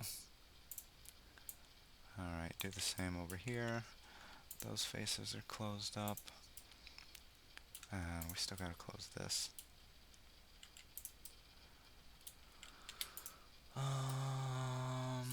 Any easier way to do that? No, not really. That's fine. Set up this face. This face.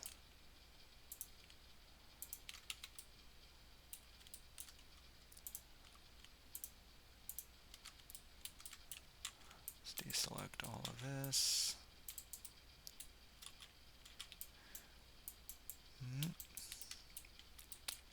And let's get rid of these edges so I can see better. And with circle select, I'm shift left clicking or left dragging. Get rid of all that. Select those with alt left click, face. And now since this is going to be printed with this face downward, we're going to turn these into cones. So I just hit F on both of those to make faces. On both of those, so in face mode, we're going to right click, poke face, take these vertices, and then G, Z to drag them down a bit. Since most 3D printers can print up to 45-degree overhangs, this cone will make it so it doesn't have to print support in here. Well, actually it'll still print support in here, but just not in there, because trying to get support out of these little tiny crevices can be tricky. And I think that's it for the pommel. Let's go ahead and name it. Oh, and I think this was the handle.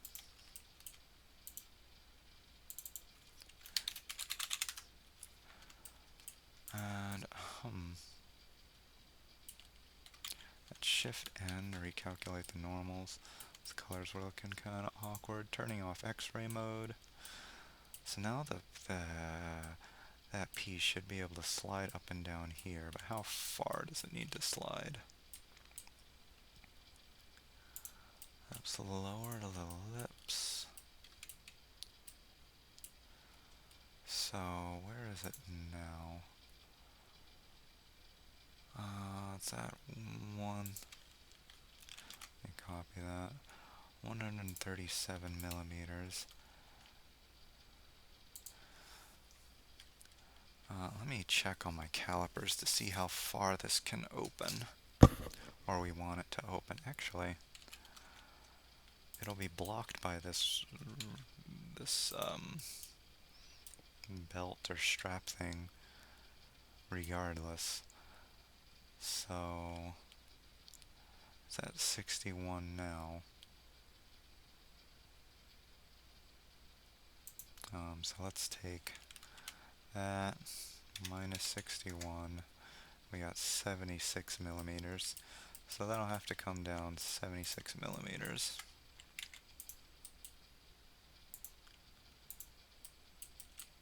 So let's get this face here that's connected to all those vertices, and let's take this whole level down.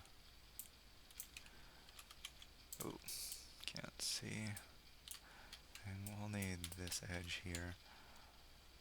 So let's go down to 76. There. Hmm.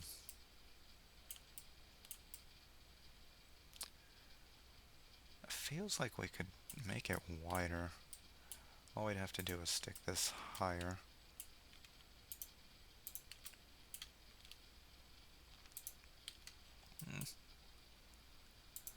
Let's collect all the mouthpieces here. Actually, let's go back to where it was, because I'd like it to open as wide as it can. I'm gonna get my calipers. Hold on a minute. Okay, according to my measurements, it can open to about 79 millimeters. So that's about where this will need to be. That gives us a little more room. Not much, but it's literally only 3 millimeters, huh? But, yeah, that'll let us open the mouth fully.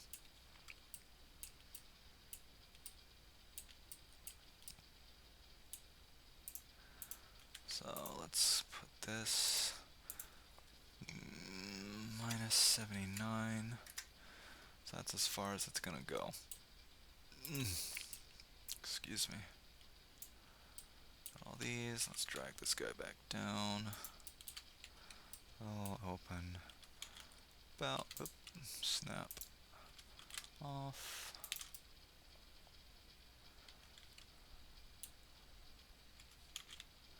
So this will be about as far down as it's going to be able to go. So that'll be where that needs to be. Let's add 79 here. So this piece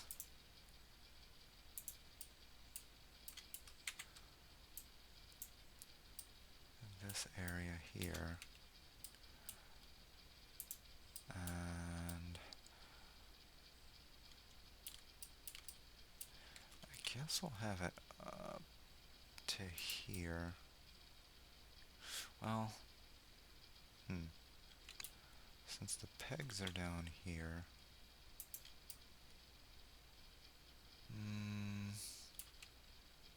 yeah, that'll probably be alright. Okay, this is going to be a tricky one to print. Thinking, should the handle be beveled a bit more? I think that'll be okay. Still looks very blocky, but I guess I'm used to more cylindrical handles. That should be alright. And it matches the shape of the blade, so that we'll keep that. Alright, so now we gotta do that pulley thing. Where are you? Let's call this the strip. That is not the right part, actually. Control Z, where are you? Tape peg. Okay. And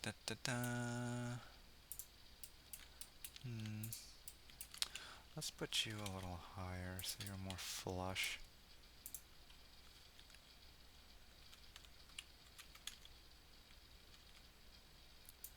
Close enough. And that's fully closed.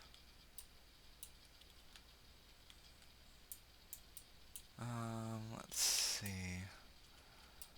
79.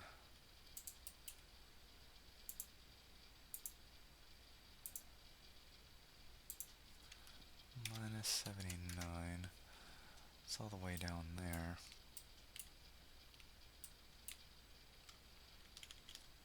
Mm,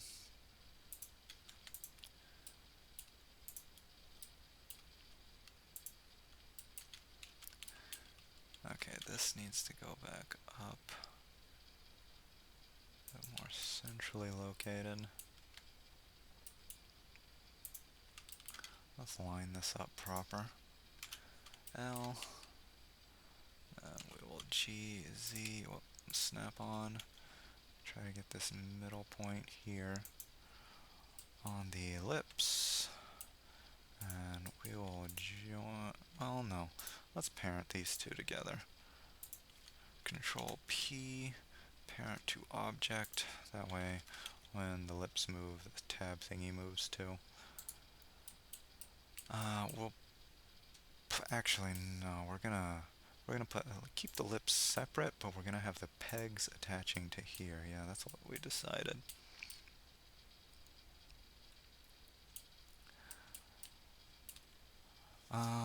This might actually have to be longer because I'm not sure how we want to tab it yet.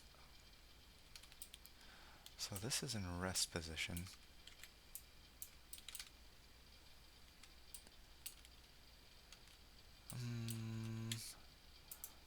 Let's put that up there for now. And then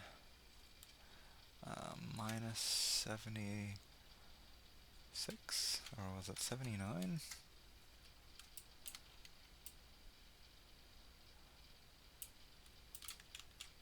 And that's all the way up there if that's 79.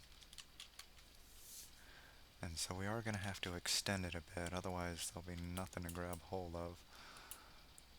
So let me get my calipers again. Alright, so ideally we'd get a finger's worth of space in there, and mine is about 20 millimeters wide, my index finger. So I think we'll need another extra 20 millimeters at least. So going from 79 to 99.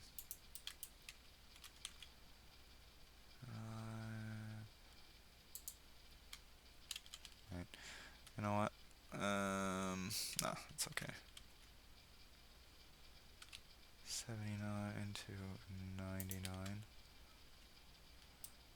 And then we'll need maybe 5 millimeters more. Let me check on something. How wide is that? That should be plenty. 5 millimeters. Let's go with 5 more millimeters so we have a space to put those tabs, or a tab. So this needs to be 20 millimeters. So go ahead and just use this. Negative 20 millimeters, that'll be finger space. And then for the tab, we'll do another minus 5. Actually, now that we have this going, let's extrude. And then negative 20, just so we can see the spacing in there. And then another negative 5. And this part we'll subdivide like this, and then we'll extrude, let's say 5-ish millimeters, and then we will bevel this. This will be our tab that we use to actually pull down. So if our finger was resting across here, we can pull it down. And I want this to be kind of rounded because it's sticking out awkwardly. And then we should be able to pull it downward. And that would control the jaw, of course, and open and close that bit. And somehow I want to put a rubber band in here, so the rubber band would flex as we pull it down, and then when you let it go, it automatically close. That'll help keep the jaw closed rather than just kind of hanging open the whole time. I think that is a decent enough idea. And then this, I'll just take these actually. I'll clean up the rest later. You know what, let's do that nowish. Where do these connect again?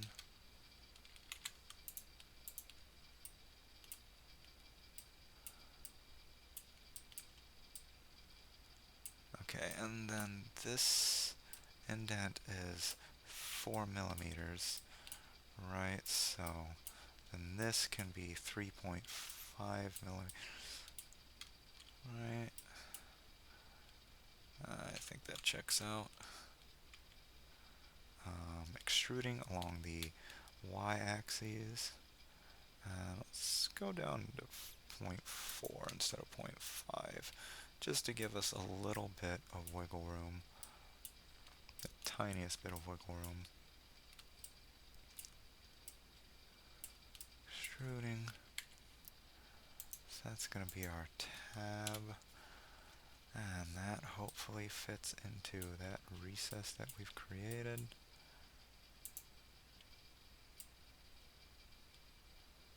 I think we got to push it back a little bit. I'm still thinking about how I want to do these tabs, but I'm going to take a break and we'll be right back. We are back with Ragnarok. So what did we want to do next? We have our tab going now.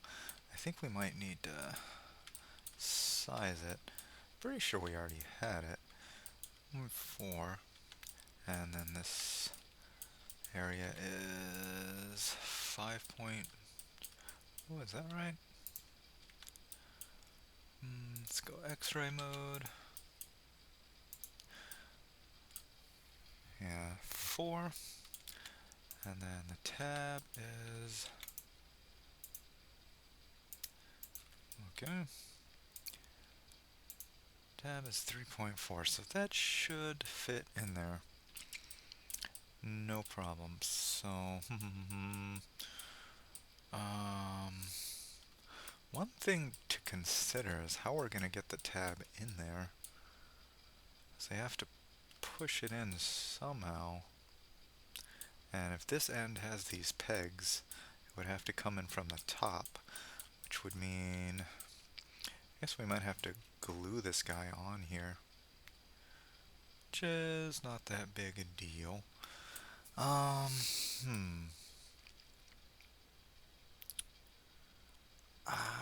wonder if we should even have a tab, or maybe have like an indentation that you can stick your finger in and pull it down. We'll figure that out in testing. Let's actually take this off then. So let's select all those, select all these, and then we'll shift D to create this little tab on its own. Then we'll hit P, separate selection, and then we could just get rid of this actually. Boop. And then let's seal this up with a face. So go ahead and recalculate the normals. And then we'll seal that up with a face. And we will call this finger tab. Finger tab. And I'm not sure if we'll actually need it. But if we do, we'll just glue it on there. And that way we can slide the strip in through here, hopefully. Hopefully down into there. Or... because this is going to block it from coming up here.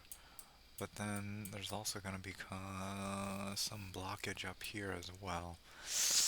I guess we'll have to test those out and see. We might just make this whole thing a bit thinner. That way it's a bit more flexible as well. And that might be what we need to do. But for now, let's go ahead and connect these guys to the pegs. think that's what needs to happen now. Let's go ahead and let's hide these bits here so they're not interrupting the focus, the flow here. And how do I want to attach these guys now? Because they're gonna have to be above that bit. And let's pull this back to where it needs to be. So it's gonna be back here. And these guys,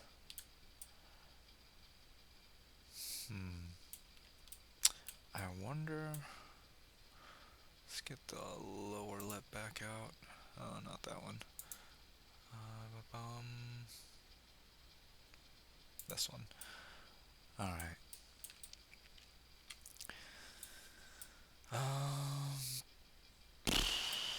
Thinking,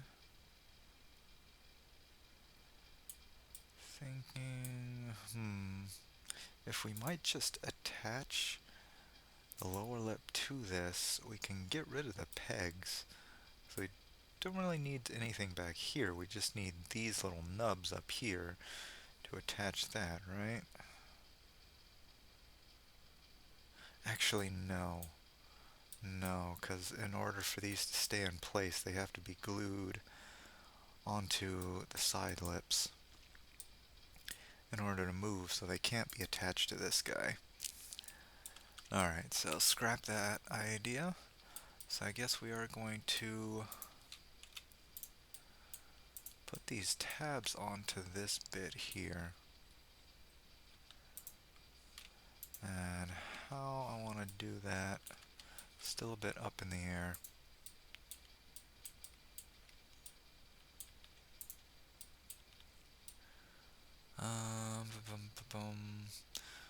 These will have to be 0.5 millimeters above this. That way they're not, hopefully not going to scrape against the blade too much. So that might scratch off some paint. So...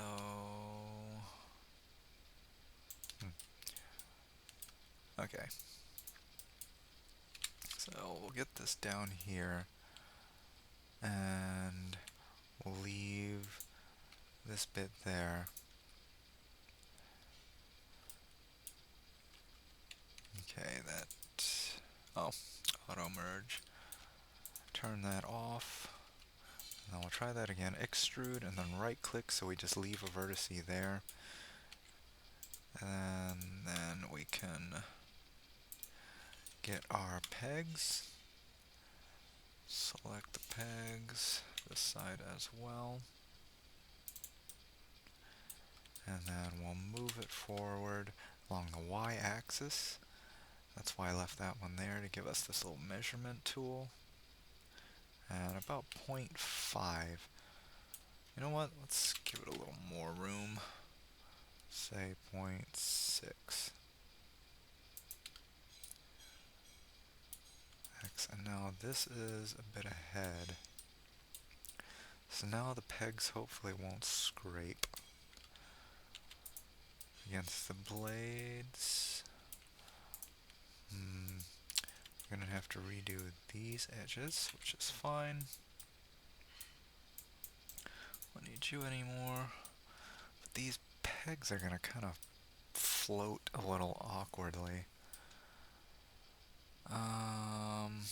So they're gonna have some support printed directly behind them, which is not gonna be terribly appealing, but I can't think of any better way to deal with that. So I'm thinking this will be here, and then we'll extrude GY and snap it to one of these points back here.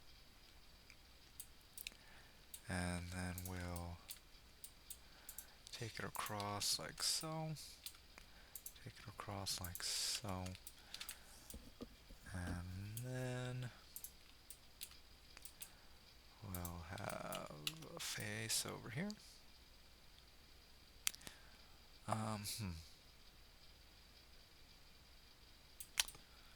It's gonna need to be connected by a lot more.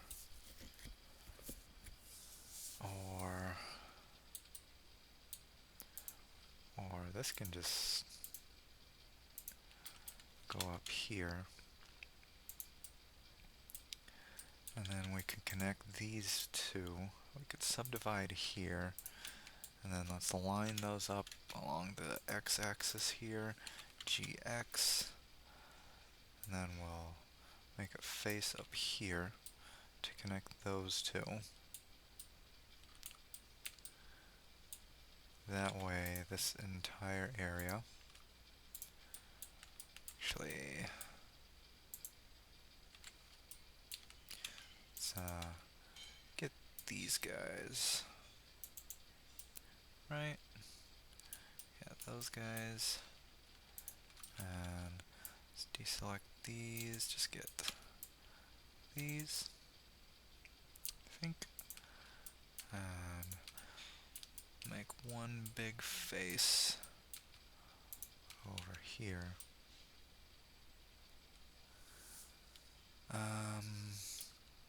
Actually, no, we don't need that.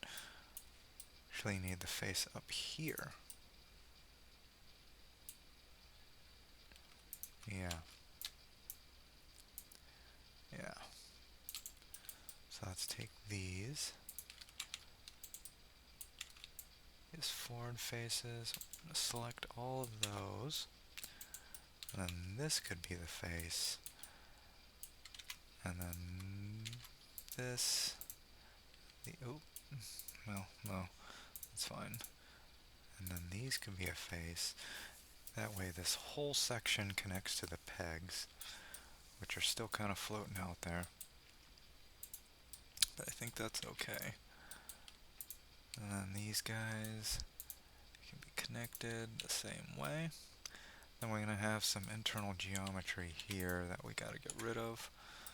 So I'm going to take this, and all these edges.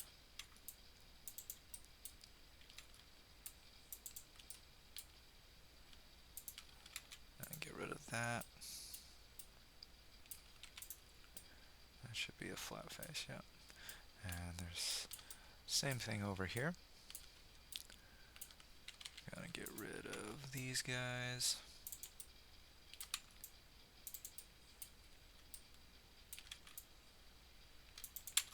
And X edges. Now we're going to hide the blade for a moment while we fill in this back area.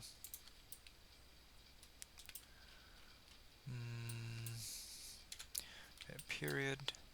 Focus on what I'm looking at. And yeah, that is the bottom.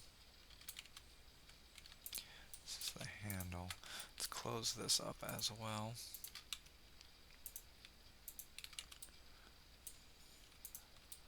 And that should be that. All closed up. I wonder if I should bevel this a little bit. You know what, if we need to, we can just sand it down. Should be fine. Let me check on the ruler how long this is. 300... 355, 50, 60, 70, 75, 80. 380.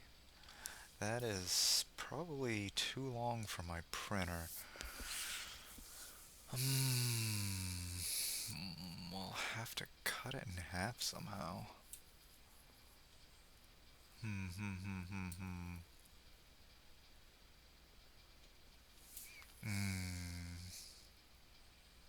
Since it is not load bearing, we can probably cut that almost like a puzzle piece and then just glue them together. But that is a little bit of an issue. Alright, so let's finish this up first. Tackling one issue at a time. And we'll get these, and we'll seal that up, and we'll seal this up. And clicking on these, face, or F for face, and we'll get these, F for face.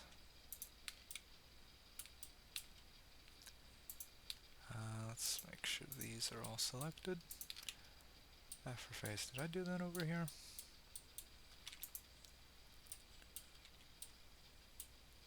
Yeah. That shouldn't be one. Yeah, I didn't collect that one that time. There we go. Okay, so that's going to print with a little bit of support, which should be okay. Now this one.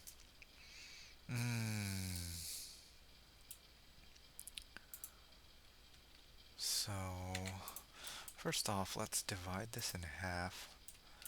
Got that top one over there, and I'm going to attach it way down here.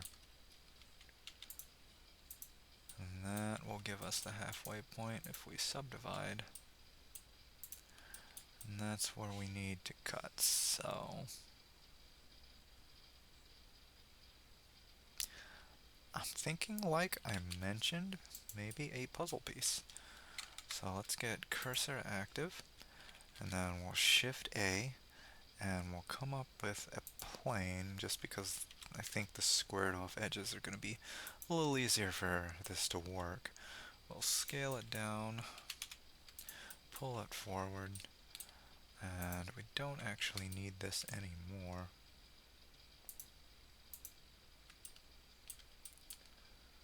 Skip that, and right click, right click, delete. Okay, so we actually need to separate that. Selection, down, median point. Oh, come on. Scale down. Oh.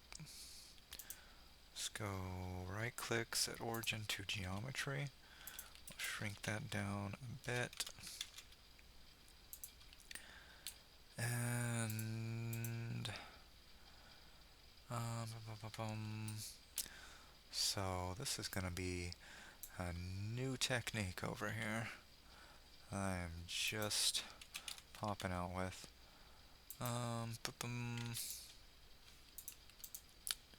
So let's subdivide here, and then we got this line.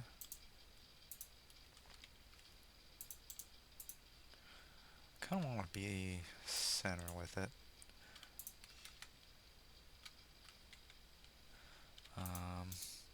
Let's subdivide that edge. And where's the midway point? Well, we'll make this, give that our midway point. Selecting that with the center vertice selected. That's our origin point. Don't worry about that. And we'll go to active.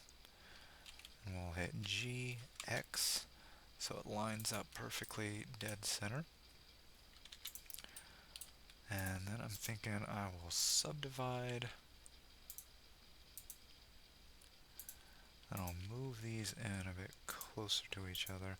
Let's go median point to each other. I'm thinking we go up 20 millimeters.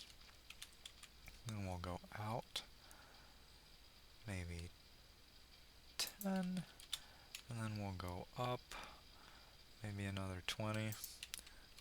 Snap is on, so that's giving me some issues.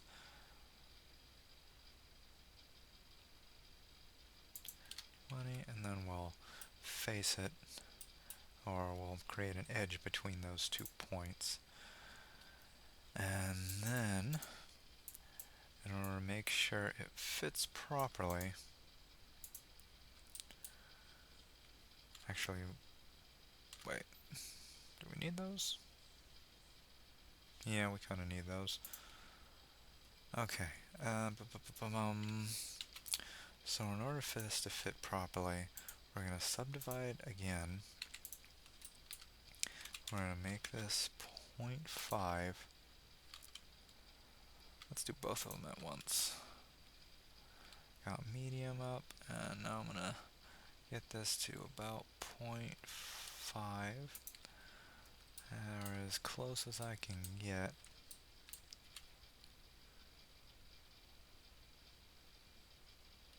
Point 0.5 right there. And then we're going to do very similarly. We're going to extrude up here, but then we're going to move past this. Then we're going to extrude again, and hit S for scale, so we can move out here like so. Then I'm going to extrude. Good, hit right click, and then hit GX, and snap it on there.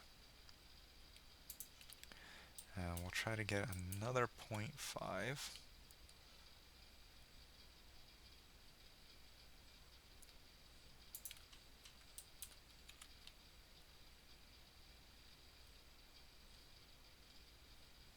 Seriously? That's as close as I can get. 0.5. Which it should be the same over there. Then I'm going to go up with another extrude along the Z axis. Then I get another extrusion over here as a measuring tool. Let's get this guy back. And then I'm going to keep it 0.5. That way these pieces can fit really snugly together. Just like that. Then we gotta worry about these diagonals.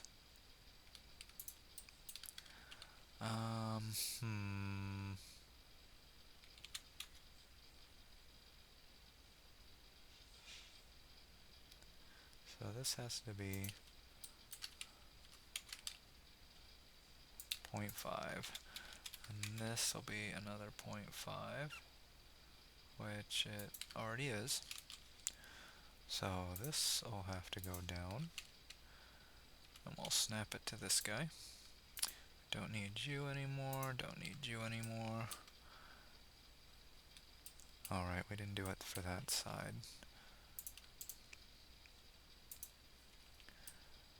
Okay. It's no problem.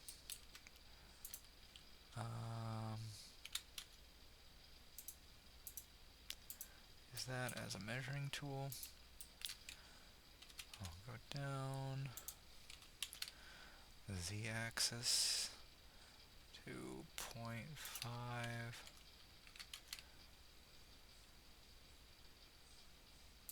There.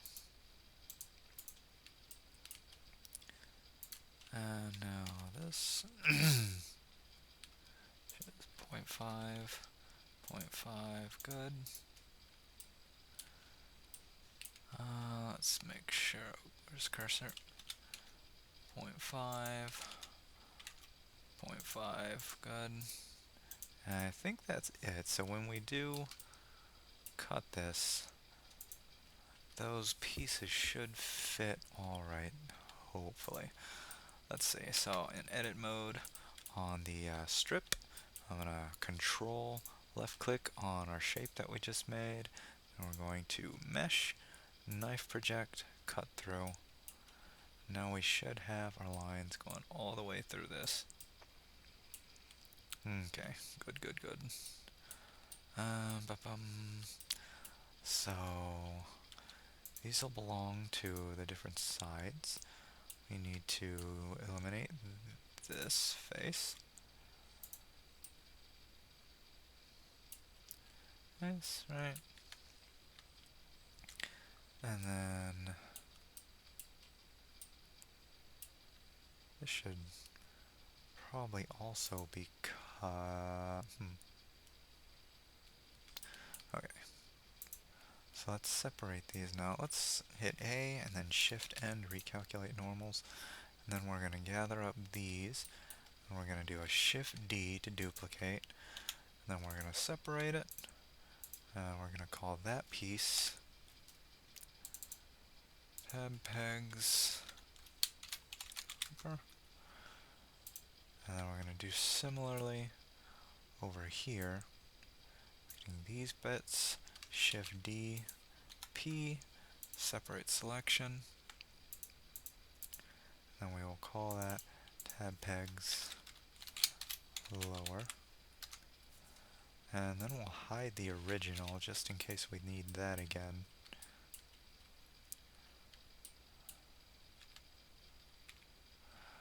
Okay, so the bottom one is going to need these guys. I think we still want those in that.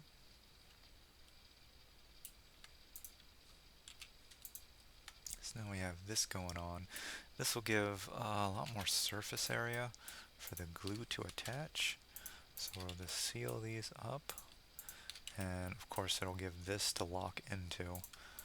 So this strip should be pretty connected, and with the straps and the guard it shouldn't move anywhere, so it should be fine.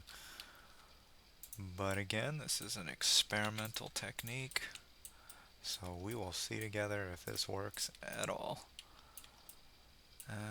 Let's see, is this closed?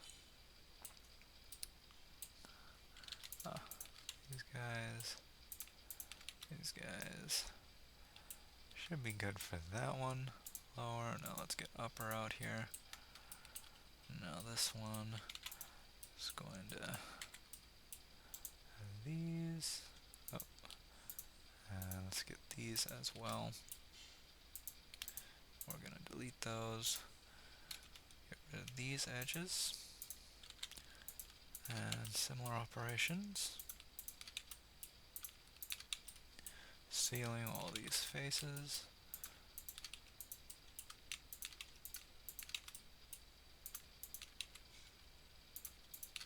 Okay, so once we print those, we should be able to snap those together. We might not even need glue, but we'll see. Let's say pegs. Call this our cutter. Probably won't ever need that again, but we'll see. And how long is this? 198, and my printer should be able to handle that. Yeah, so it should be fine. Alright, so we have our tab. Now I'm thinking the rubber band. This will be called blade. So now that we got this going on, let's get the rest of the face back out here. Handle.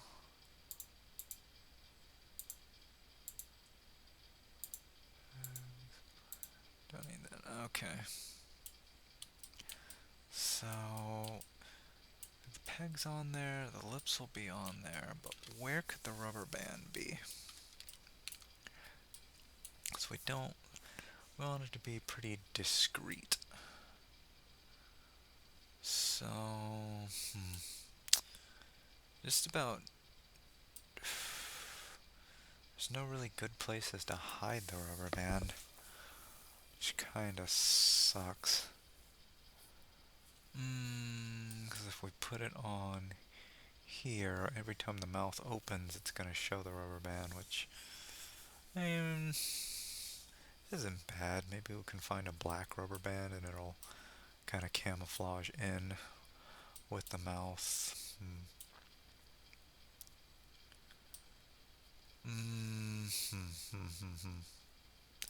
I wonder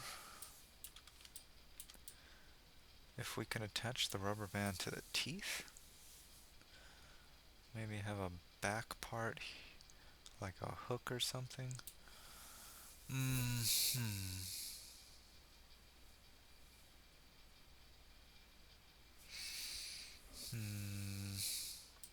And also, how are we going to stick these pegs on to the blade?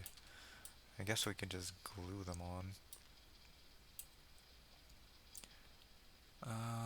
But if we're going to glue them, I think we should connect the pegs a bit.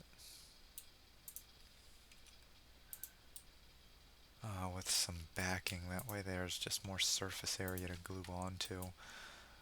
So from here, let's go to Apply, our mirror in the Modifiers tab, and then we will make this into a whole plate rather than two separate pegs.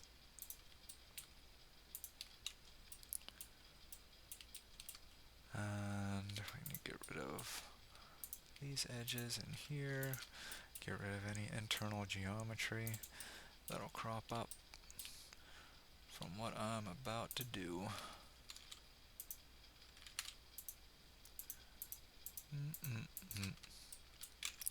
X edges gone.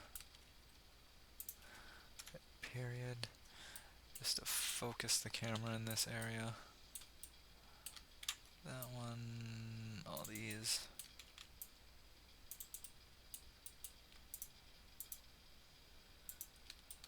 And I'm shift clicking and hitting left mouse button to gather up all those bits. And now I think we can just put a face in here. Put a face, oop. Hard to see back here. And face in there, and that way we just have this whole area to glue onto it. And this will be glued directly onto the blade. Alright, so that should make it a bit more stable. Now, gotta think about that rubber band again. Let me see.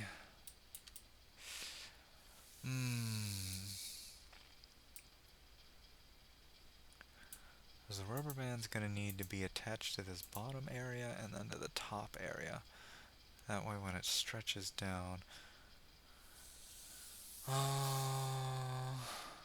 it'll pull the teeth back up when you let go of the trigger.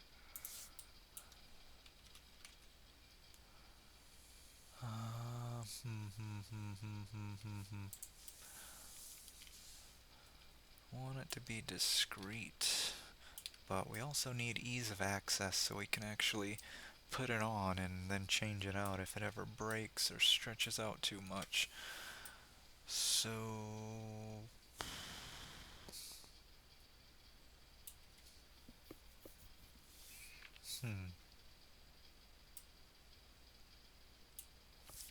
one idea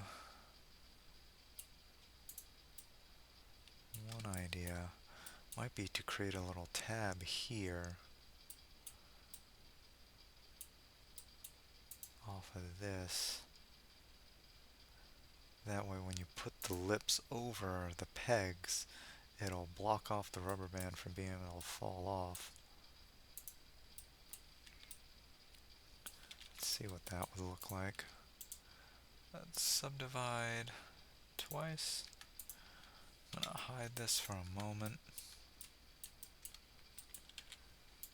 Let's, where are we? Is it medium point? It's medium point. Alright, so I'm gonna on an S, and then move along the X axis. 6 is probably fine. This doesn't have to be exact, but well, we're gonna extrude downward a bit. Then let's get our lips back up here. And might need a bit more room. And then let's take these faces, actually just these 4 edges here, and then subdivide. And then we can bring this face up with extrude along the Y. And this will be our hook for a rubber band, and it can attach here. That way when we put the rubber band on and then put the lips over it, it should lock the rubber band in place so it doesn't go anywhere. And for that, I'm thinking these will have to be beveled so they don't dig into our rubber band too much. I'll go ahead and bevel that a bit. I don't really like how that's going, so I'm going to move these back up to the face. So I just need that to be rounded. Alright, so that'll be that place for the rubber band. Now we gotta think about where it's gonna be on the bottom part. Which I guess could be on here in similar fashion. Because that rubber band's gonna be hidden back there behind these teeth when it's closed. So...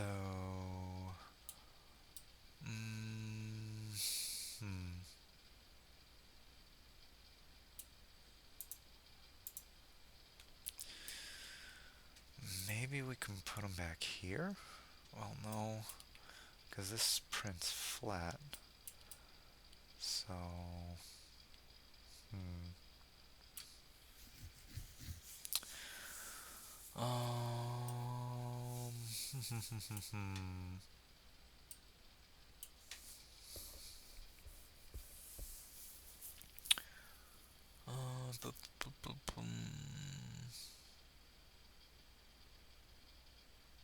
I don't want the rubber band. I want it to be as invisible as possible.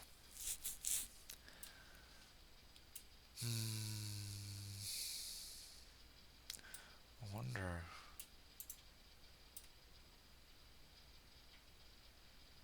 Hmm. You know, we could raise this a bit to give us some more room to work with. I don't think that would hurt nothing. Raise that, and then we can maybe situate something over here.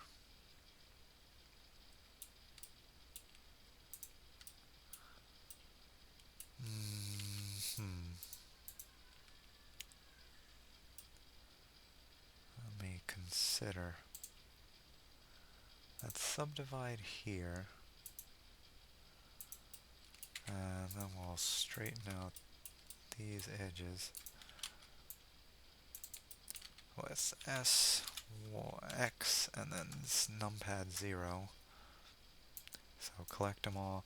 S, X, numpad 0 to straighten them out. And then I was thinking maybe a loop. We can have both ends of the rubber band on this, but it can be threaded through the loop. Might need a long rubber band though.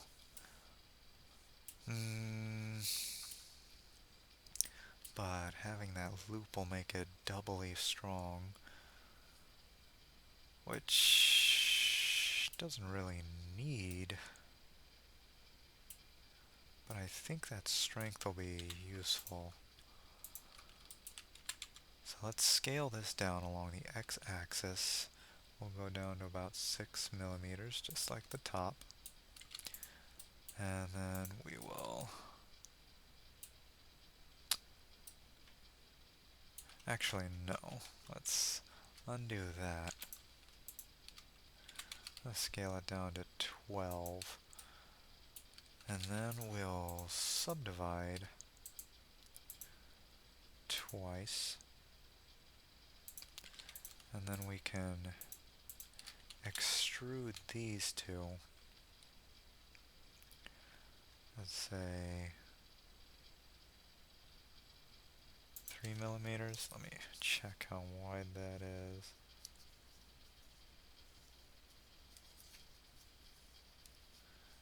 And I think my caliper is out of batteries, so hold on a minute.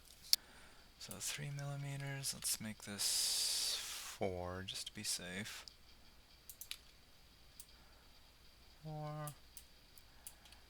And then we will elevate this again, extruding. Say 3 millimeters.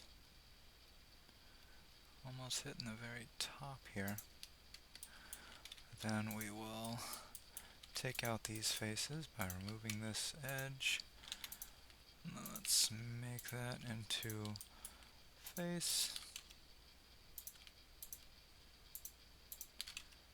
Face. Face. So and hide the blade for now. See how this is looking.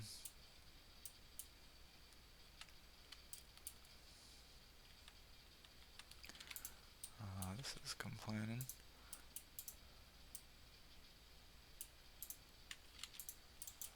Huh?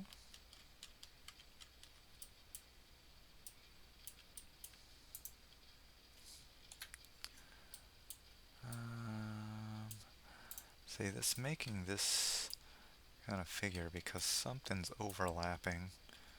Like there's too many faces in this area, but I can't even click on a face here. Weird. I'm gonna have to recalculate normals. That didn't do anything. Right. Oh, right. That's that other piece. See, that's the whole one, and I just wasted time giving that a thing. Okay. Okay. Well, we get to do that all over again.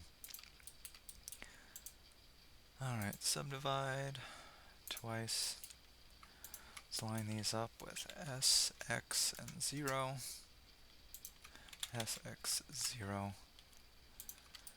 Then we'll scale on the median to 12. And then we will subdivide this twice. And then we'll extrude about 4 millimeters. Let's turn off snap. 4 millimeters along the z-axis. We'll extrude again to 3. I'll get rid of these faces. Get rid of these faces. We will attach this is over here to make our loop. These, and then these, and then we'll select all with A, and then Shift N to recalculate those normals. And now we have our loop, and I'm thinking it should be beveled, particularly the faces that the rubber band is going to rub up against. Try to make it less likely to get cut. So these faces here, and let's see how that works. Yeah, that's not gonna go the way I'd like. Alright, I think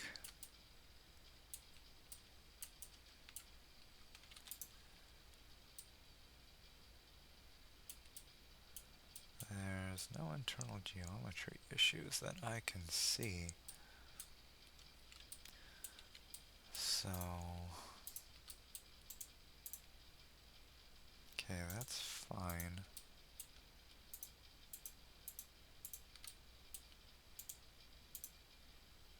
Why is it going weird like that? Maybe we should just do these first. Right. Yeah. Try those first. Seems fine. Try these now.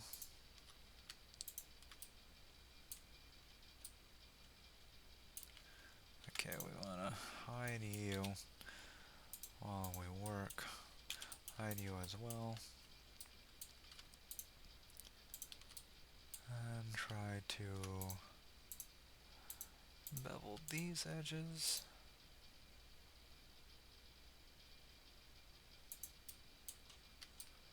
Some weirdness going on over there. Ah, that's why. Okay. That should actually probably be fine regardless. I think it'll be okay. And that'll be for our rubber band. So a loop in here and both ends will be attached to that.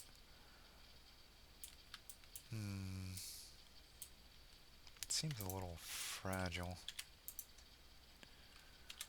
How thick is this? Turning on snap. It's 1.6 millimeters. I'd like it to be a bit thicker.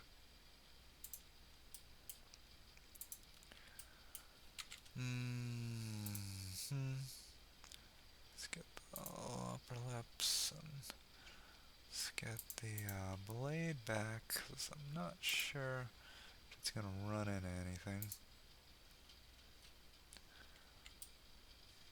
So that seems okay. So I think we should be able to thicken that up a bit.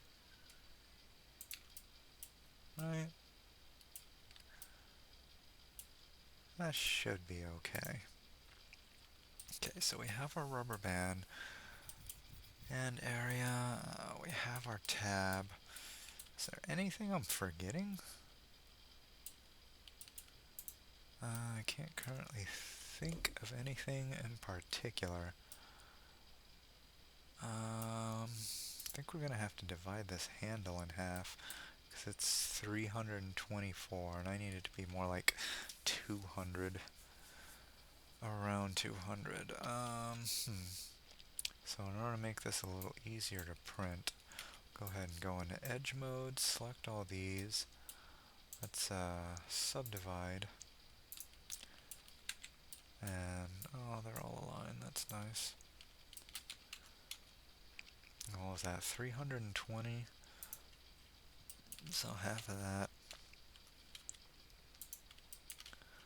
Let's see.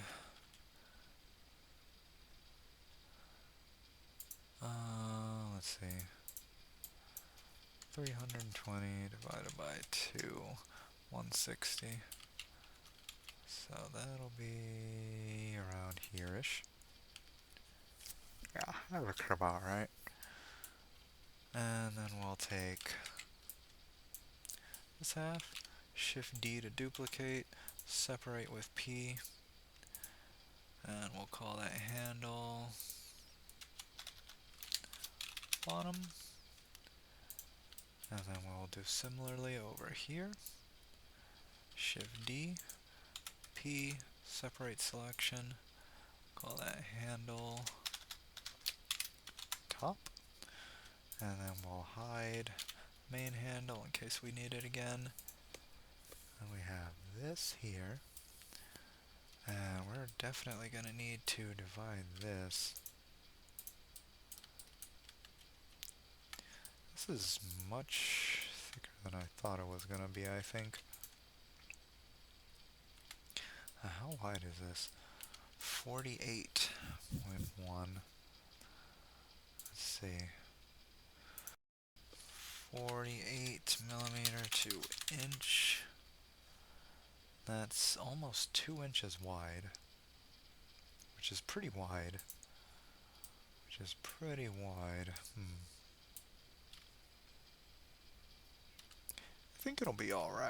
I think it'll be alright.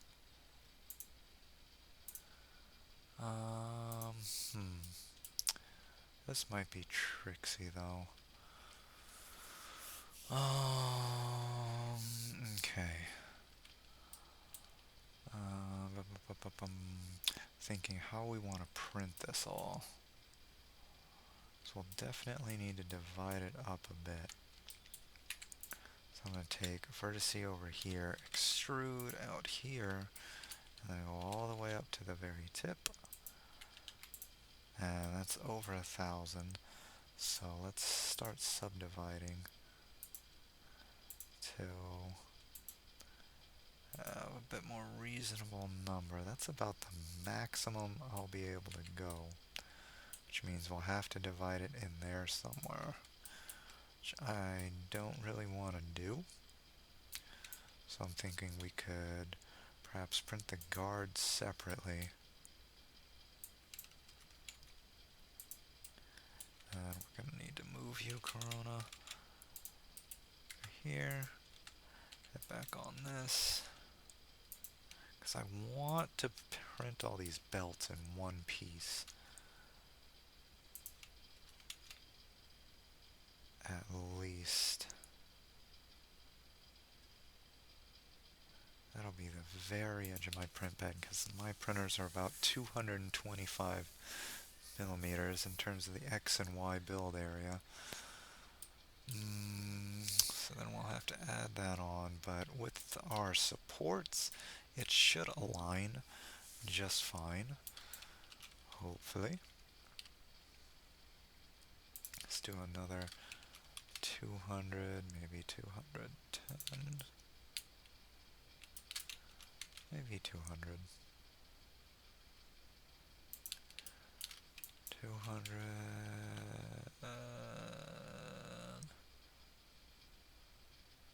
another 200, and then this can be subdivided. Yeah, that's almost 200. Okay, so we're going to have to separate this into these segments. So mostly we just need this, this, this, this, and that's it. So I'm going to extrude those along the X, and we'll bring all these outward a bit. Don't need these guys anymore. Or I don't really need these faces either. So let's go ahead and separate the guard.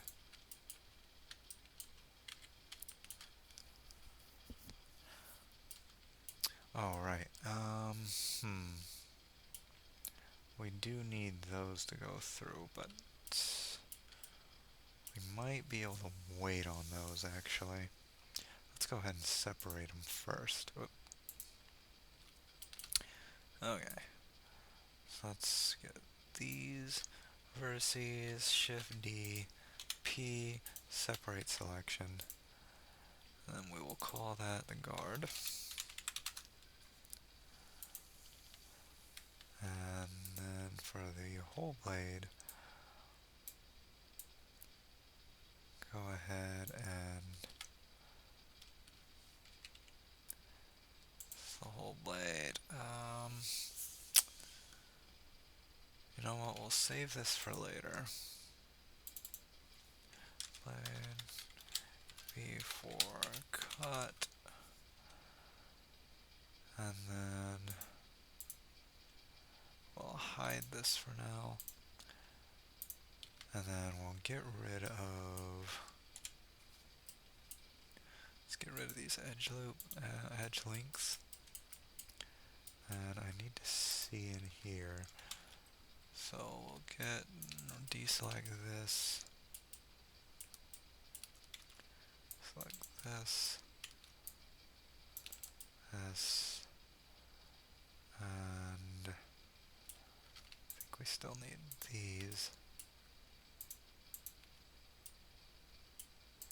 and delete that. So now we have the base here with our channel, and now we need this face. I don't think we're gonna use this one, so let's get rid of that.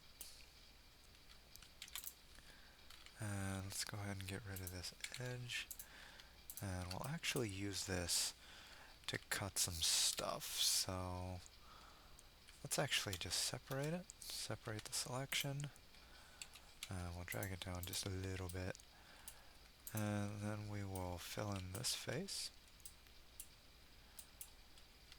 and then we'll go up here. So I think it's basically done with the modeling. I'm just separating it into printable pieces right now. So this will really depend on your print bed size, your build area and such.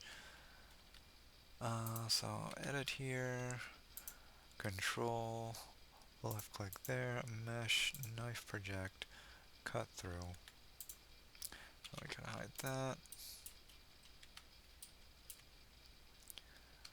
Okay. So you have this is going to be the base of the blade. Shift D to duplicate, P to separate, and blade, base.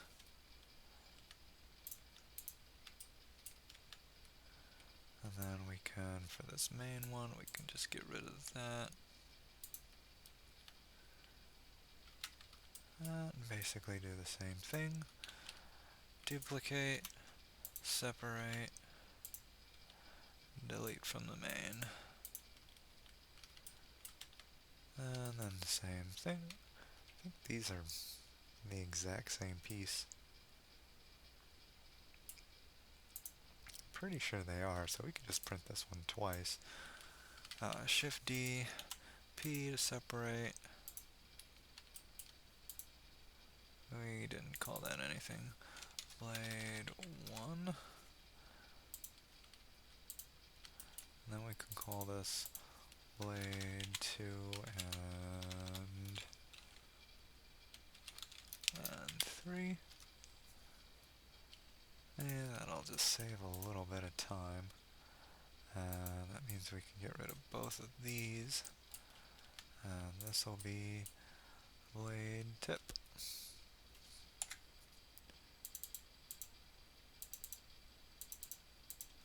Blade tip. Okay.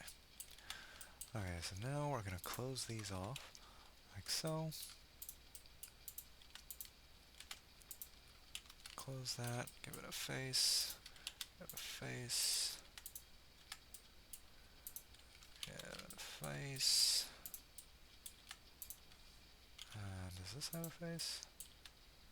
Does not have a face. Face. Where base go? You also need a face. And you have a face. Okay.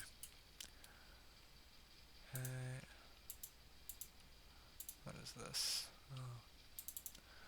Call this blade cutter and hide that. 1. Have a face on the top and bottom, right? Yeah, it looks like it. Okay, so now that we have those, and the handle already has its cuts, but it doesn't have its face over here anymore, or if it ever did. So let's give it that. We'll take these, face,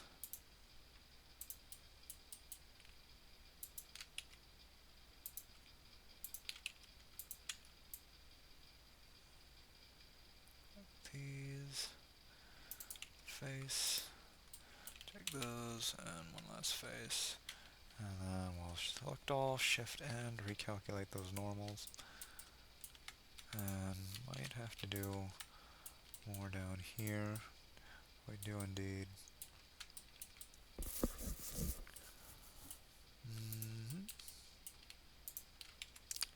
Face over there.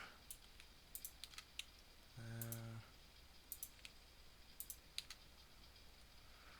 That should be fine. Let's click on these. Let's deselect these. That one back, face, face. Right. Oh. Nice holes going all the way through. That one already has one. Let's get handle, bottom. One doesn't have either sealed. Okay. No problem.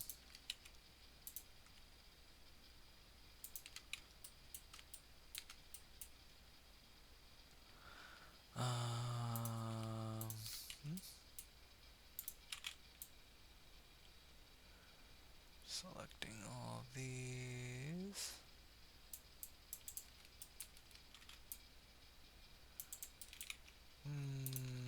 Okay. And since this is exactly the same, we'll just Shift D, move it down there. Select all, let's merge by distance, and that should be fine.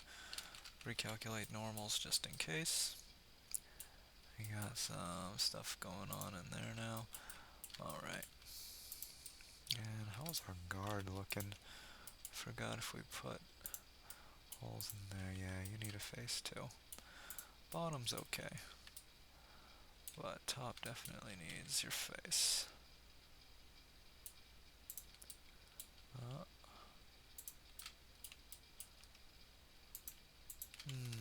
Okay. And again, we're probably not going to use this one. These, deselect those. Got a face. Don't need this.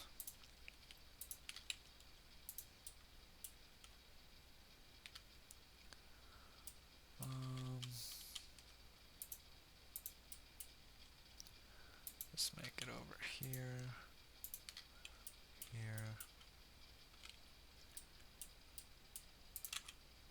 Select these guys. Let's circle. Let's select C. And then select all these. Deselecting those with Shift left click. Face. Face. Yep. Not quite.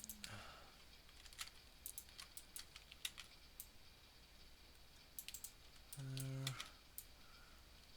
There. And that should be our face.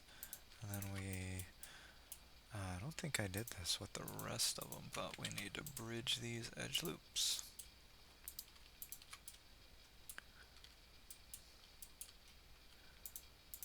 Bridge edge loops. So we now have our holes going all the way through. Good stuff. Handles. Did I do that with these? Looks like these are fine.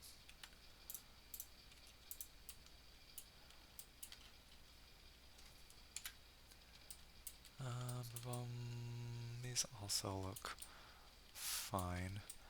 Okay. Alright.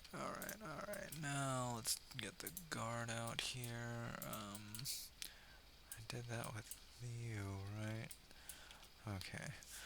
Turn on the light. It's getting dark. Blade base. Now we put those faces in there.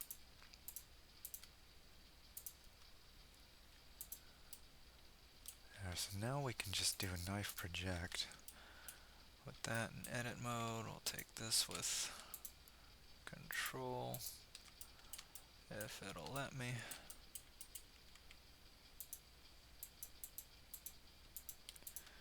Alright, clicking on this, let's set origin to geometry. That might help. Edit mode for that, and then we're still not getting it. Okay, that's fine. Cutter.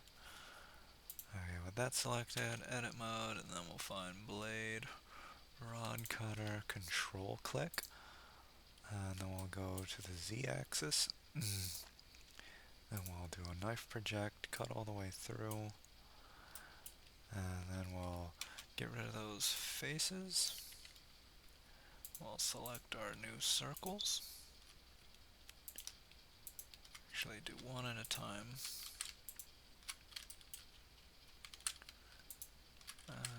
Come on. And then we'll bridge our edge loops.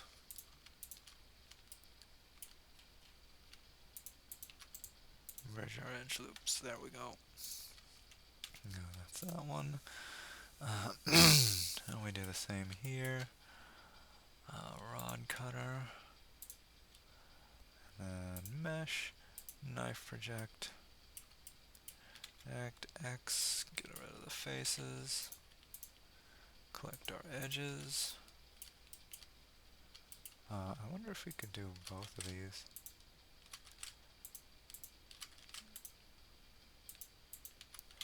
Let's see. Rip. Bridge edge loops. Nah. Gotta do it one at a time. That's fine. That one. Bridge edge loop. Collecting those. Collecting these. Whoops. Bridge edge loop. Hide. Edit. Let the cutters go. Mode, rod cutter, Z, mesh, knife project. Get rid of the faces. Just select all these. Bridge edge loop. Did it right? Yeah. With X-ray mode, selecting all these vertices, going in edge mode, bridge edge loop. Now last one. Edit. Control click on rod cutter.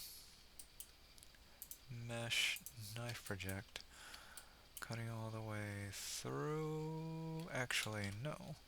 This one does not need to be cut all the way through. Let's go back to mesh, knife project, cut through, no. That way it's just holes at the bottom. Here, let's still get rid of faces. But this time, we're going to take those edge loops and extrude straight up into the blade. And then going to cap it off with some faces. Then we're going to click on those faces in 3, and then poke faces.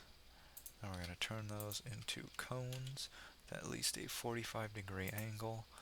That way support doesn't need to be printed in there. And those will be the housing for my rod. So we'll print this part twice. And there's probably some stuff I'm forgetting, but I think we'll start printing this bad boy out and see how that goes. Let's just see the whole thing.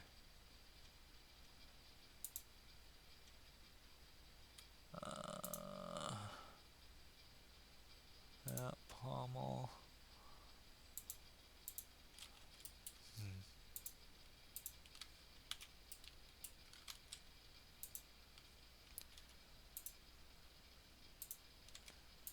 That, that'll go up there-ish.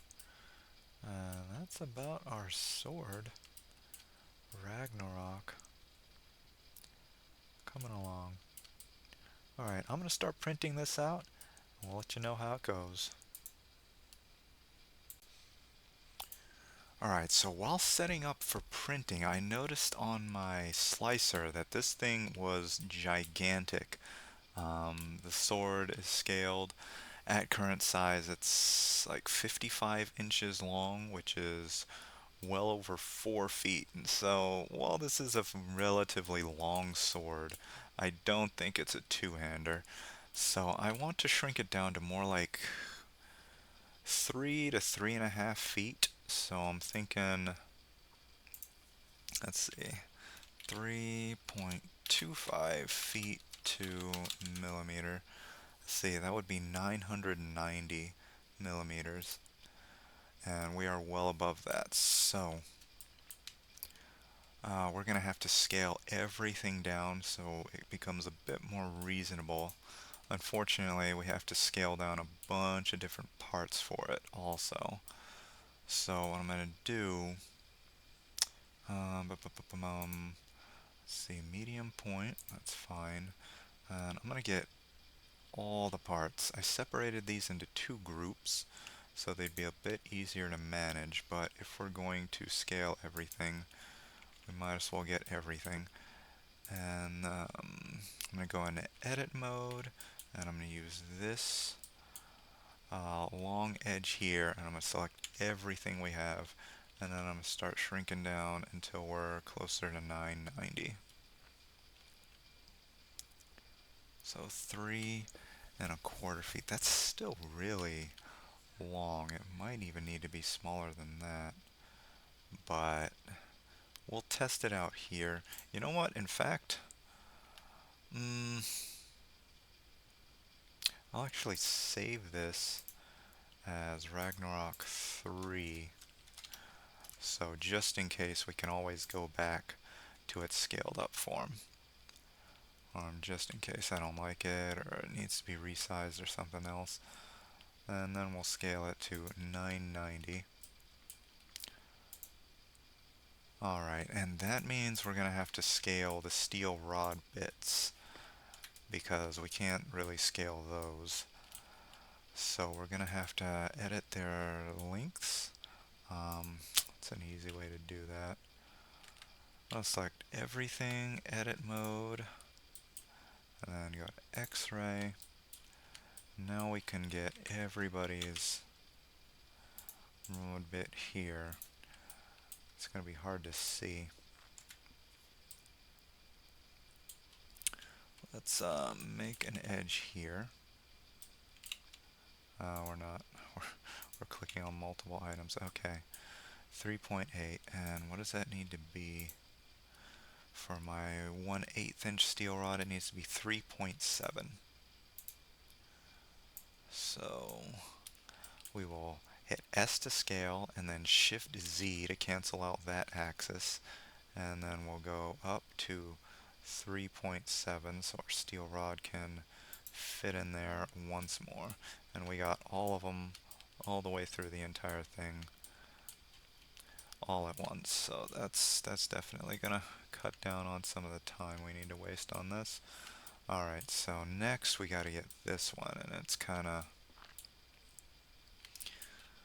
got some other vertices mixed in there, so we gotta be a little more careful. But we will select all these vertices here, make it up.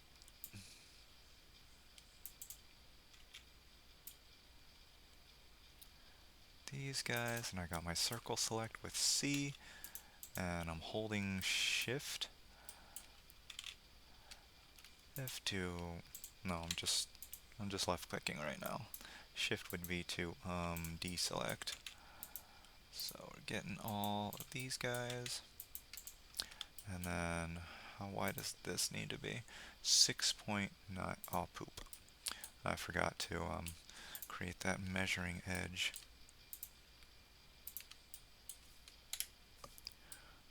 Is it these? No. These. Measuring edge. There we go. Okay, so we can select all these guys once more. Let's get this one, and this one, and this one, this one, this one. Okay. And we did not select that one, yeah. Selecting you,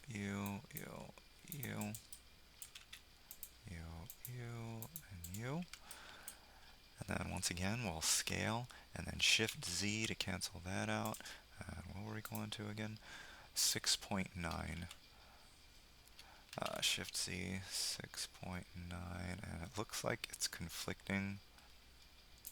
This is something I was afraid of. Is it poking out? Doesn't look like it, and it does have some room there. Not a ton, but it does have some room. Let's go back up to Z. See if it's bumping into anything. The handle?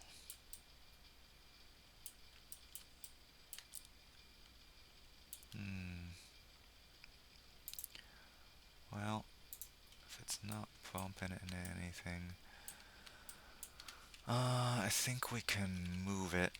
Or I'm gonna hit G with all these still selected and move it along the Y a bit. There's some weirdness going on in there.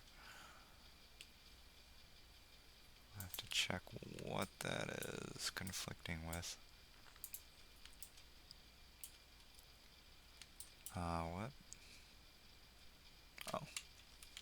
I didn't select this guy. Do we have another point? We should have another point all the way at the top, right? Yeah. And this looks like it's clipping. Yeah, it is. Definitely, definitely. So we need to move it along the y-axis. Okay, we'll turn snap off. Y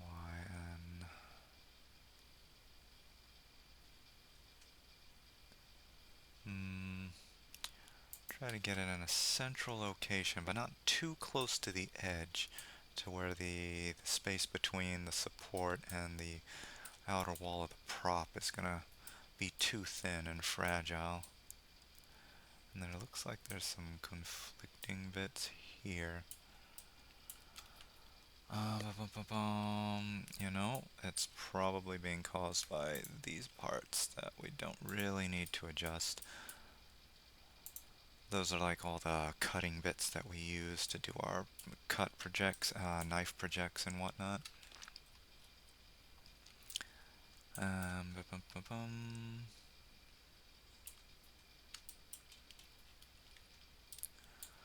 Hopefully at this point it's not too close to the edge or anything. I think these need to be readjusted.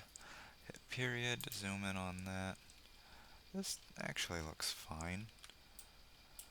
Um, this will select onto that.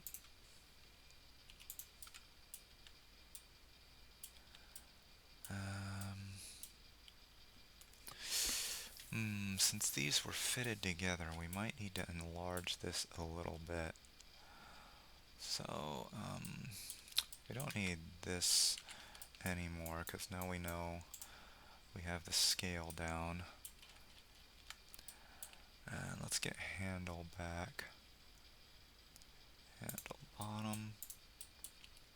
Because we need at least 0.5 millimeter space in between two parts that are fitted together. That way they can slip together easily. Let's get snap back on, and we'll create a little measuring tool by going along the x-axis here, and that's only 0.3. So we can either,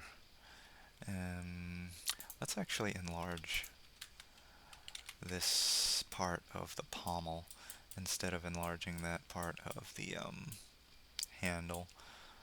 I think that'll just be a little easier for us.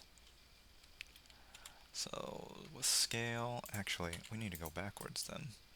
Instead of having this one, we'll get this one out. Go along the X. Select these faces again. Actually need you.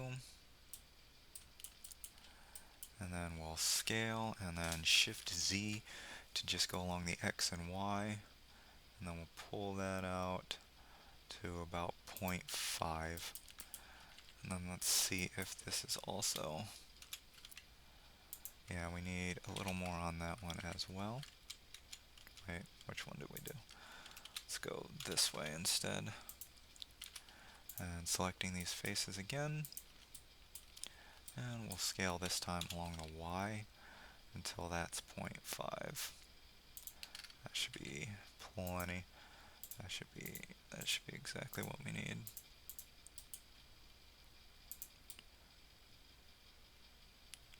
This is kind of diagonal. Let's make sure. Could use just the tiniest bit. It probably won't make a difference, but just to be sure, let's pull it out that tiny bit there along the X. Yeah. Okay, so those two parts should fit together. And now we basically got to go through the rest of it and make sure all the parts are going to fit properly. So we didn't do anything with the handle. This bit will need to be adjusted. I don't even remember what we call this, our tab here. So to make sure that fits, you know what I'll do? I'll shrink this part because it's just two parts versus trying to shrink all the other parts. So what we need to do is we actually need to check on this to see how far in we need to go. Let's get rid of X-ray for a moment. And this is, let's make a measuring tool here. We got 4.11. 11, and then this is 25.3. So this will need to be 24.8 for this to fit in. 24.8, let's make it 24.7, just so we can slide nice and smoothly up and down here. So take this and this And we need the outer walls, don't we? So that'll be this. Yeah. This and this. Um, there's the point there. And let's get these.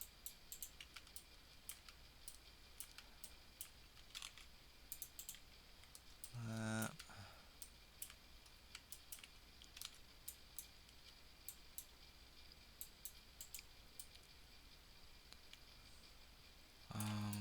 Hmm. I don't think we need to worry about this just yet. But let's make sure we got these out walls. I don't think we need those right yet. We're just shrinking this. And that needs to scale down to 24.7.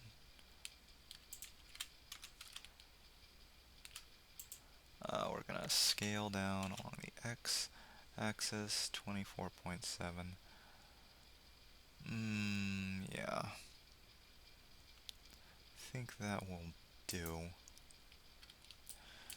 And that should fit in there, at least that face now. Now we gotta do the back face. Which means we'll take, say, all of these.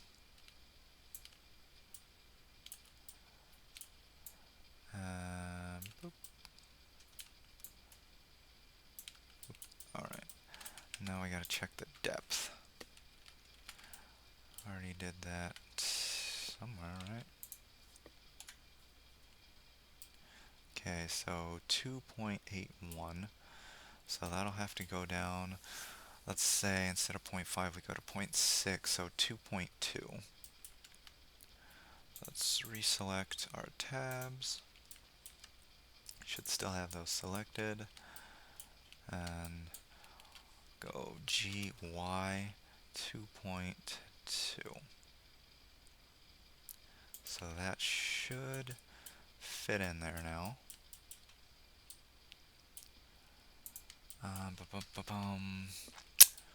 What else? What else? How about the teeth? These teeth, are they gonna fit? Let's see, this gap is 3.34. 0.3. That should be plenty of room. It should be plenty. How wide is this gonna be now? So I was a little worried about the thickness. It's less than 1 millimeter at this point. And it kind of has to be relatively durable because it's going to have to handle the tension of our rubber band. So, I could widen it.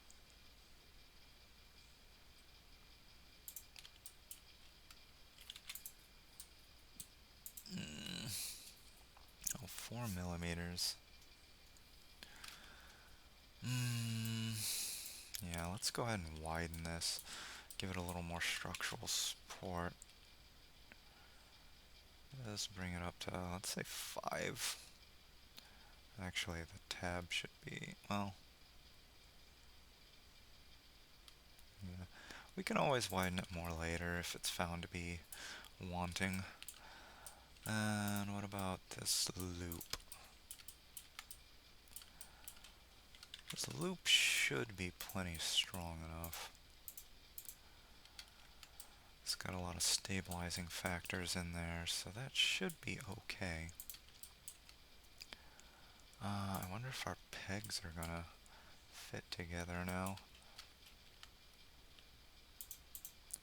We'll shrink the pegs, because that'll be the easiest part to adjust. Did we lose our peg? So I think we turned this one into that. So we kind of lost our peg, because I was just printing these twice. But now we need them down here too. So what would work best? Actually, no, Oh, these are part of that now. Okay. Okay, okay, okay.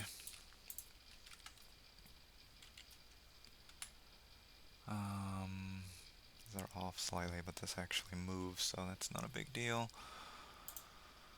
Um, you know what? I'm just gonna try printing it and seeing how it does with this new scale. Could always come back and make adjustments later. Oh yeah. Wonder if that's gonna fit. You know what? This one.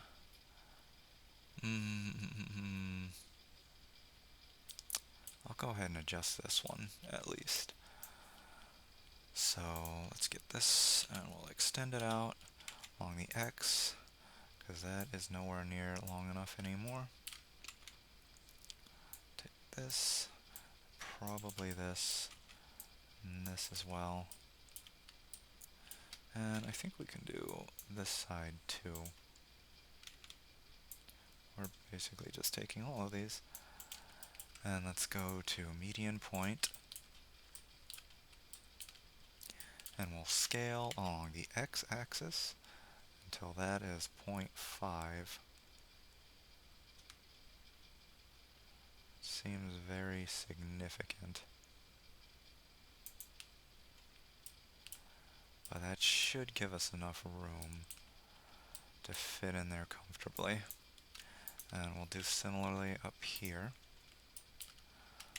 Let's select these again.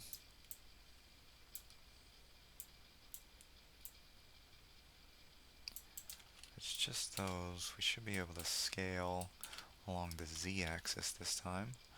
So we got 0.5. Hopefully this works.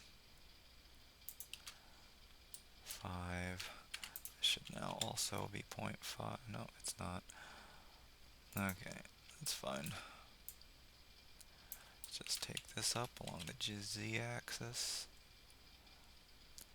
0.5 millimeters should ensure these parts fit together nice and snug. And then that's 0.384, so we'll do this again, point to get 0.5. Get rid of that. So these parts should snap into each other pretty well. And since that was such a distance, it makes me worried about these pegs again. So, let's see. They don't look perfectly circular anymore. I guess because well, it should have scaled evenly, I would think. But let's just see. Make sure that's on the same plane. Yeah, it's fine. Fine, and that is 3.67. So our pegs need to go down to 3.17.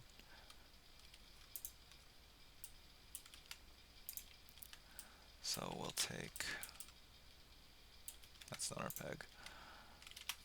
Let's get this. And scale, shift Z. Scale, oh no, not shift Z. Scale, shift, Y this time. 3 point, oh, that was already pretty close. Anyway, so that should actually be fine. Let's check these pegs up here. They might also be fine, but it's best to check. So that's our peg. This is our hole. Oh yeah, it's over here because this is mirrored. 5.96. Right, 5.96. 5, so 5.46 should be the diameter of our pegs.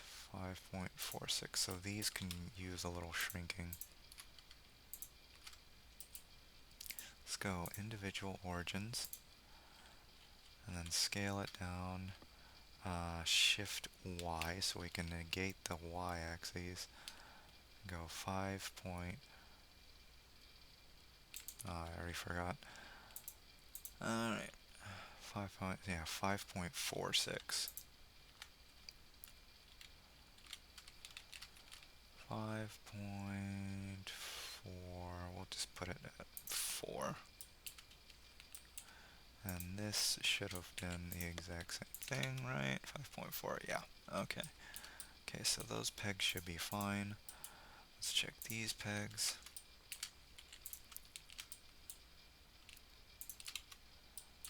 These can also be shrunk. We're still on individual origins. Scale, shift Y, 5.4. And that should fit. And I think that's everything that needs to fit. Now, I'm also considering if we should print the spikes separately.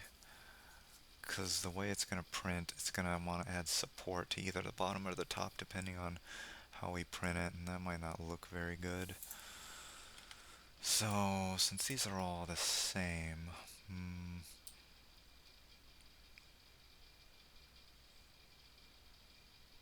I kind of want to make a little recess in the guard so we know exactly where these points are, because if we glue it, they might shift a little bit, and some of them might be up and down, so just the tiniest recess. So I'm going to take this spike, since they're all the same, take the spike, shift D to duplicate it, and then I'm going to hit P to separate it into its own thing, and then we'll call this guard spike, and then we'll put that off to the side, we'll give it a face, and then we can get rid of these. These ones, get rid of the ones that are attached, get rid of that, and now we have this hole. Now, so I'm going to take these and increase them by 0.5 millimeters, that way the spikes can fit comfortably in them.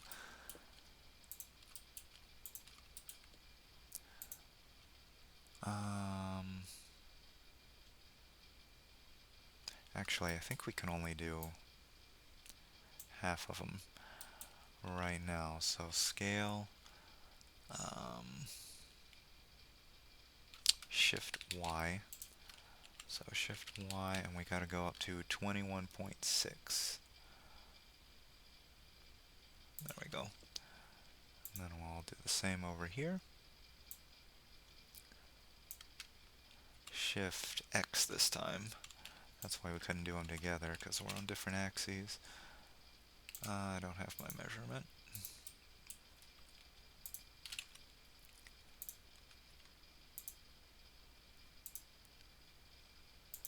Get those guys. Come on. There we go. And then 0.6. Oh yeah. Shift X.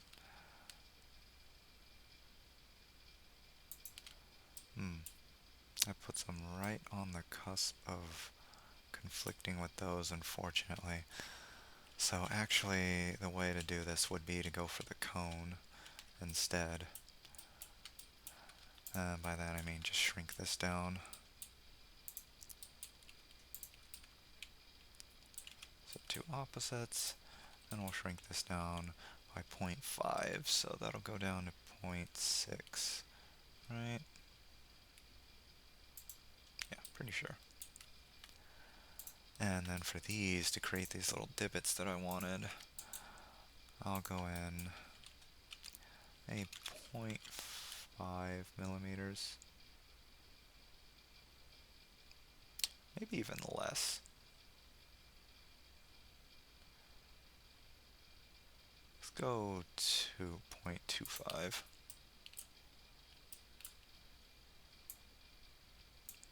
Select everybody over there. E to extrude along the X, and we'll go to 2.5. It's close enough. And we'll put a face on those. That way we can see very clearly where the spikes need to be glued onto, just as a guide. We don't need this. snap off.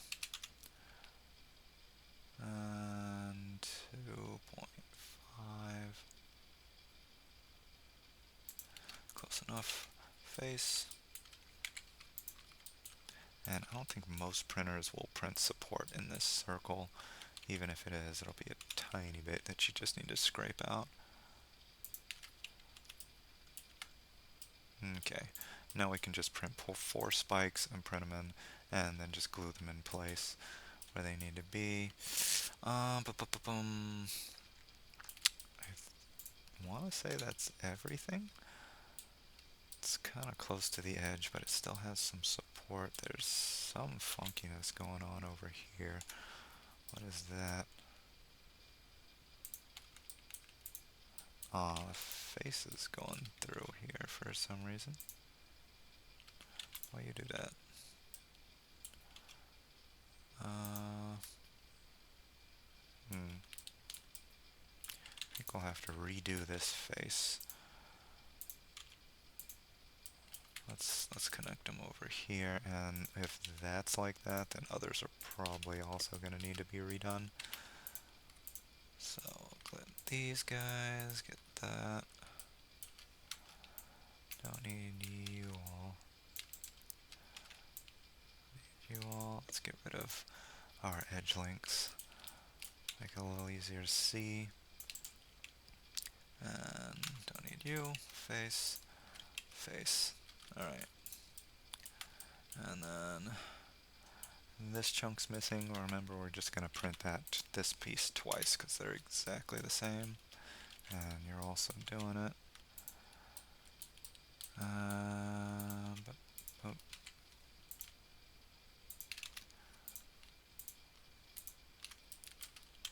Let's get rid of these ones we don't need.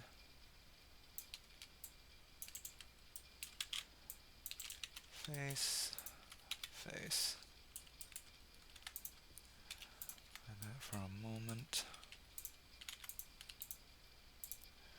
And I think we can just copy and paste these, or Shift D to duplicate, snap on, and I'm going to hit G to grab, and then Z to move along the Z axis. We'll snap it right here. We'll do auto merge. So that's stuck on there now. And let's get our, what is it, blade 1? Yeah, blade 1 back. These do the same thing.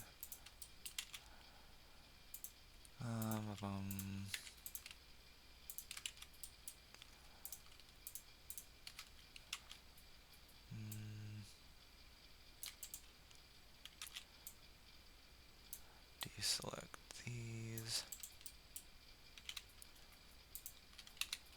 Face. Face. Yeah, that's fine. Let's hide this guy. And you as well.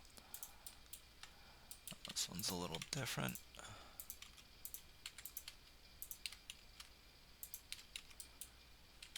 Face is on here.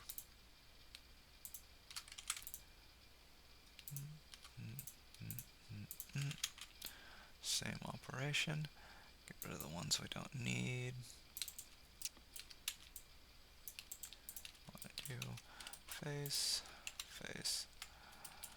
And now we have the base.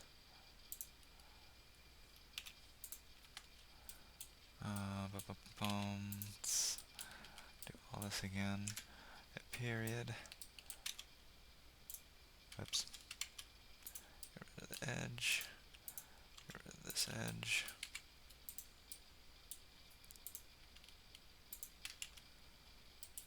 Let's select these and deselect those.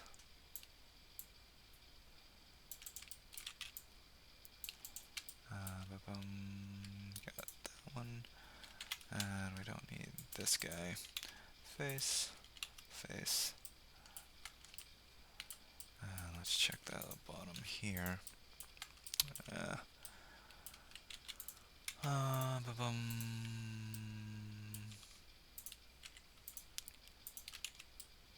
These.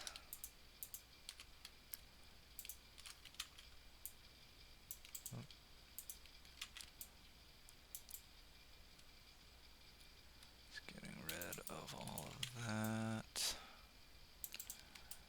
And that should be good. Face. Let's check the guard. Guard should be fine, but let's see. Yeah, guard seems okay. Let's check bottom of the guard. Seems fine. Let's check handles. Handle should... Ooh,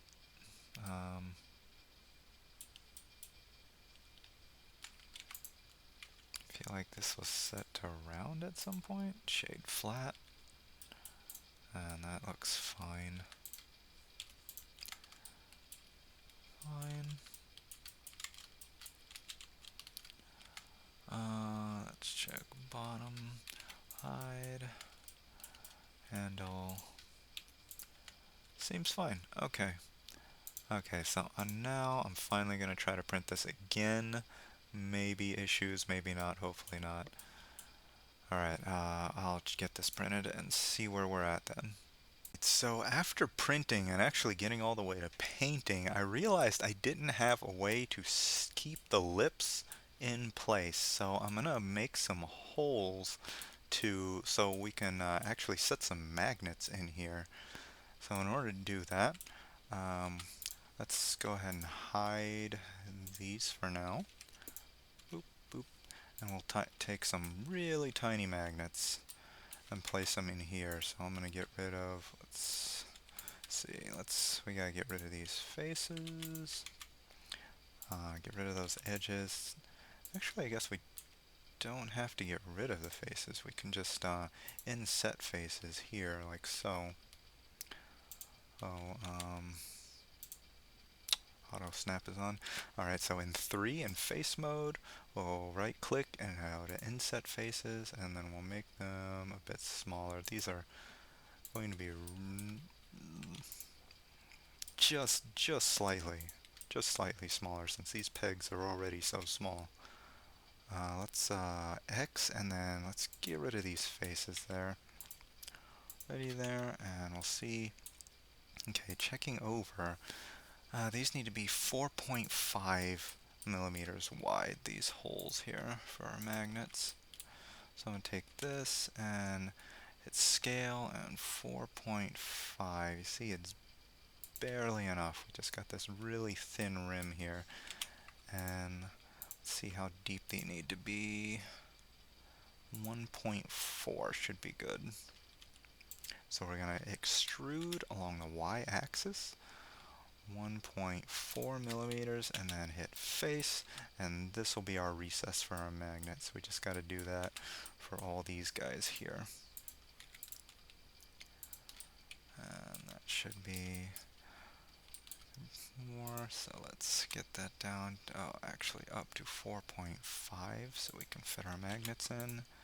And then we'll extrude on this thing to 1.4, was it?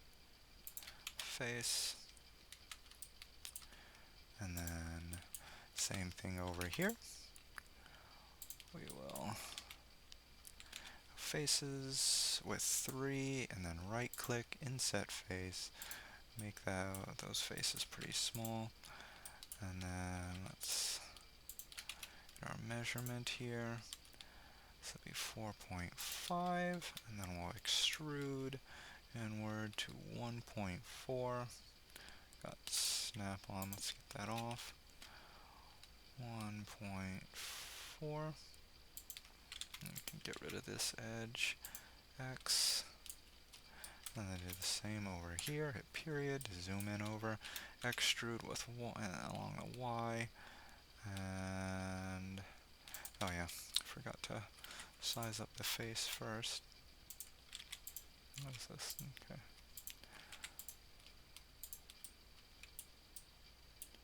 It's actually, these two are across from each other. And let's go to 4.5. And just taking this outer ring, we don't need you anymore. We'll extrude with E, Y, and then 1.4. Okay, so those are those bits. Now we gotta do the other part of the lips. Let's get those back up and basically do the same thing. We'll just hide these other bits so they're not in the way. Those. And let's see if we can... Oh, good. They're mirrored, so we just have to do a few. Okay, so this one already has this hole in it. So we'll get these two faces, and then we'll right-click, inset face. Get down a bit, then let's see. Needs to be 4.5, just like that, and I'm not gonna have enough room over here, but we're gonna extrude it anyway to 1.4. Oop. And that's the other side, and we'll get rid of these edges here, and then we'll take all of this and push it back in a bit so it's not sticking out too far. So yeah, it's still well within the lips there. And that should be good enough. Alright. It can be off a little bit. It's not that big a deal. Let's get this one and get our measurement. Scaling down to 4.5. And then get rid of that edge. Circle, extrude to 1.4. And then we'll take the entire thing in. That part. And this one's actually not poking out, so that one should be fine. And those will give us our recesses for our magnets, so that those will attach to the pegs, and that way the lips can stay on without having to worry about gluing it on or them just falling off because there's nothing holding them. Alright, that should do it. Here we have Ragnarok all printed out. Assembly does require a few steel rods. Exact measurements and instructions are available to supporters over on my Patreon. There you can even download the STL files to print this prop without any modeling needed. To paint the blade, I started with white, then placed a single strip of painter's tape in the center on both sides, then sprayed over with black. Once dry, the painter's tape can be removed to reveal that clean white center strip. I really should have set up my camera since doing this with one hand is proving to not be ideal, but you can see the end result. For the handle, I used a very similar technique, spraying white, then placing down strips of painter's tape so only a slim line is left. That line is then sprayed over with black. Then removing the tape reveals the handle to look like it's got its own wrapping. And here is Ragnarok, fully painted and assembled. If you've made it this far, I do thank you for it and hope you learned something you might be able to apply to your own modeling endeavors. And an extra special thanks goes out to M. John Simon as a hero of the channel. Contributions like his help keep props coming and the armory growing. We currently have 38 props with STL files and instructions available to supporters of my Patreon. Their fan tier is much appreciated as every little bit helps. Supporter tier gains access to the STL files needed to print and build all available props in the armory. And Hero tier gets not only supporter rewards but also earns special acknowledgement in videos just like this one. And everyone is free to suggest props you'd like to see join the armory. Thank you everyone who is still with me. This was a long one, but we are done. I was Ken with Kenjutsu, bring it to life, and I am out.